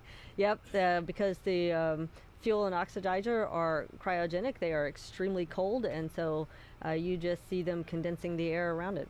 And of course in Florida we've got lots of moisture in our air to condense. We sure do. There's some onshore flow, a weather pattern that is bringing moist air off the Atlantic Ocean, and so with this lit up, we should see a lot of this condensation coming off this particular rocket. The mission is the continuation of rotational crew flights to the International Space Station from U.S. soil on private rockets and spacecraft. This would not be possible without the success of NASA SpaceX Demo 2 test flight last year and the safe delivery of Crew-1 astronauts, including my co-host Shannon Walker, to the space station last fall for a long-duration mission. Crew-1 is back home, of course, and we have one of the mission specialists with us right here today. As you're counting down, we're only 21 minutes out from launch, Shannon. What is going through your head in this moment? Boy, this is really, things get even more intense and more exciting. You can feel the rocket being fueled. You know you don't have too much longer, so you're really thinking about what you're going to need to do as soon as those engines light. T-minus 21 minutes and counting. The excitement levels rising for the crew inside. Crew Dragon Commander Raджа Чарі, he'll be making his first trip to space. And as commander, he is responsible for all phases of flight, from launch to re-entry. Chari is a colonel in the U.S. Air Force. He holds degrees in astronautical engineering and aeronautics. Chari is also a combat veteran, having flown F-15E aircraft during Operation Iraqi Freedom and deployments in the Korean Peninsula. As a test pilot, he has accumulated more than 2,500 hours of flight time in various military aircraft. His pilot is Tom Marshbерn, sitting right to his right. You see Chari there on the left. Marshbерn is suiting up for his third space flight. As pilot, he is responsible for spacecraft systems and performance. He previously flew on the Space Shuttle Endeavour and STS-127 and on the Russian Soyuz. Load complete. in Expedition 3435 while helping to assemble the International Space Station on STS-127. In that flight, Marshbern performed 3 spacewalks totaling almost 19 hours. It was just go, go, go. A North Carolina native holds degrees in physics and medicine. In fact, he was an emergency medicine doctor. Yes, he was. Mission specialist Kayla Barron, she's about to make her first trip to space. In this role, she will work closely with the commander and pilot to monitor the spacecraft during the dynamic phases of flight. The Washington State native has degrees in nuclear engineering and systems engineering. As a submarine warfare officer, she was a member of the first class of women commissioned into the submarine community, and she deployed 3 times while serving aboard the USS Maine. And lastly, on the end there in this shot is mission specialist Mаттhias Maur. He will be making his debut spaceflight. He will be the 2nd European astronaut to fly on Crew Dragon. Maur is from Sankt Wendel, Germany, and is a doctor of materials science and engineering. He is the inventor of more than 10 patent applications, and he joined the European Astronaut Corps in 2015. Maur has spent 16 days in underwater training during a NASA Extreme Environment Mission Operations Challenge, and he's trained in sea survival training off the coast of China. And an interesting note about Maur, he will become the 600th person in space. 600. Yes, even though all 4 crew members will be traveling to space at the same time, we have to assign numbers, and he is number 600. He's landed on that big milestone. Chari gets 599. Barron is 601. What was Shannon Walker? You know, I believe I was number 518, but don't quote me. I could be wrong, but it's in the early 500s. We'll take a look at the NASA history books and yes, we'll figure it out. Each of these 4 crew members will join Expedition 66 once they arrive at the International Space Station, where Anton Shkaplerov is currently commander of the space station. You spent some time as the commander? I spent a very brief amount of time as commander. Right at the end of our crew's time up there for about 2 weeks, I was commander after the Soyuz crew left. All right. It was short? Sweet. But you were in charge. I was in charge. Sweet. All right, let's go over to OSB2 and check in with Marie Lewis. Marie? All right, thank you, Daryl. I am here with NASA Administrator Bill Nelson. Thank you so much for being here tonight. What a pleasure. What a great evening. Looks like the rain has given us a break. Yeah, it's clearing up. We've got a great view of the pad, and this must bring back quite a few memories from you. You launched from Pad 39A some years ago, and this is your first crew launch here as the NASA Administrator. What has this experience been like for you so far? Well, just to have an opportunity to try to offer some leadership to this fantastic organization where the impossible is routine. And it's just such a tremendous organization. You know, it's been voted the best place to work in the federal government for the last 9 years straight. Stage 2 so launch load is has it begun. any wonder that everybody's excited all the time? And here's another reason what we're going to do tonight. Absolutely. And you launched on the Space Shuttle 61C years ago. How did that experience change you, and how do you think it's going to change the astronauts that are going to space for the first time tonight? It happens to every space flyer when you look back at Earth from the position of Earth orbit and you see this beautiful creation, our home, the planet, suspended in the middle of nothing. It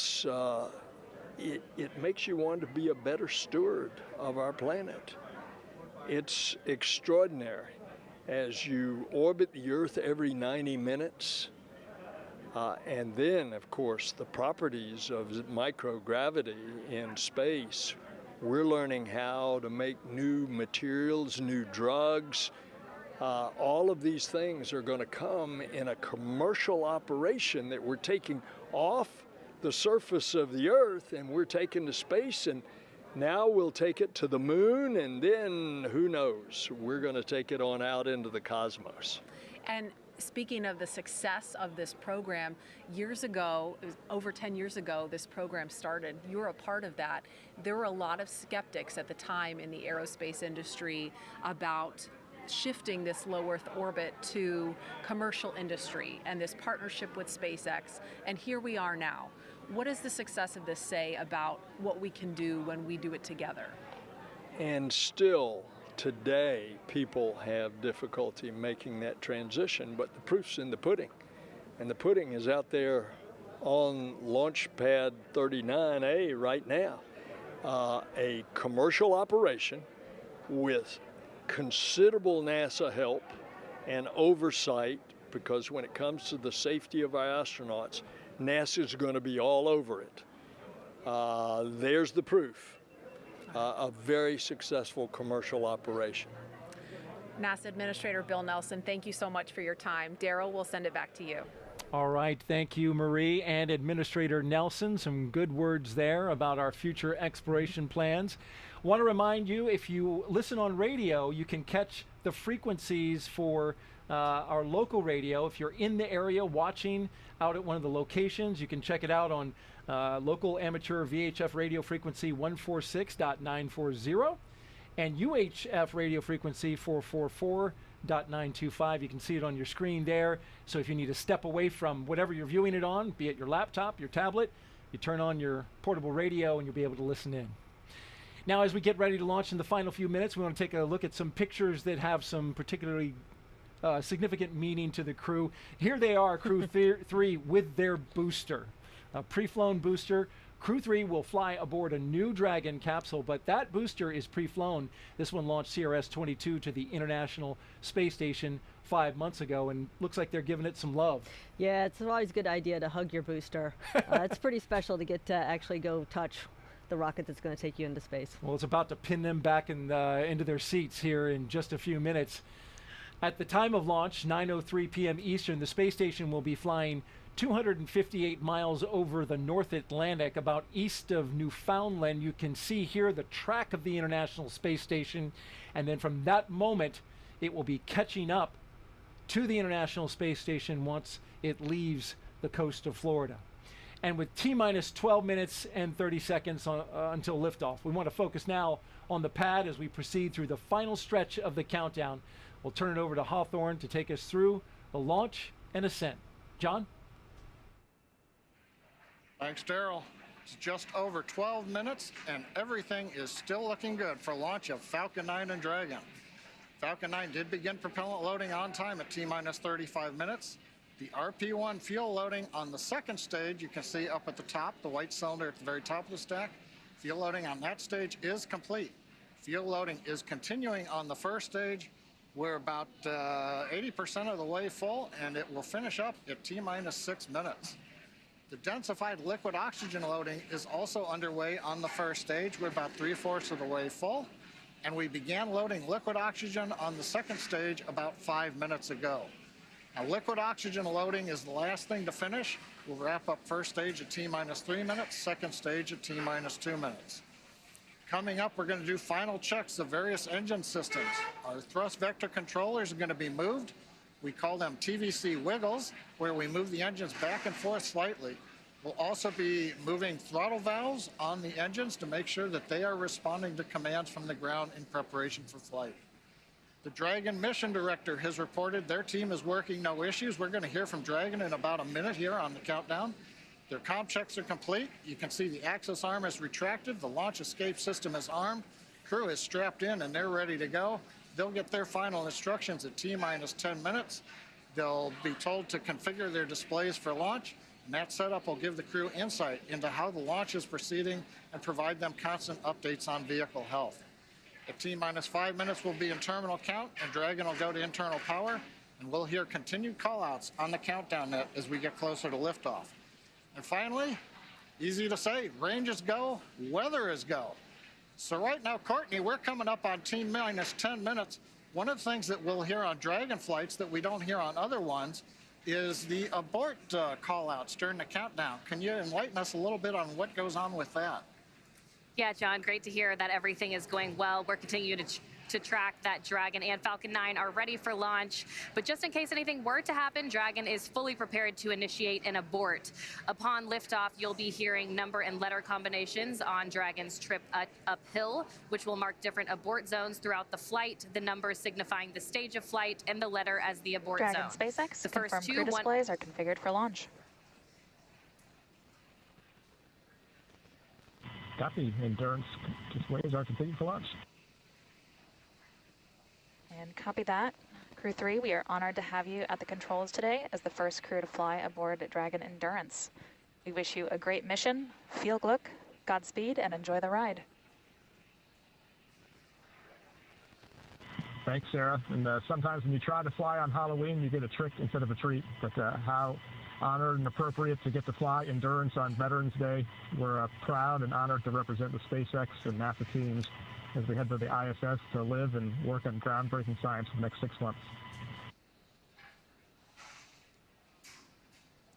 And there we have it, some final words from the crew aboard Dragon, and a good luck from the Corps here on the ground to the crew. John, with everything still looking good, that next milestone of engine chill is coming up next. That's right. The next major event that we have is T-minus 7 minutes. It's what we call the engine chill event. The big thing that happens there is we open the pre-valves that feed the Merlin 1D engines.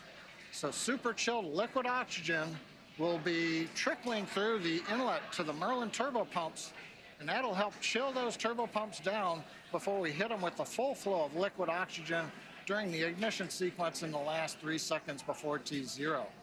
So what we'll hear is a call out says stage 1 engine chill has started. We'll be monitoring all 9 engines to make sure the aux fuel pre-valves are all open. We're also chilling down second stage engine as we get ready for launch. And you'll hear an additional chill down of the second stage called out once we get into flight a little bit before 2 minutes into flight, when we'll do a final chill of the upper stage engine turbo pumps. And if you might be able to hear behind me here in Hawthorne, a lot of energy. Folks are gathered around Mission Control Center, watching on the big monitors as we get ready for launch in just over 7 minutes and 40 seconds.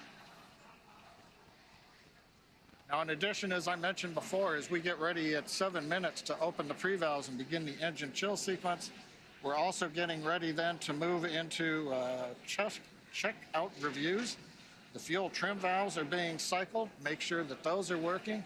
We use that to throttle the amount of propellant going through the first stage down to the engines as we go through flight. Coming up on T-minus 7 minutes, we'll listen into the countdown now.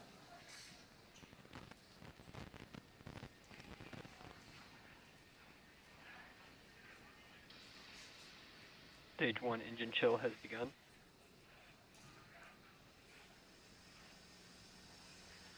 So you've heard it. We're through another milestone. Next one coming up here at 6 minutes. Yep, that's right, John. And that RP1 kerosene is filling that second stage. We're anticipating a little longer for that first stage to be completely filled with that RP1 refined kerosene. Liquid oxygen will continue to flow through the first and second stages up until the final few minutes before launch. That next call will be that the stage 1 RP load is complete, coming up now in about 15 seconds. Stage 1 We'll RP1 stand by load for that complete. call now. And confirmation, we have a complete fill of RP1 on the first stage. Now the first and second stage are completely filled with that RP1 kerosene.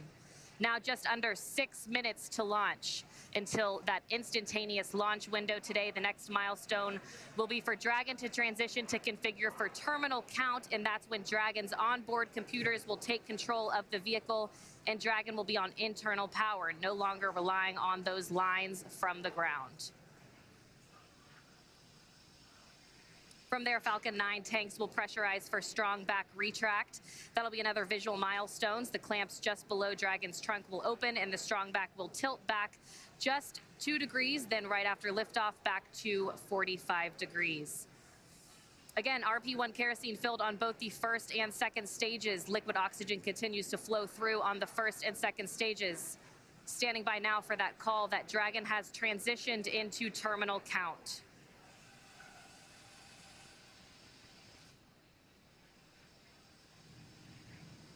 Dragon isn't configured for terminal count.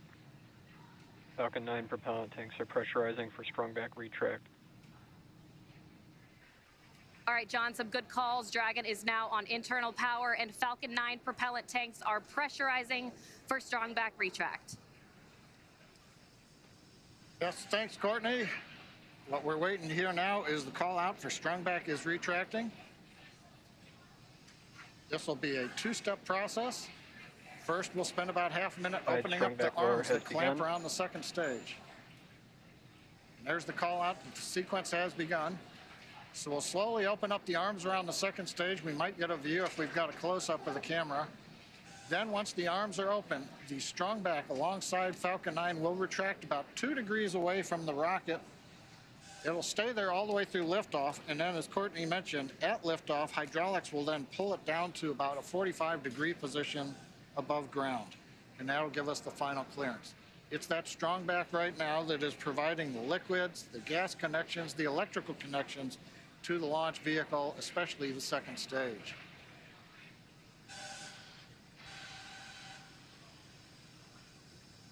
We're hearing some of the venting of the vehicle as we are pressurizing and depressurizing at various steps. As we get ready, you'll see a burst of depressurization there on the second stage.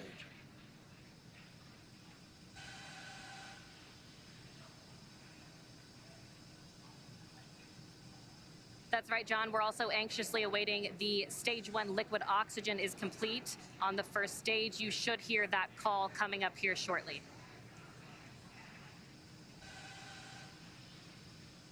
Stage 1 LOX load complete.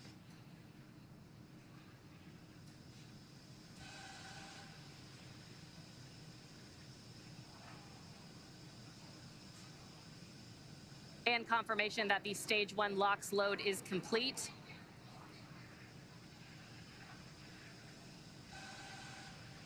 Now, right now, LOX is going to continue loading on second stage. That'll wrap up at T-minus 2 minutes. Dragon's gone internal power. Now, again, at T-minus 2 minutes, we'll finish liquid oxygen loading. And then a typical event, we will drain the propellant lines that go along the strong back, and we'll typically get a large cloud of condensation at about 90 seconds before launch as we see the propellants come back down off of the strong back to prepare for liftoff.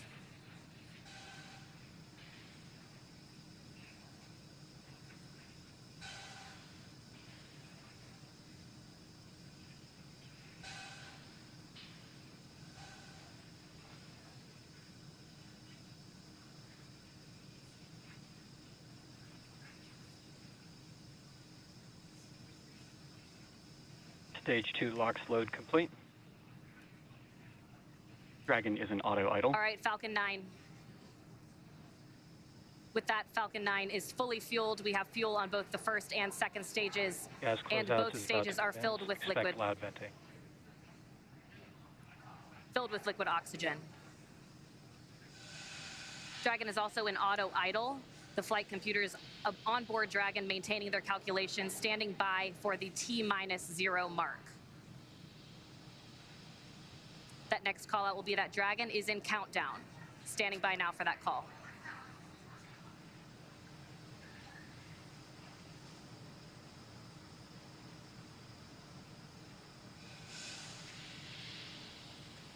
FTS is armed, Falcon 9 is in startup, and is now controlling.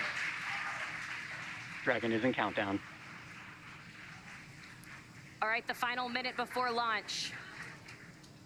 Just 47 seconds to go. Everything is Dragon, ready for an SpaceX, on-time launch today. Go for launch. Endurance copies, go for launch. Ground teams are ready, and Crew-3 is ready for liftoff, heading for that instantaneous launch window.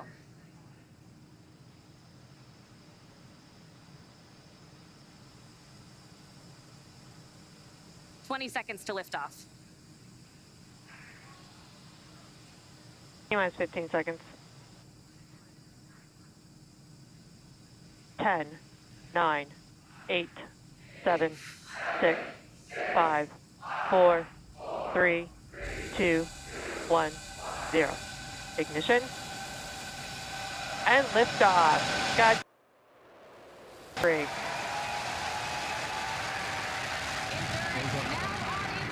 Copy, 1 Alpha. Laboratory in orbit, the International Space Station.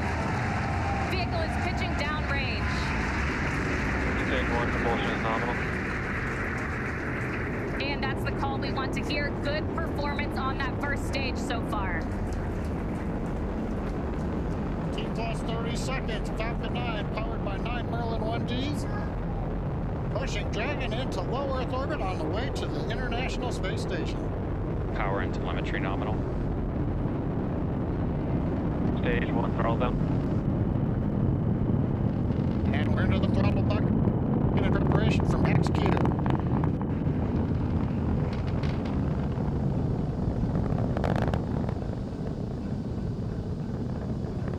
Getting ready to throttle the engines back up.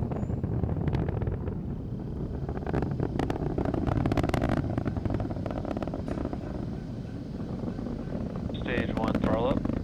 Execute.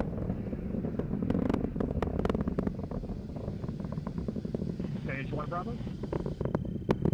Copy, 1 Bravo. That 1 Bravo call is for the second stage abort mode on the first stage. That is going to take them through the first stage, burning just before the second stage activates off the coast of North Carolina. That next milestone coming up shortly will be MVAC chill underway.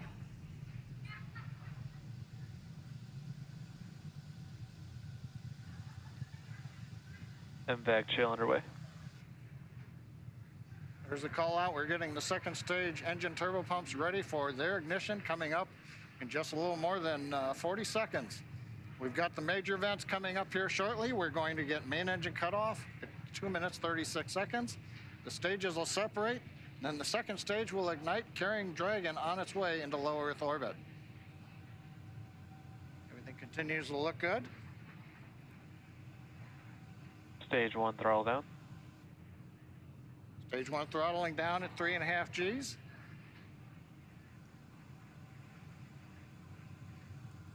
Getting ready for MECO.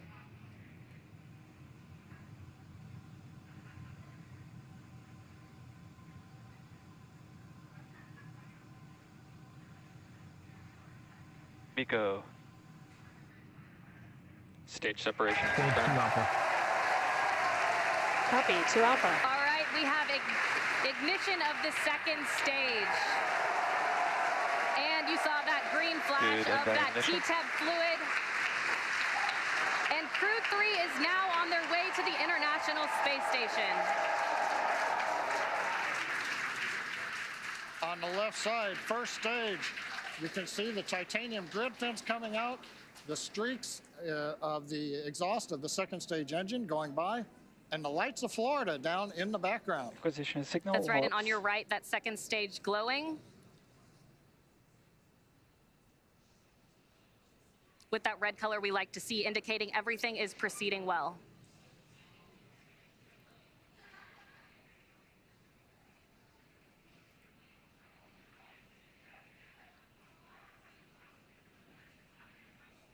Now 3 minutes and 40 seconds into flight, everything's still on track.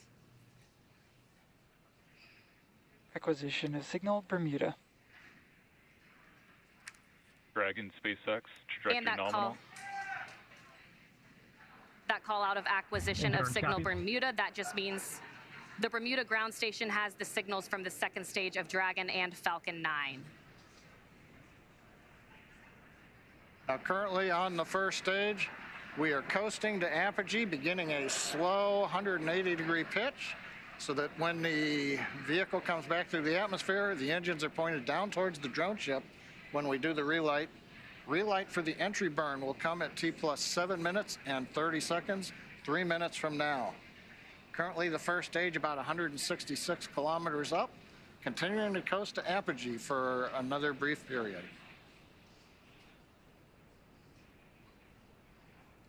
Meanwhile, that second stage still propelling the Crew-3 astronauts up the eastern seaboard, and it will continue to fire. That's about a 6-minute burn to deliver the astronauts into orbit.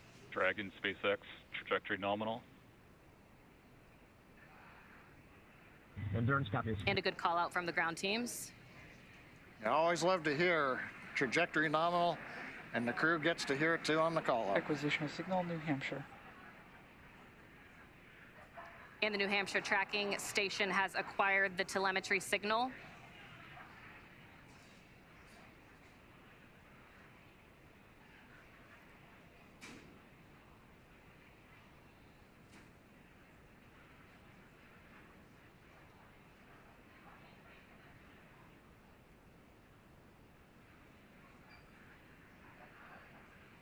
Five minutes and 30 seconds into flight today, everything is still proceeding nominal. And Courtney, right now on the second stage, it's such a large amount of propellant. It takes a while for second stage to really accelerate. The crew right now, it looks like they're pulling about. Trajectory nominal. Looks like we're pulling about 1.5 Gs. Yeah, right on cue, those check-ins on the second stage performance. Everything is still looking good on that second stage. The next milestone on the second stage will be SECO. And we're getting our views now from inside of Endurance, our first views of the crew on their way to the International Space Station.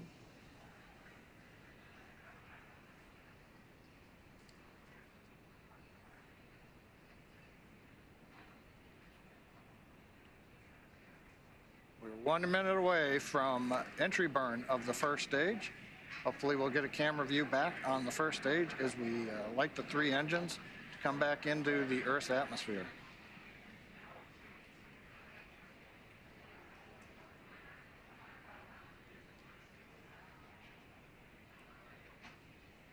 Dragon, SpaceX, trajectory nominal. Endurance copies. Another good check-in with the crew, confirming everything is still looking good so far on both ends.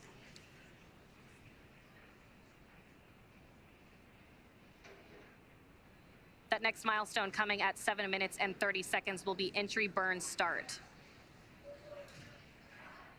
Currently waiting for the call out from the SpaceX propulsion responsible engineer that the 3 Merlin 1D engines have lit to begin slowing down the first stage prior to entering the Earth's atmosphere. Stage 2 FTS is safe. Stage 1 entry burn is in startup.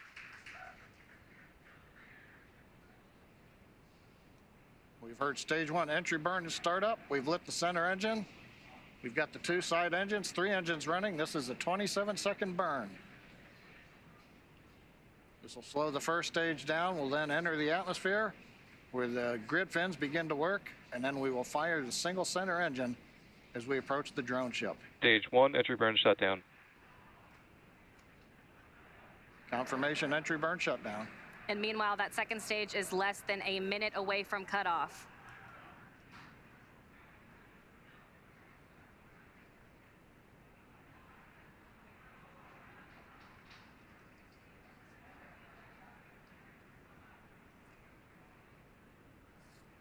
Stage 2 in terminal guidance.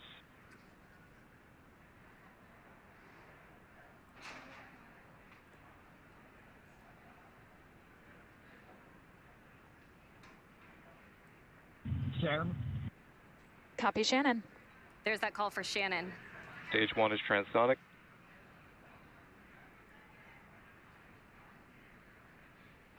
Stage 1 decelerating as we prepare for entry burn, but our attention is right now looking at stage 2 as we get ready for shutdown.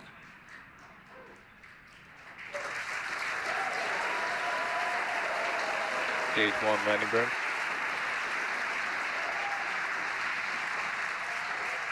Dragon, SpaceX, nominal orbit insertion. And the second stage has done its job. Our Crew-3 astronauts have been delivered into orbit. Stage 1, landing leg deploy. Landing leg deploy. Endurance copies. We feel SECO and SILE confirms we are in space. Dragon, SpaceX, launch escape system is disarmed.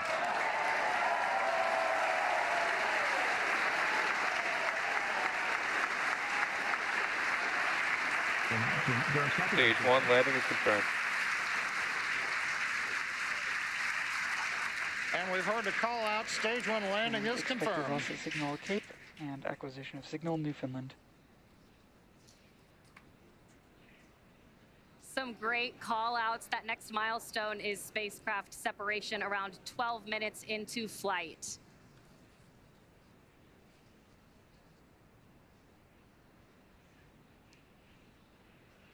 Getting a view now of the Crew-3 astronauts from a camera aboard Dragon.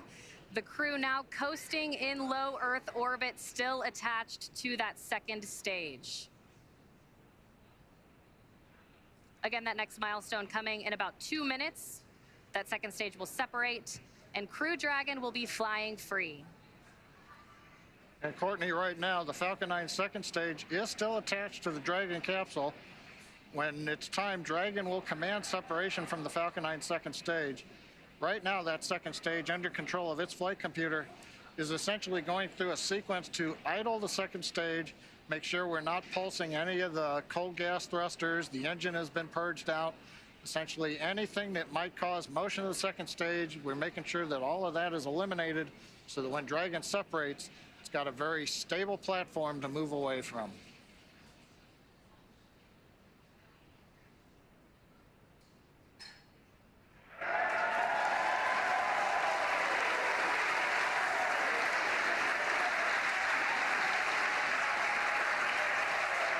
I believe the cheering in the background, they're getting video back of Falcon 9 first stage on drone ship as we get ready for Dragon separation.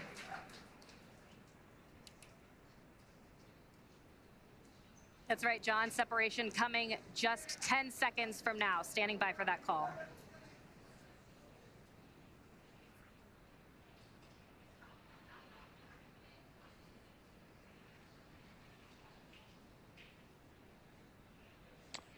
Expected loss of signal, Wallops.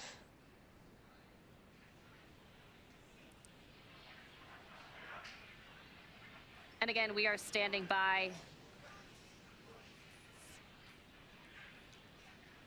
There we go. Dragon separation confirmed. Endurance copy, CSA. Dragon, CE, welcome to orbit.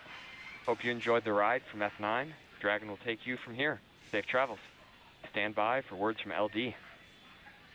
And Endurance, LD here. On behalf of the SpaceX launch and recovery teams, it was a pleasure to be part of this mission with you. Enjoy your holidays amongst the stars. We'll be waving as you fly by. Cheers. Wow. Incredible views of the crew now in orbit on their way to the International Space Station. It was a great ride, better than we imagined.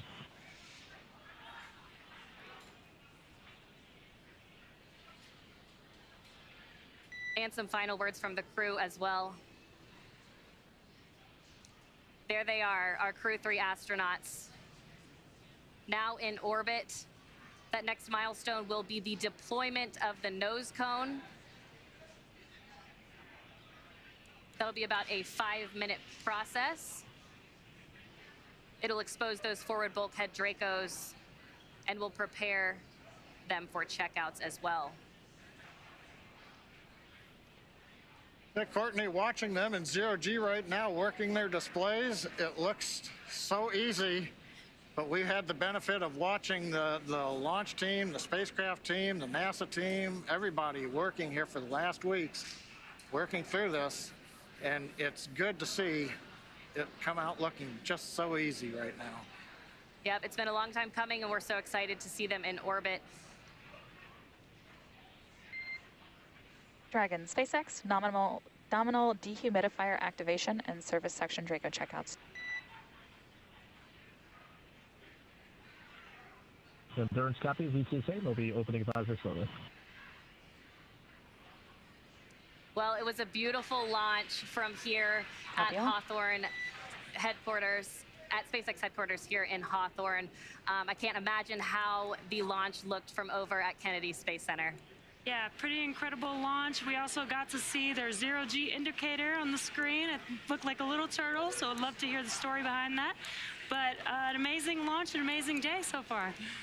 Yeah, that's right. And with that, we'll go ahead and send it back to Kennedy Space Center. Daryl, how was the launch from your end? Well, it was simply stunning. Thanks. We're back here at the Kennedy Space Center with Shannon Walker, Crew-1 astronaut, Michelin specialist from that mission. Wow. Wow is right. I mean, it was amazing. It's always so impressive to see a launch live, and what always strikes me is you get to see it and then you hear the sound after it's gone for a few seconds. It's truly amazing. The delay in the sound coming to us, but we're seeing the sights. And when it lifted off, there was that low cloud deck. Yes. So it like lit up the clouds, it lit up the ground. It was one of the most impressive launches I have seen. And that rumble was probably one of the loudest I've heard. I don't know how to explain that. I don't either. I mean, it seemed louder to me than most launches, and it was really rattling this whole setup where we are here. Just a boom, and then we saw the 0G indicator. Yep. A turtle. A turtle, of course, because there's turtles on board. 2 turtles on board, and of course they had to convince the other 2 astronauts to let them do turtle, right? Right. And apparently they did. I don't know who won that arm wrestle, but I guess it was the turtles. It was the turtles. All right, we're joined now by Frank Davina, ESA's program manager for the International Space Station. Thank you very much for joining us, and congratulations. Yeah, good evening. Yes, indeed, beautiful launch. We have our second astronaut flying on Crew Dragon after Thomas that just returned last night. That was in Cologne, welcoming him in Cologne after his space mission, and now I'm here to see off Matthias. It's great times for the European Space Agency. What a turnaround that must have been to be in Cologne, there with Thomas, coming back, and literally just days later, seeing off one of your ESA astronauts, Mаттhias Maurerom. Yeah, it's a great time for us because we have 2 astronauts back to back, and we will also have Samantha Cristoforetti that will fly in April next year. So for the first time, we will have for 1.5 years permanently ESA astronauts on board of the space station. So it also shows that ESA is really stepping up to the game. We are more and more engaged in the ISS, but also in the lunar program with our NASA colleagues in the Gateway. We will have 3 astronauts flying to the Gateway before the end of this decade. We are doing a new astronaut selection, so exploration is really also taking off in Europe. And how did you enjoy the launch? Were you watching from the 5th floor of the Operations Support Building? No, I was actually in the LCC. Oh, and, wow. So I was able to go outside and go on the staircase on the outside on the 5th floor there or something like that. It's really amazing. Like you said, you see the light and then the sound, and you're really on the stairs there. You feel everything rumbling. So it's a really amazing launch. Now, you 2 are familiar with each other, Shannon Walker and Frank Davina. Yeah. Yep. Explain that. Well, we have a common job, and so American astronauts work with these astronauts, and so we actually go way back. Yeah, we go way back because we were together in training actually. When I was doing my mission in 2009, Shannon was also in training on Soyuz. So indeed, we go way back, and we have worked a lot together. So tell me, did you get a chance to talk with Matthias before, in the days leading up to launch? Yes, I talked a couple of times with him, not as much as I would have wanted because again the launch was a little bit delayed and I had to be back in Europe welcoming Thomas, but I think he's very motivated. Of course, it's his first flight. It's always like this. Of course, also a little bit curious what's going to happen because it's different. A second flight and a first flight is totally different. At least for me it was, because you go into the unknown, and it's always a little bit scary to go into the unknown. You know that the people expect a lot of you. Matthias has a whole science program, not only an ESA science program, but also for the benefit of NASA, JAXA, and of course every astronaut wants to perform to the best of his abilities, and of course that also brings these thoughts with him. But I told him that he was excellent in training, and I'm sure that he will do a great mission as well. ESA Program Manager for the International Space Station, Frank Davina. Thanks for joining us in the post-launch interview. We really appreciate it, and congratulations. Thank you very much. All right, let's send it over to Marie Lewis at the Operations and Support Building with another guest. Thank you, Daryl. I am here with NASA Associate Administrator Bob Cabana. This is your first crew launch officially as Associate Administrator. How was the launch tonight for you? Oh, it was fantastic, Marie. What a beautiful evening for a launch. You know, it's like I tell folks, don't take pictures, experience it. And it was another great experience seeing those 4 guys take off into space on top of that Falcon 9 on that Dragon. How amazing. What a great partnership we have with SpaceX to enable that. I couldn't be more proud of our team in what we've accomplished. And we now officially have more than 600 people who have been to space. Matthias was number 600, Kayla Barron is number 601.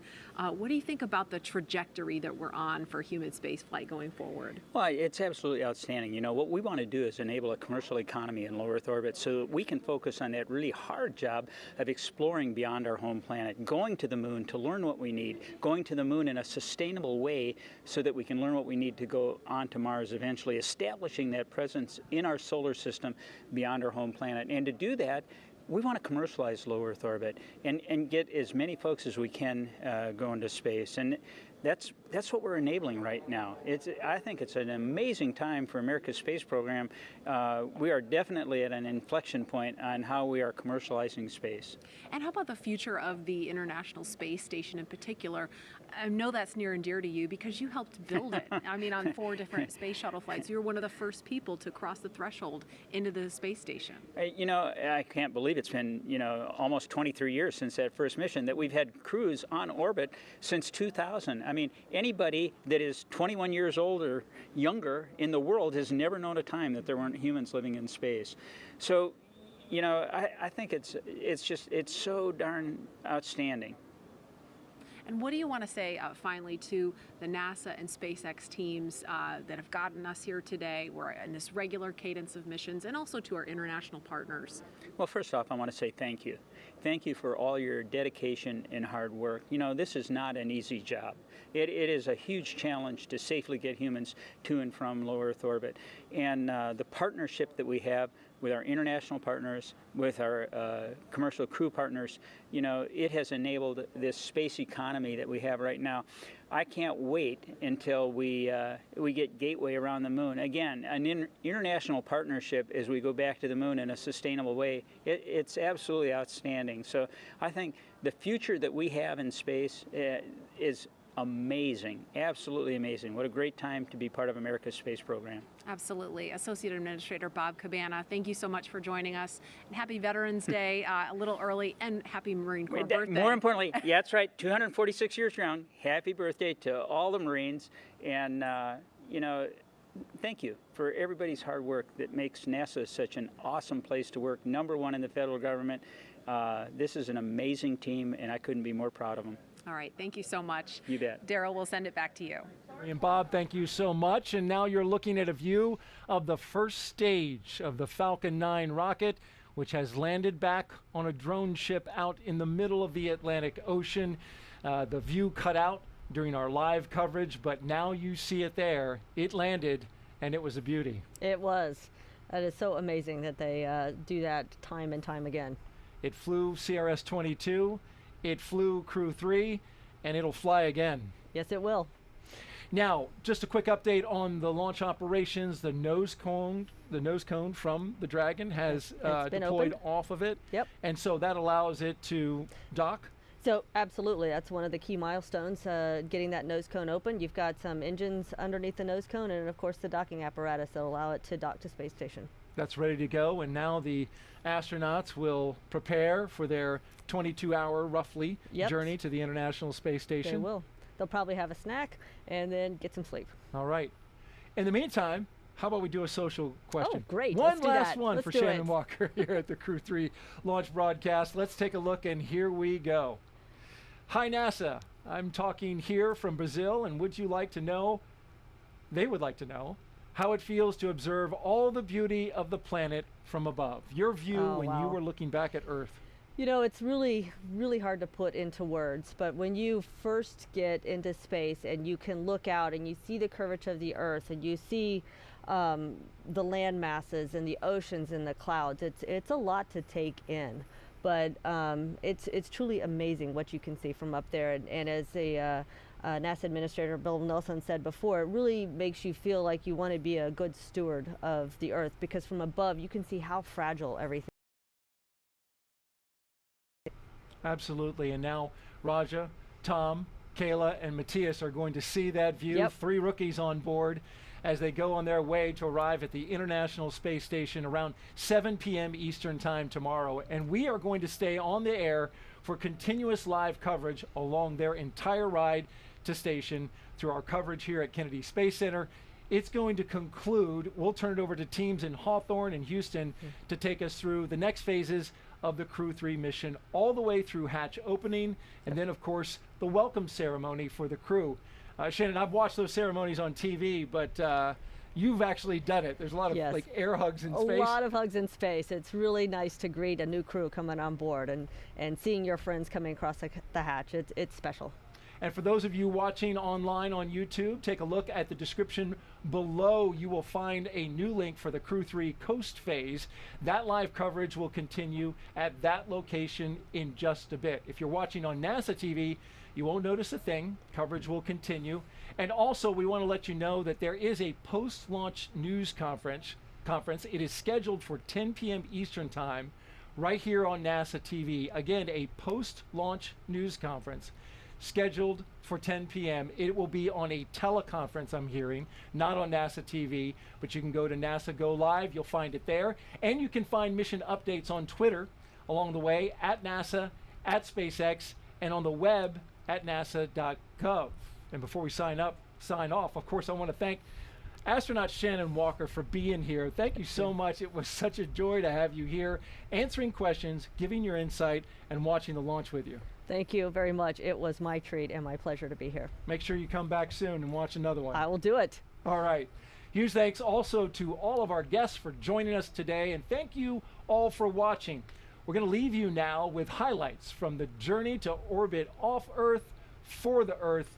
I'm Daryl Nail for Shannon Walker. Good night, everyone, and keep looking up. And there's a wide shot of the room with the 4 Crew-3 astronauts. We have Commander Raджа Чарі, pilot Tomas Marshburn, mission specialist Kayla Barrón, Mаттіасом Maurerом.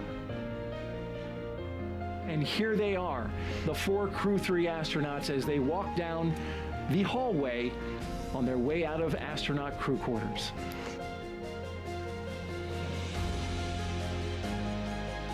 And here they are, indeed, the Crew-3 astronauts taking their first steps outside before their journey to space. All stations. Crew have locked out and ready for missions.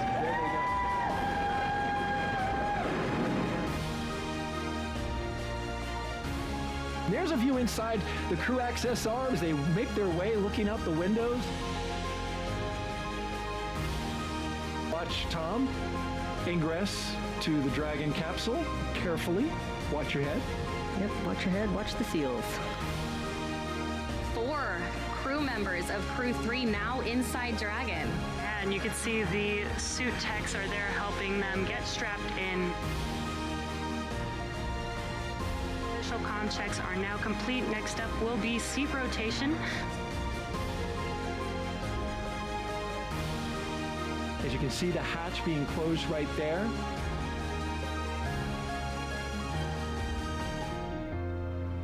And there is the retraction. 3, 2, 1, 0. Ignition and liftoff.